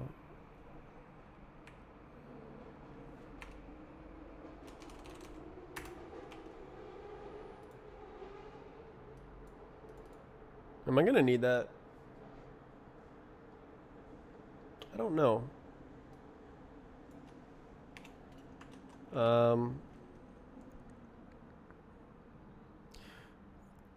Quote.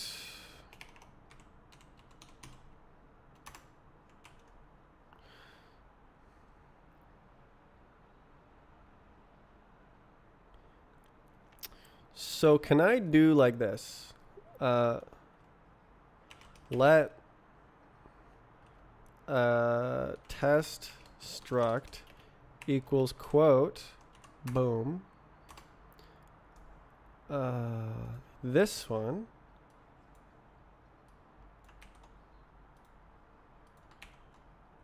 Like that.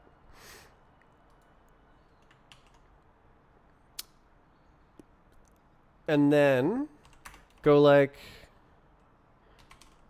callback derive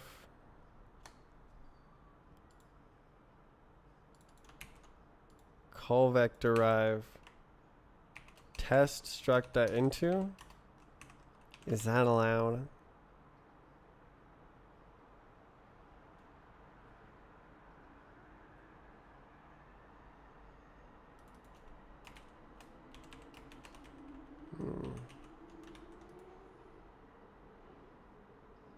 Wait, what?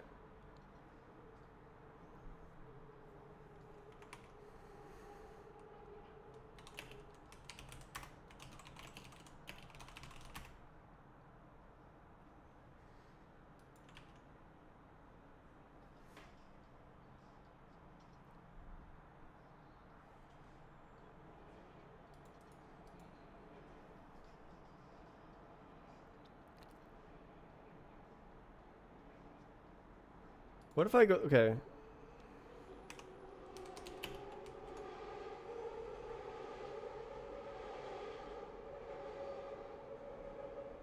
Oh.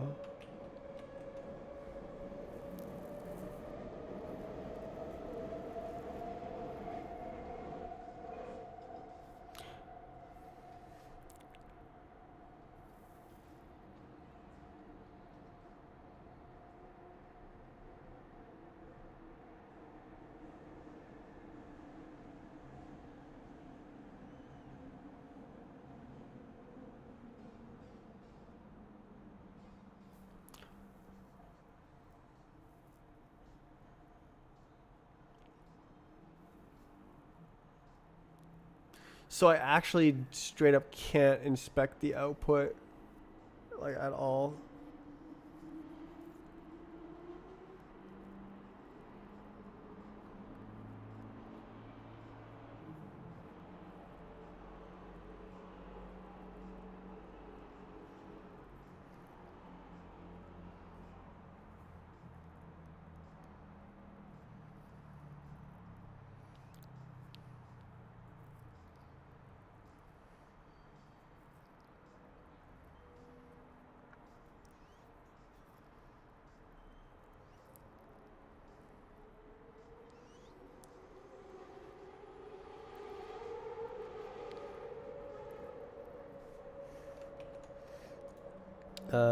Rust dump macro output.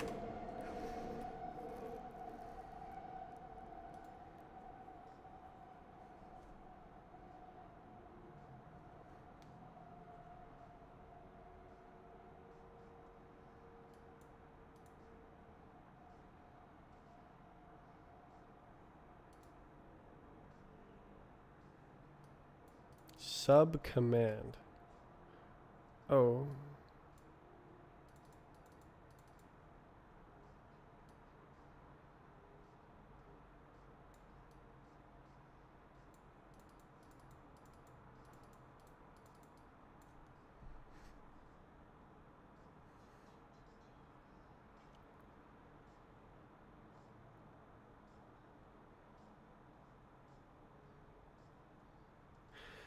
So this is just like the entire code. Just expand all the macros.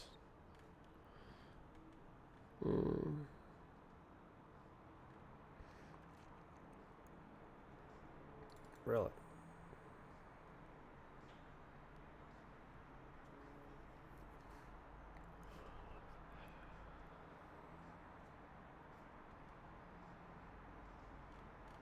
Not quite what I want. I want to smash it into a string so I can do my own crap. That's Sublime? No, that's VS Code.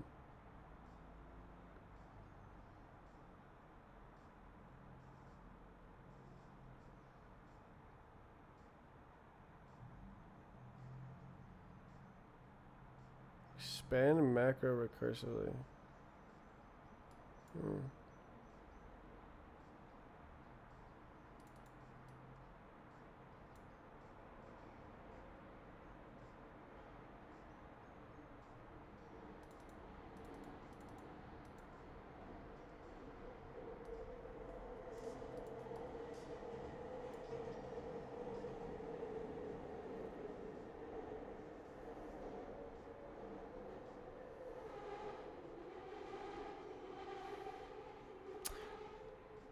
I mean, so that's the same thing.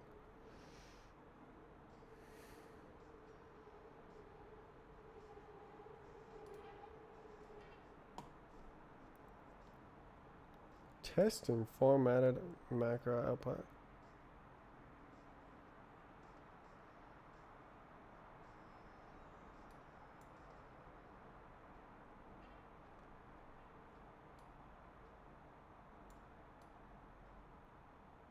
This sounds perfect.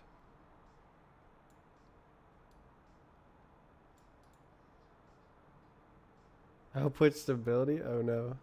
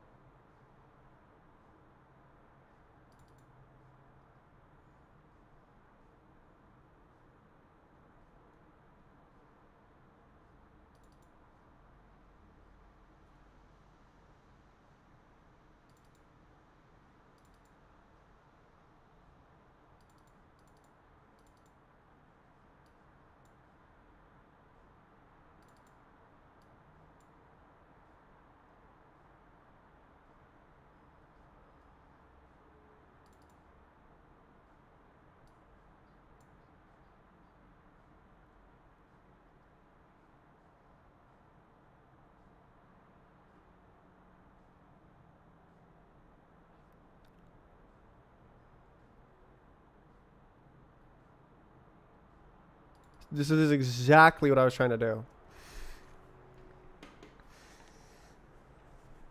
Oh, I was directly using Rust format. Huh.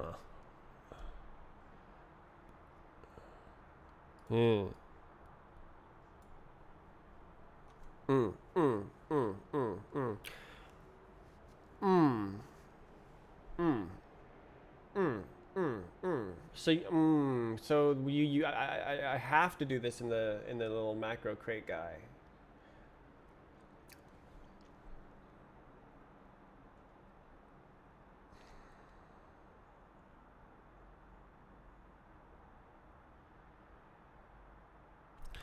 That's okay. That's okay.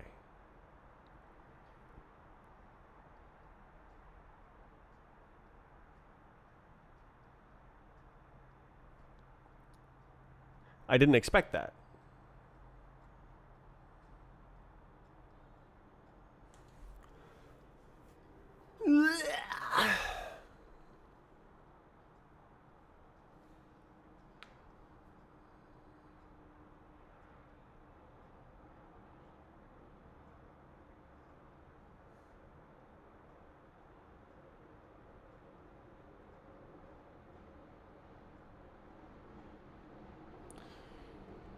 Hmm. So I should be able to just completely delete this entirely. Oof. And then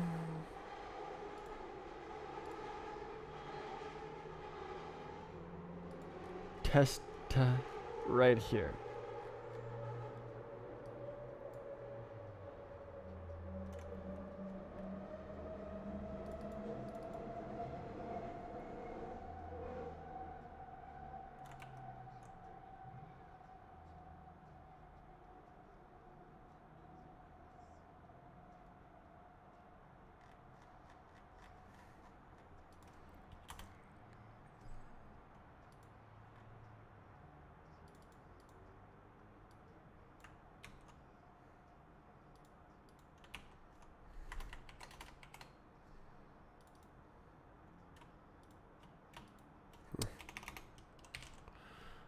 Um,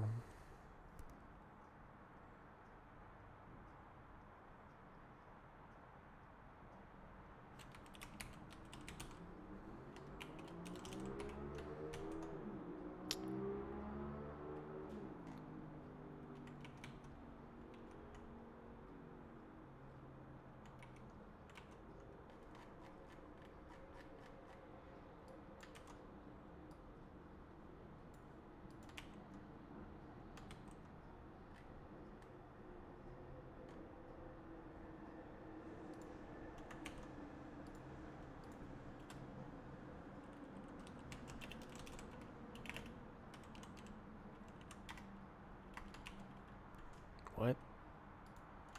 Give me.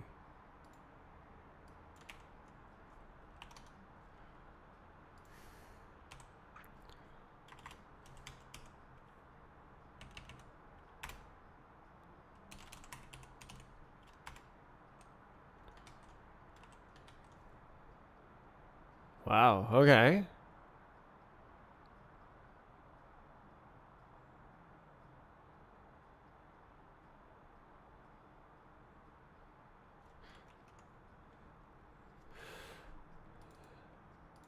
That seems like a good way to do it.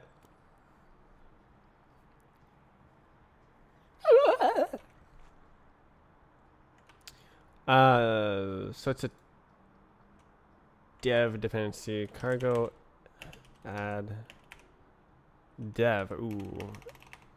Insta p.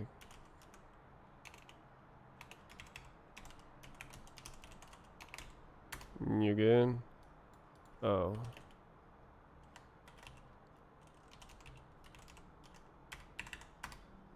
Oh my god.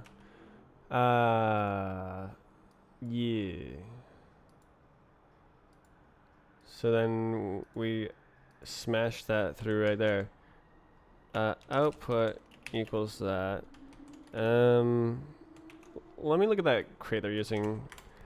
I was using Rust format from like command line, so this is probably better. Minimal. Oh wow. Unparse. Lule. Comparison to Rust format. If you weren't told which alpha files which, it would be practically impossible to tell, except for line 435. Nice. Okay. I am going to use that. This is exactly what I wanted. I didn't know it existed. Yeah, steal. Yoink.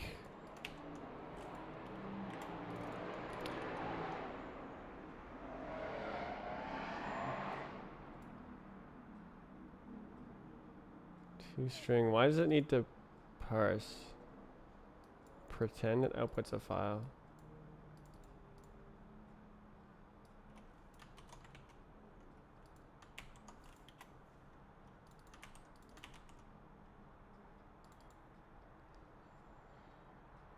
File.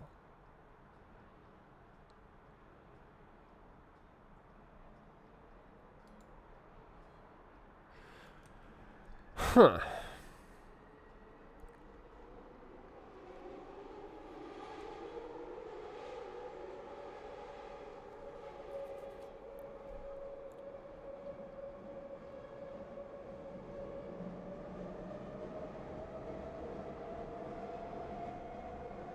Yeah.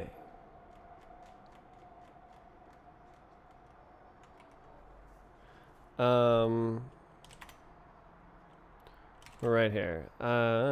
Cargo test. Release.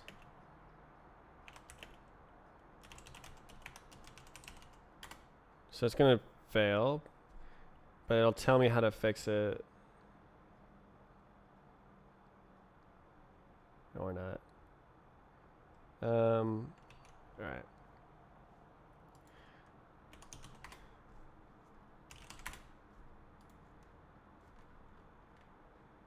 Yeah. How do you do it?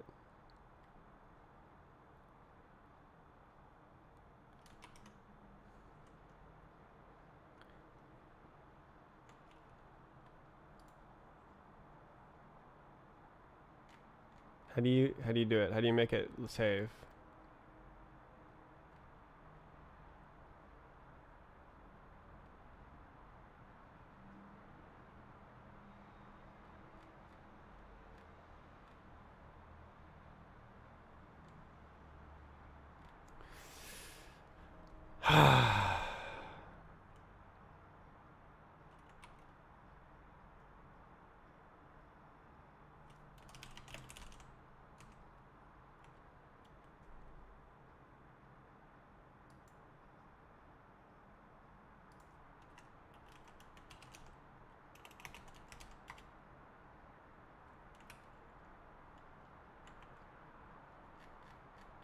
I don't think it did it.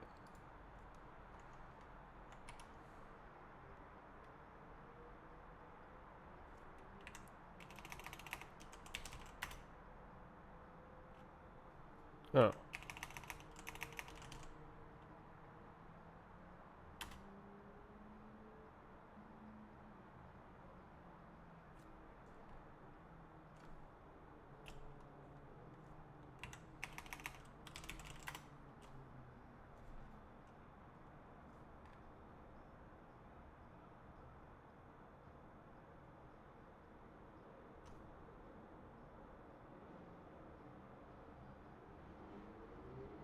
What? How the hell do you use this?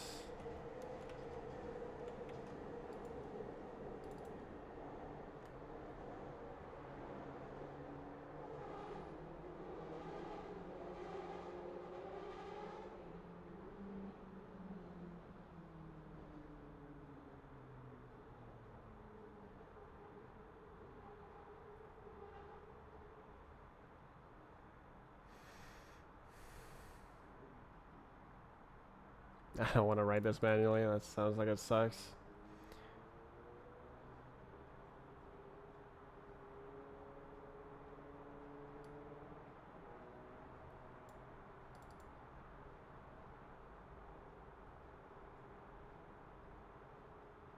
File parse tokens.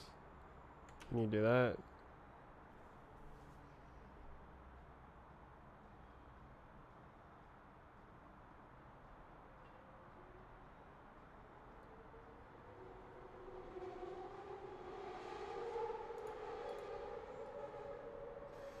Oh.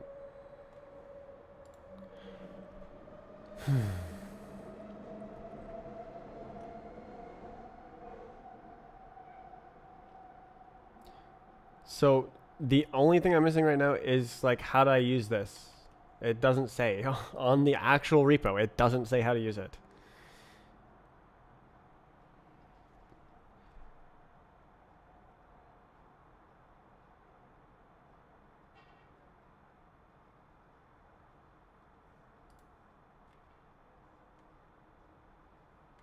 The hell?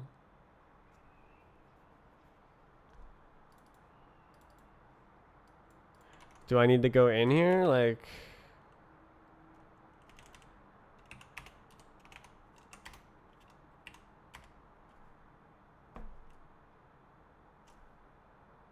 I remember I had to pass a variable to the command line, environment variable to the command line, or I could have done something like this.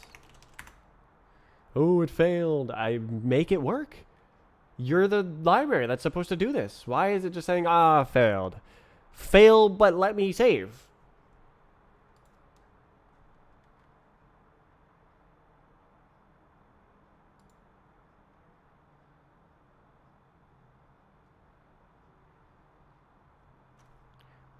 Save.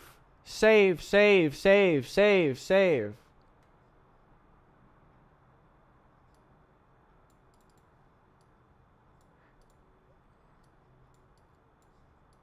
There is no change snapshots because there is no snapshots. How do I make new snapshots?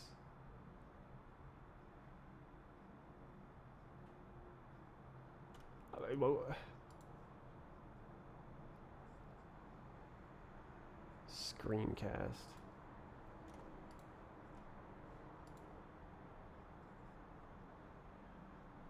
Faster.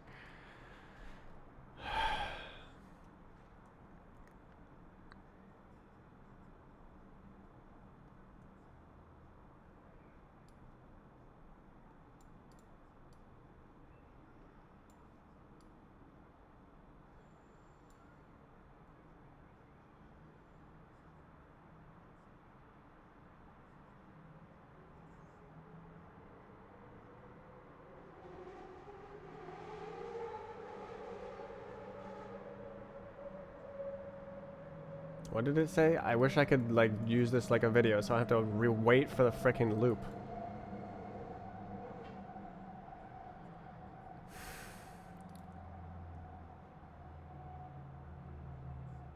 Like I'm lost. To update snapshots, run. What did it say? I don't know. I can't like roll back this, pause it, see what's going on. Review.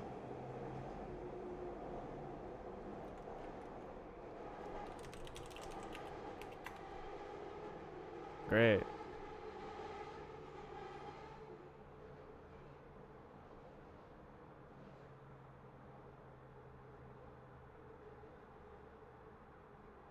Oh, there we go. Okay, I didn't read. Procedural macro APIs used outside of a procedural macro. Okay.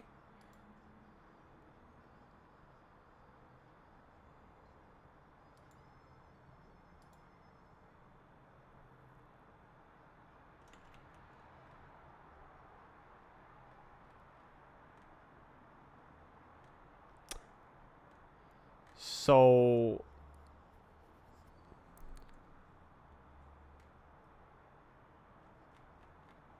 okay, so I was trolling the whole time. Okay, that's okay. So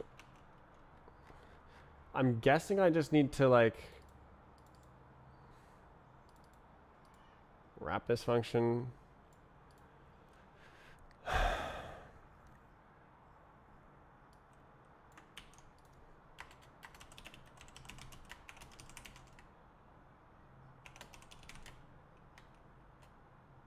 Just the exact same function signature.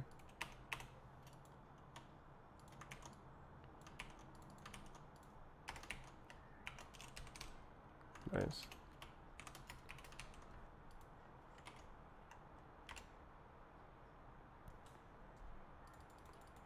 When was this? I mean, 2 years ago. Does this?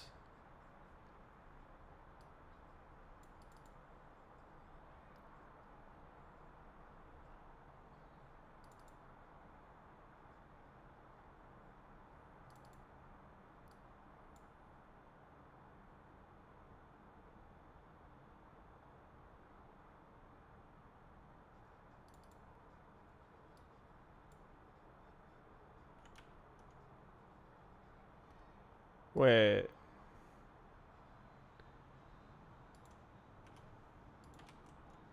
Wait. Wait. Is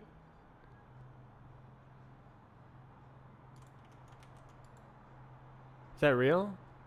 How do you what?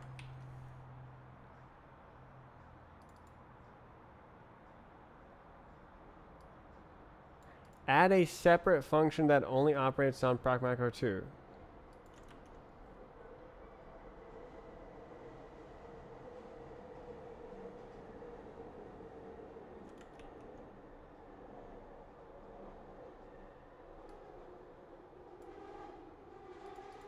Two.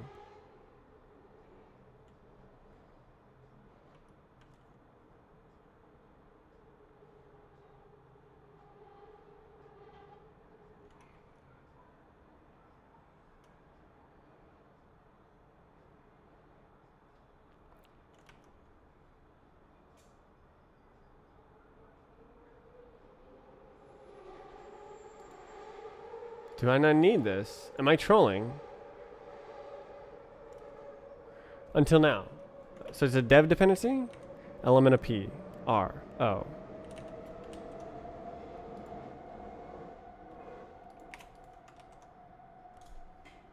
So I never needed that.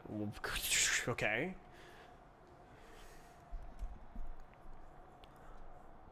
Okay, so okay.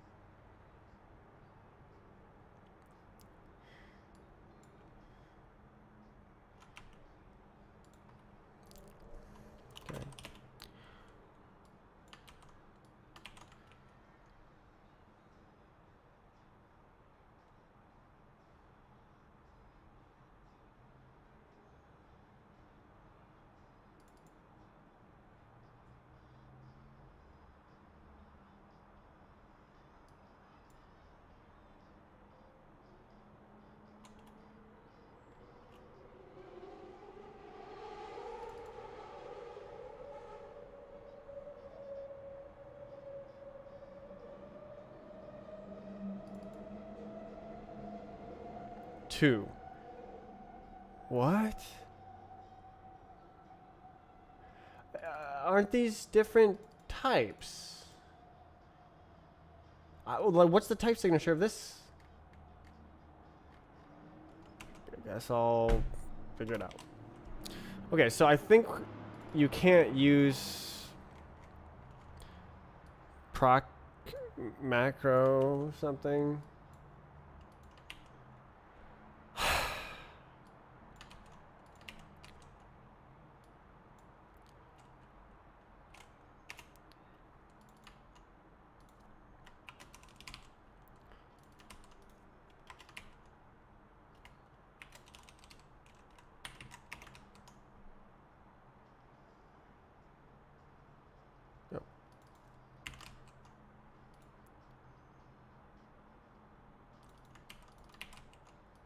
Oh, no, we're chilling.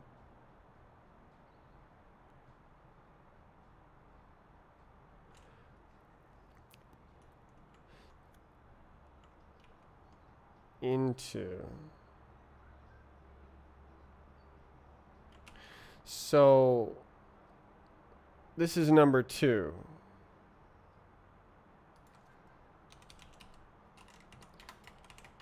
Like that. And then I do into. And then I move this. Wow. Brand. Element of PQ. Move this over here. And then.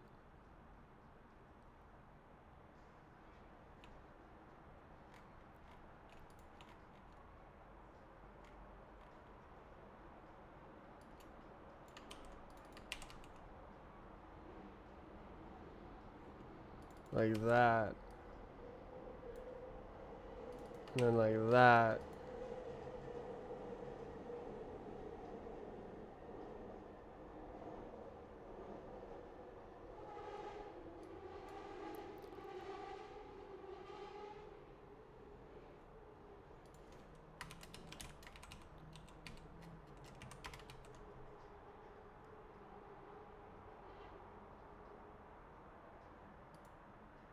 What?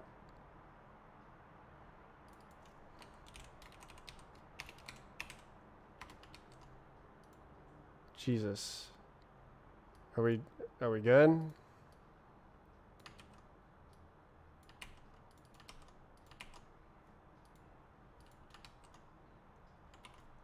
How now? Jesus Christ. Okay.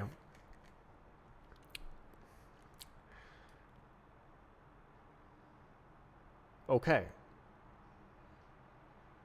One problem is that this is now a .snap file instead of a .rs file, but I guess that's not the worst. Okay, so now we have snapshots.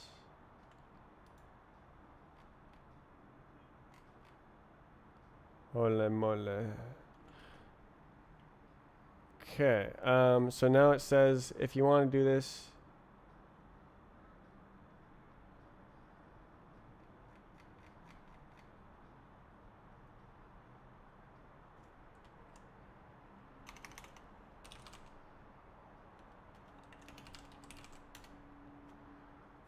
wow. Oh, it's done. Okay.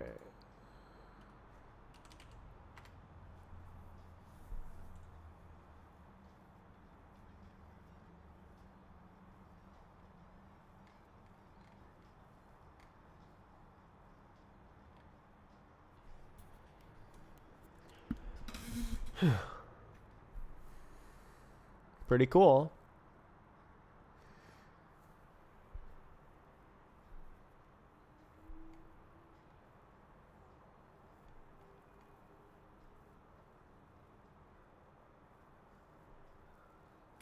Slice mutt.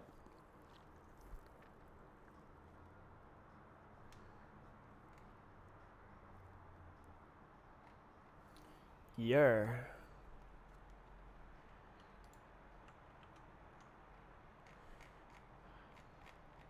Okay, so it'll take extra time now. Actually, this might be efficient.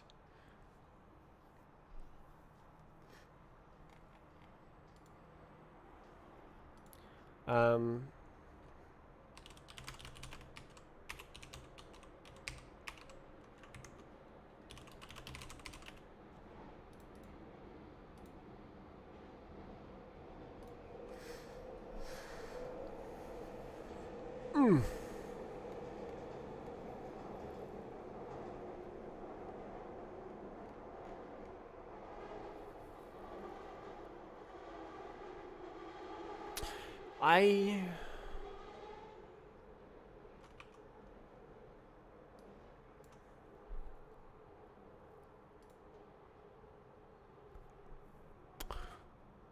I could probably make this work with proc macro 2 as only a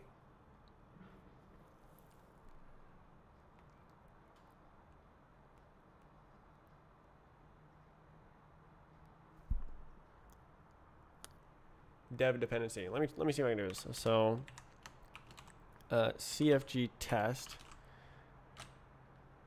and then, well, this is CFG not test, and then 2 is test, and then this is CFG not test. And that's it. Okay.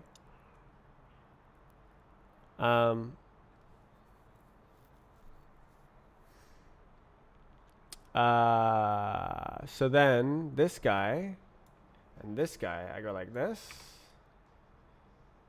and I should be able to do like this.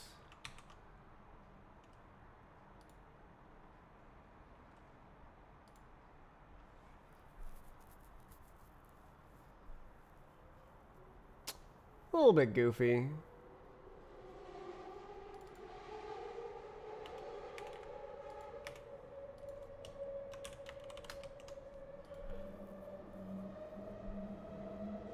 All right, does it work?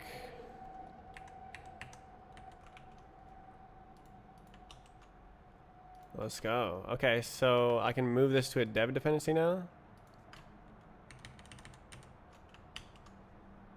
Let's go.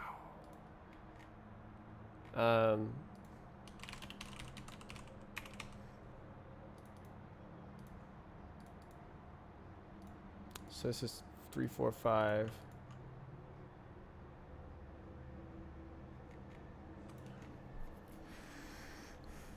One fewer dependency. That's what I like to see.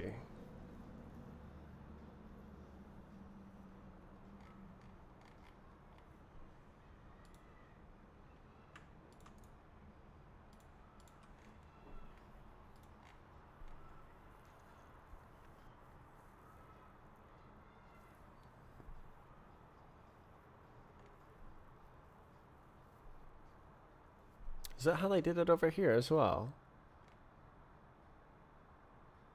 No.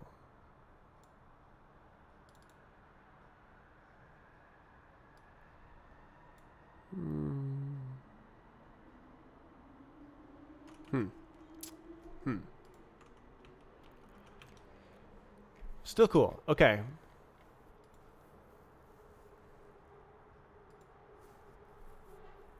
This is nice. I didn't realize I was not actually using this. I wonder if that's true of my other things as well. Probably is. Whew.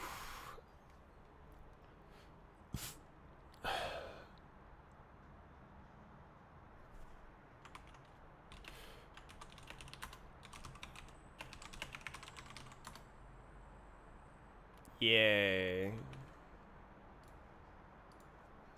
Cool. Okay, so I can now see the output of my macros. Woo!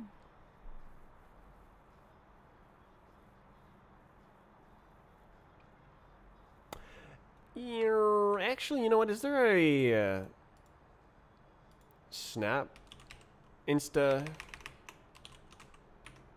that because like it could totally ignore this and be like, ah yes, Rust, and go like, ah yes, Rust. I think.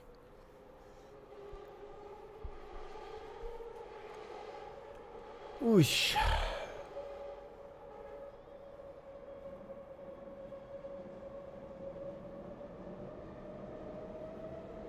This is nice to see.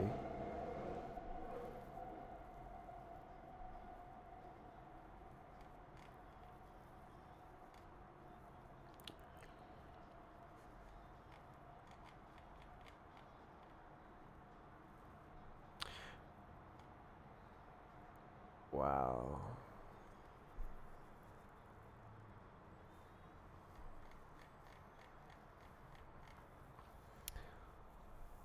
Wow. Okay. So I didn't need to make a new little module guy. That's cool.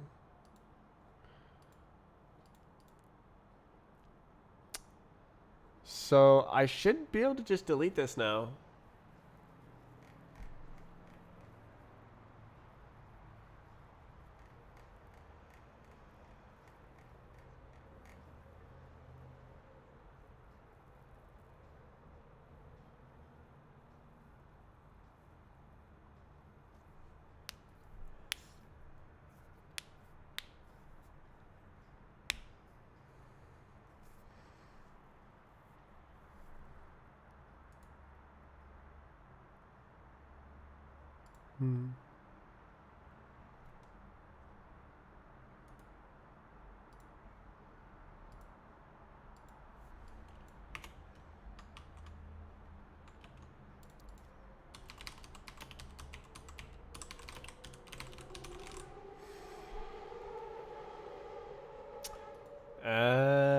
I'm probably going to expand the prototype implementation.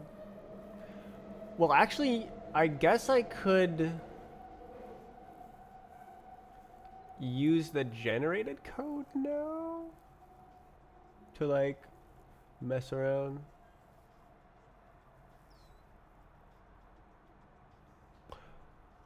We'll see. It's right there, so it's all in Git. Woo. Okay.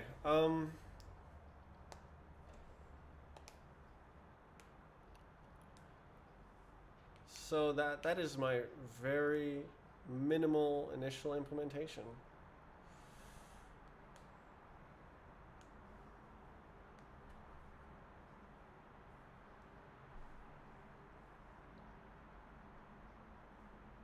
Feeling real good about that.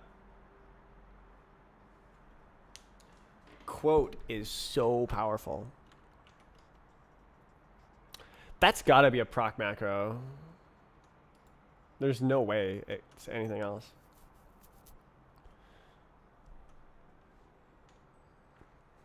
You could not write a macro like that.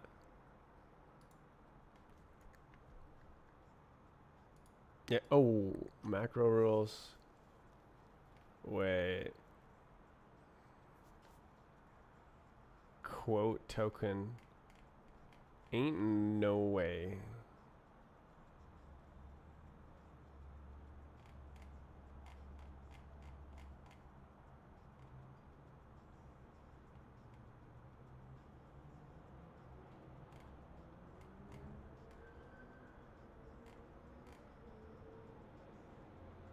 It's all written with macros.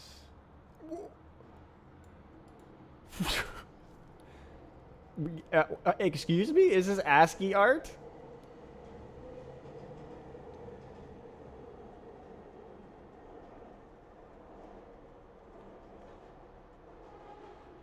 TT Muncher. This is shocking. Oh my god.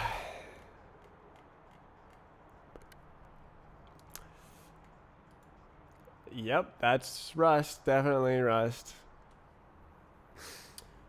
Amazing. Okay, real good, real good. What else can I do? So the next step would be to like continue expanding the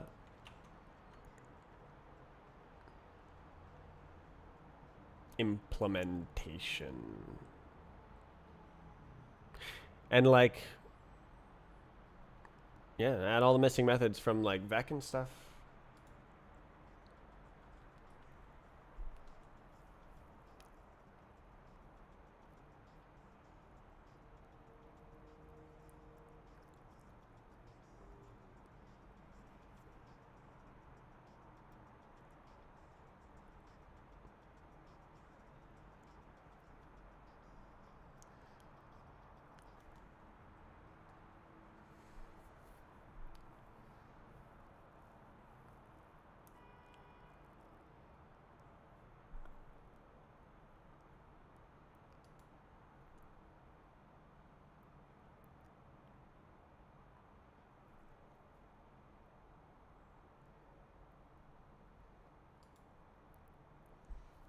What happened?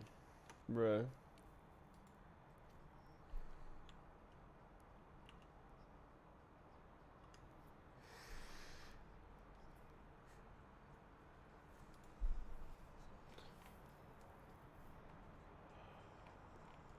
This is really lucky that I was able to pull all of this code out. Because like the majority of the implementation is going to be here, right? I can keep the code generation smaller. It's still going to be huge when it's done, but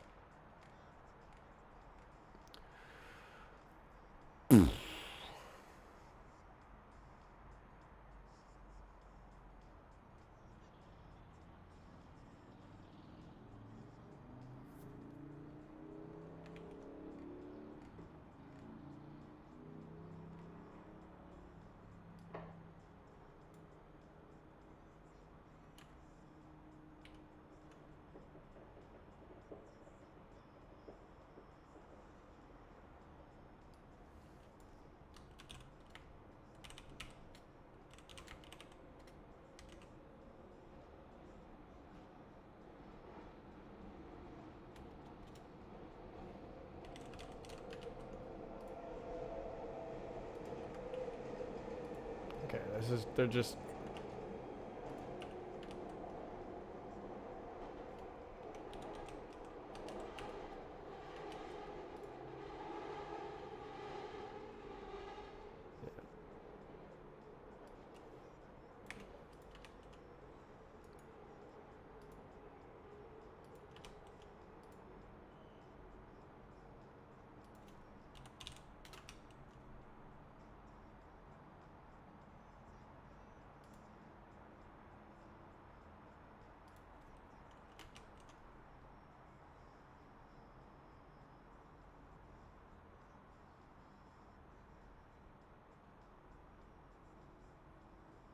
Yes, sir.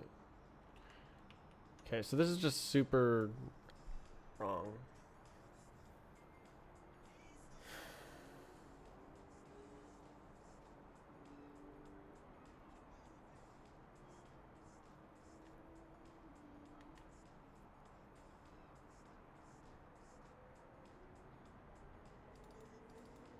Parse two tokens.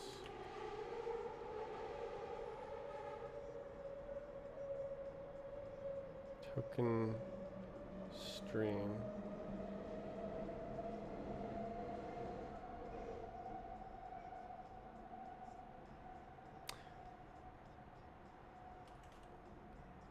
Yeah, whatever. It was fine.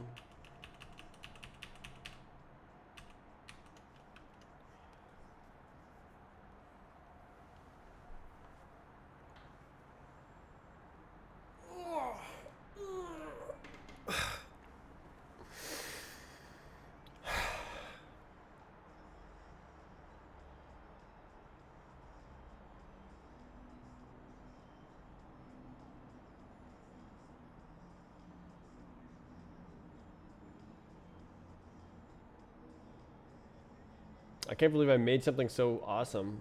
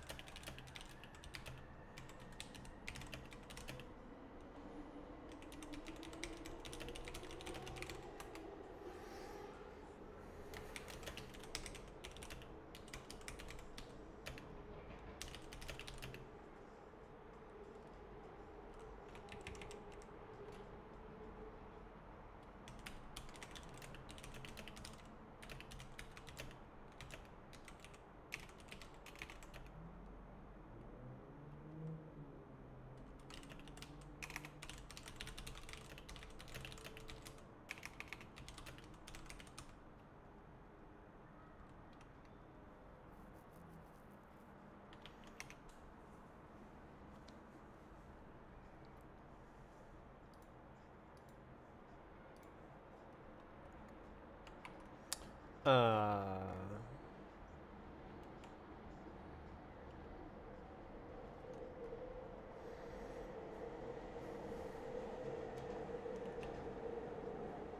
how do you add?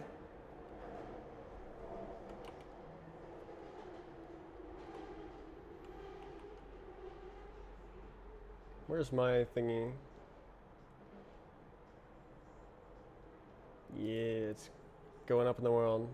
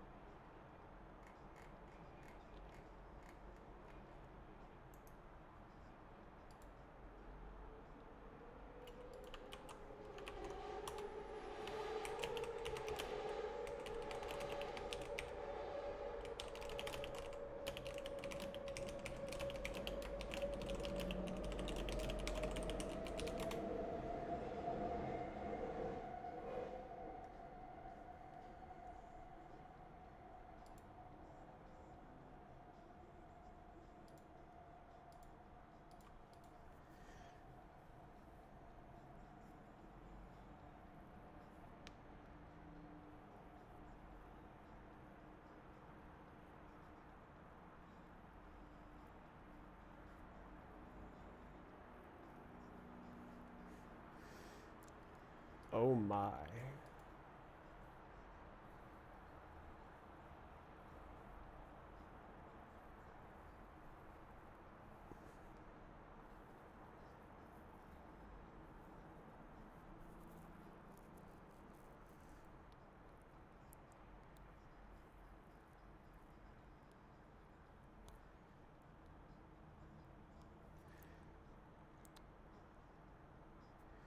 I wonder if the thing's busted for zero size types.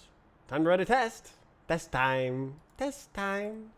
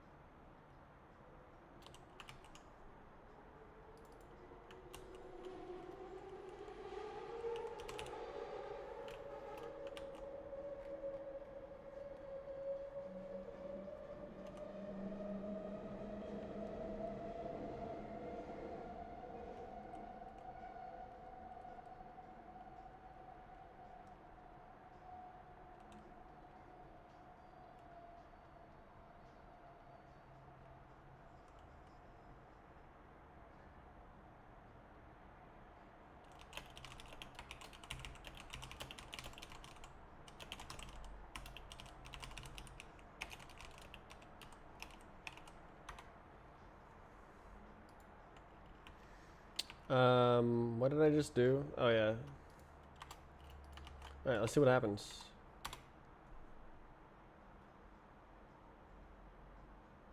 Only structs are supported. Oh yeah, I did that, didn't I?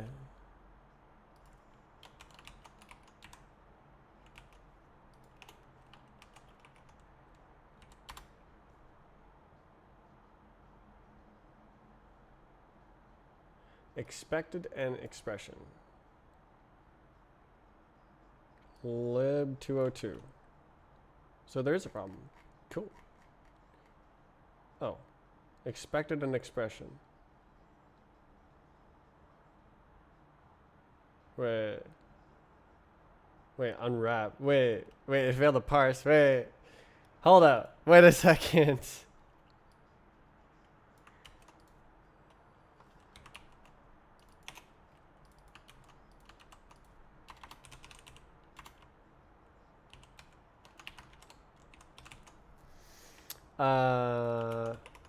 I'm gonna need to run test. Boom. No capture. What did you do?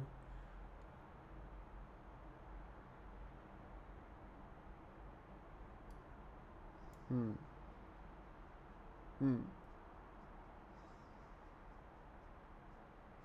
Wait, it was in the middle of printing. And then it busted. Expected an expression.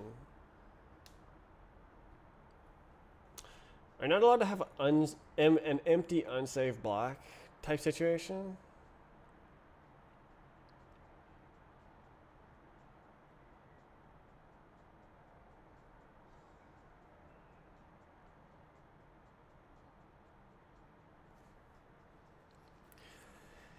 Oh. Ooh. Ooh. I see. I see.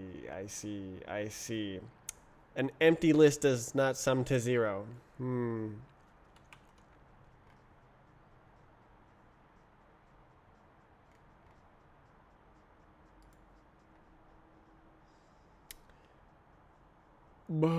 Okay.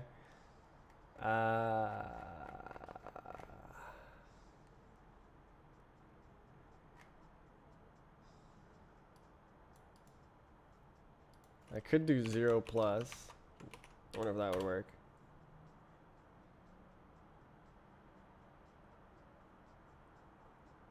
Expecting an expression. Oh, 0.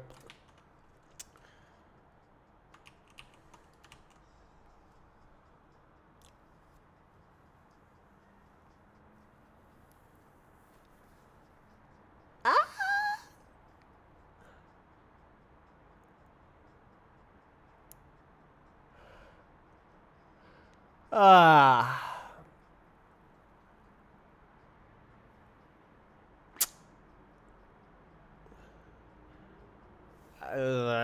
Maybe I'll do this later. It'll probably change a lot, but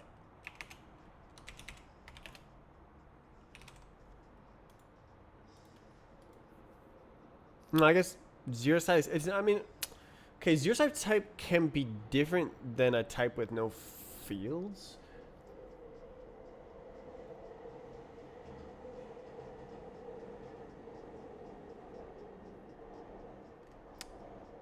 But yeah, I mean, like, why would you want to insert that into a vec?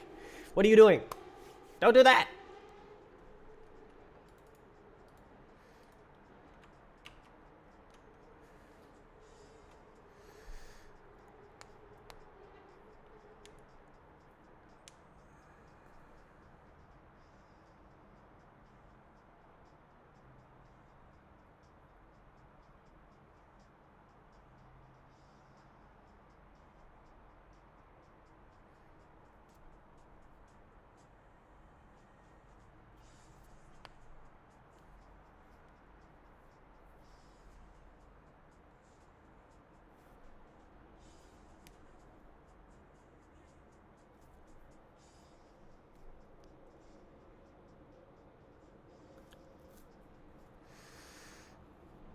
Warning.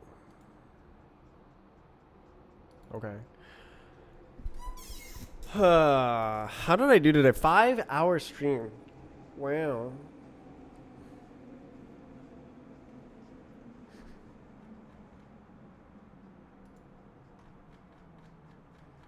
Let's see the RS. If I just go like this and say RS.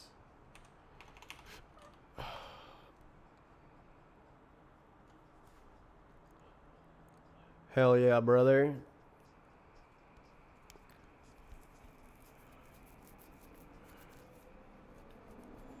Ugh.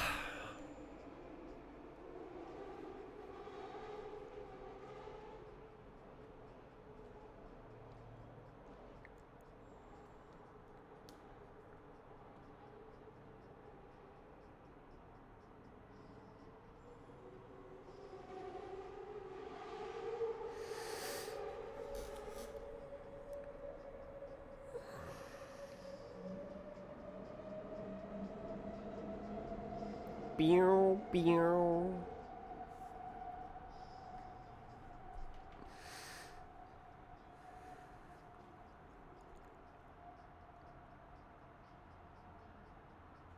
If I wrap the whole thing in a mod,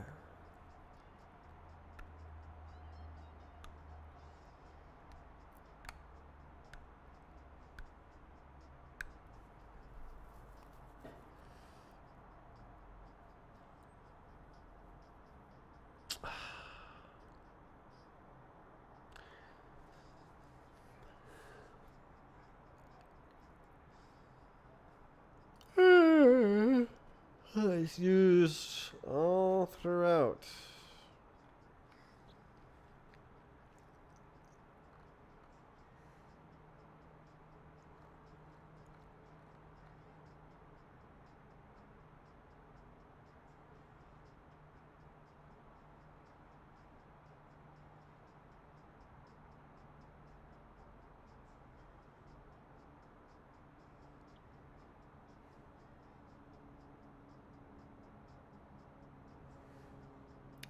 I worked really hard on this.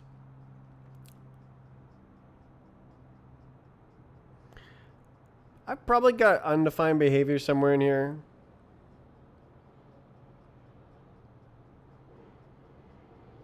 But that's okay. I'll just fix it.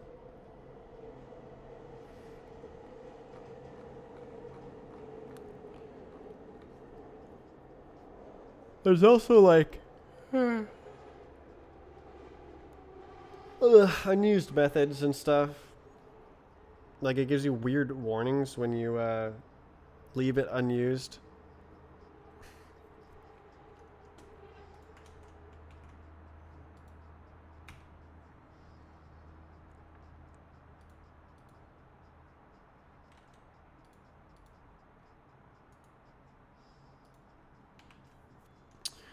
Neat. How?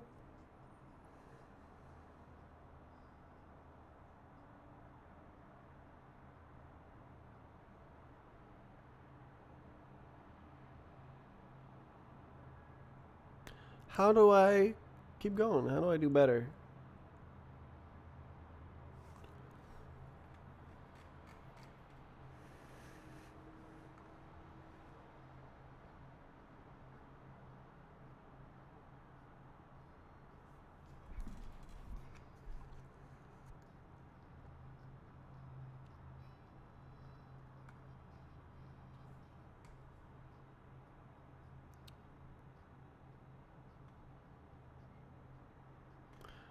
Right. So I think I need to like allow inline on some of the outer methods here.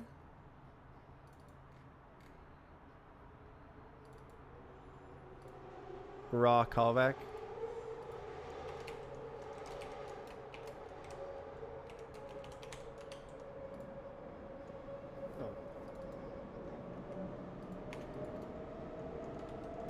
Oh. Let's check out Vec. Oh, I can't. Vec.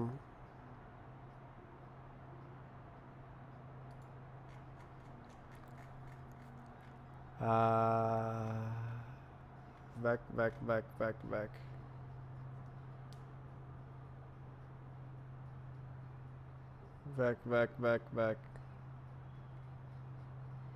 Oh, do I literally never use Vec? That's kind of goated. Damn.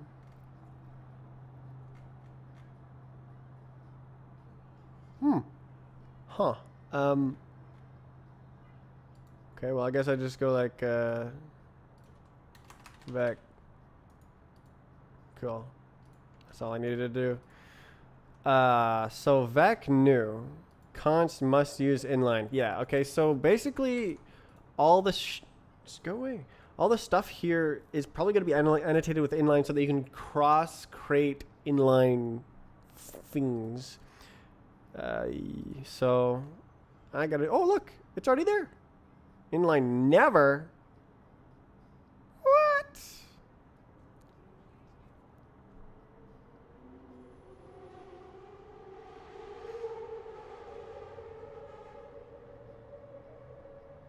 Oh, it's raw. Well, no, that's what I want. Okay, it's already chilling then. I'm chilling. Cool. So maybe the generated code is Gucci.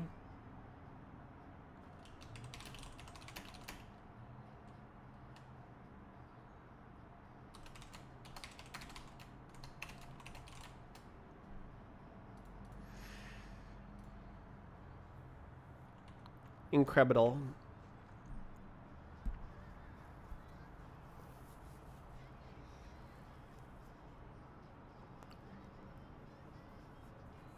Ugh.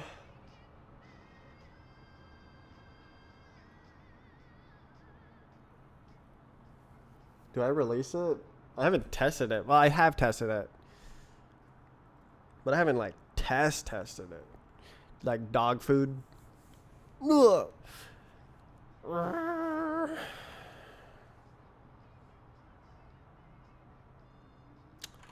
You know what? I think I'll end the stream and then go add it to my friend's project and test it that way. And I'll keep going, working on adding the all of the different VEC methods tomorrow. Trying to expand the code. I wonder if I'm like clever enough to like directly write the macro. I do have the snapshot thing so I can like inspect the generated code now, at the very least. I probably shouldn't have deleted that little module guy that helps me write the code.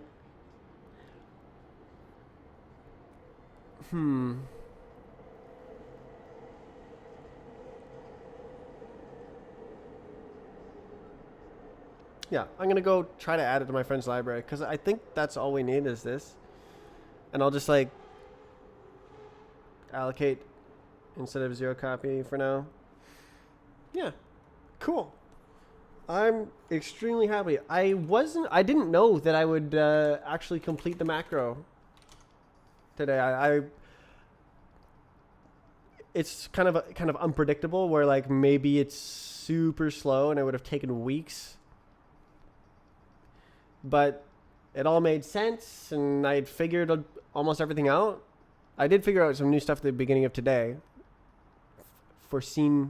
Unforeseen consequences for a third day in a row, but got right into the macro. Let's go. Macro. Callback. I could probably release it and call this like 0.1.0 or 0.0.1 or something. But I want to test it first. Maybe I will. Maybe I'll release it after I test it in the library and it doesn't break. It's cool. Okay. Goodbye. See you tomorrow.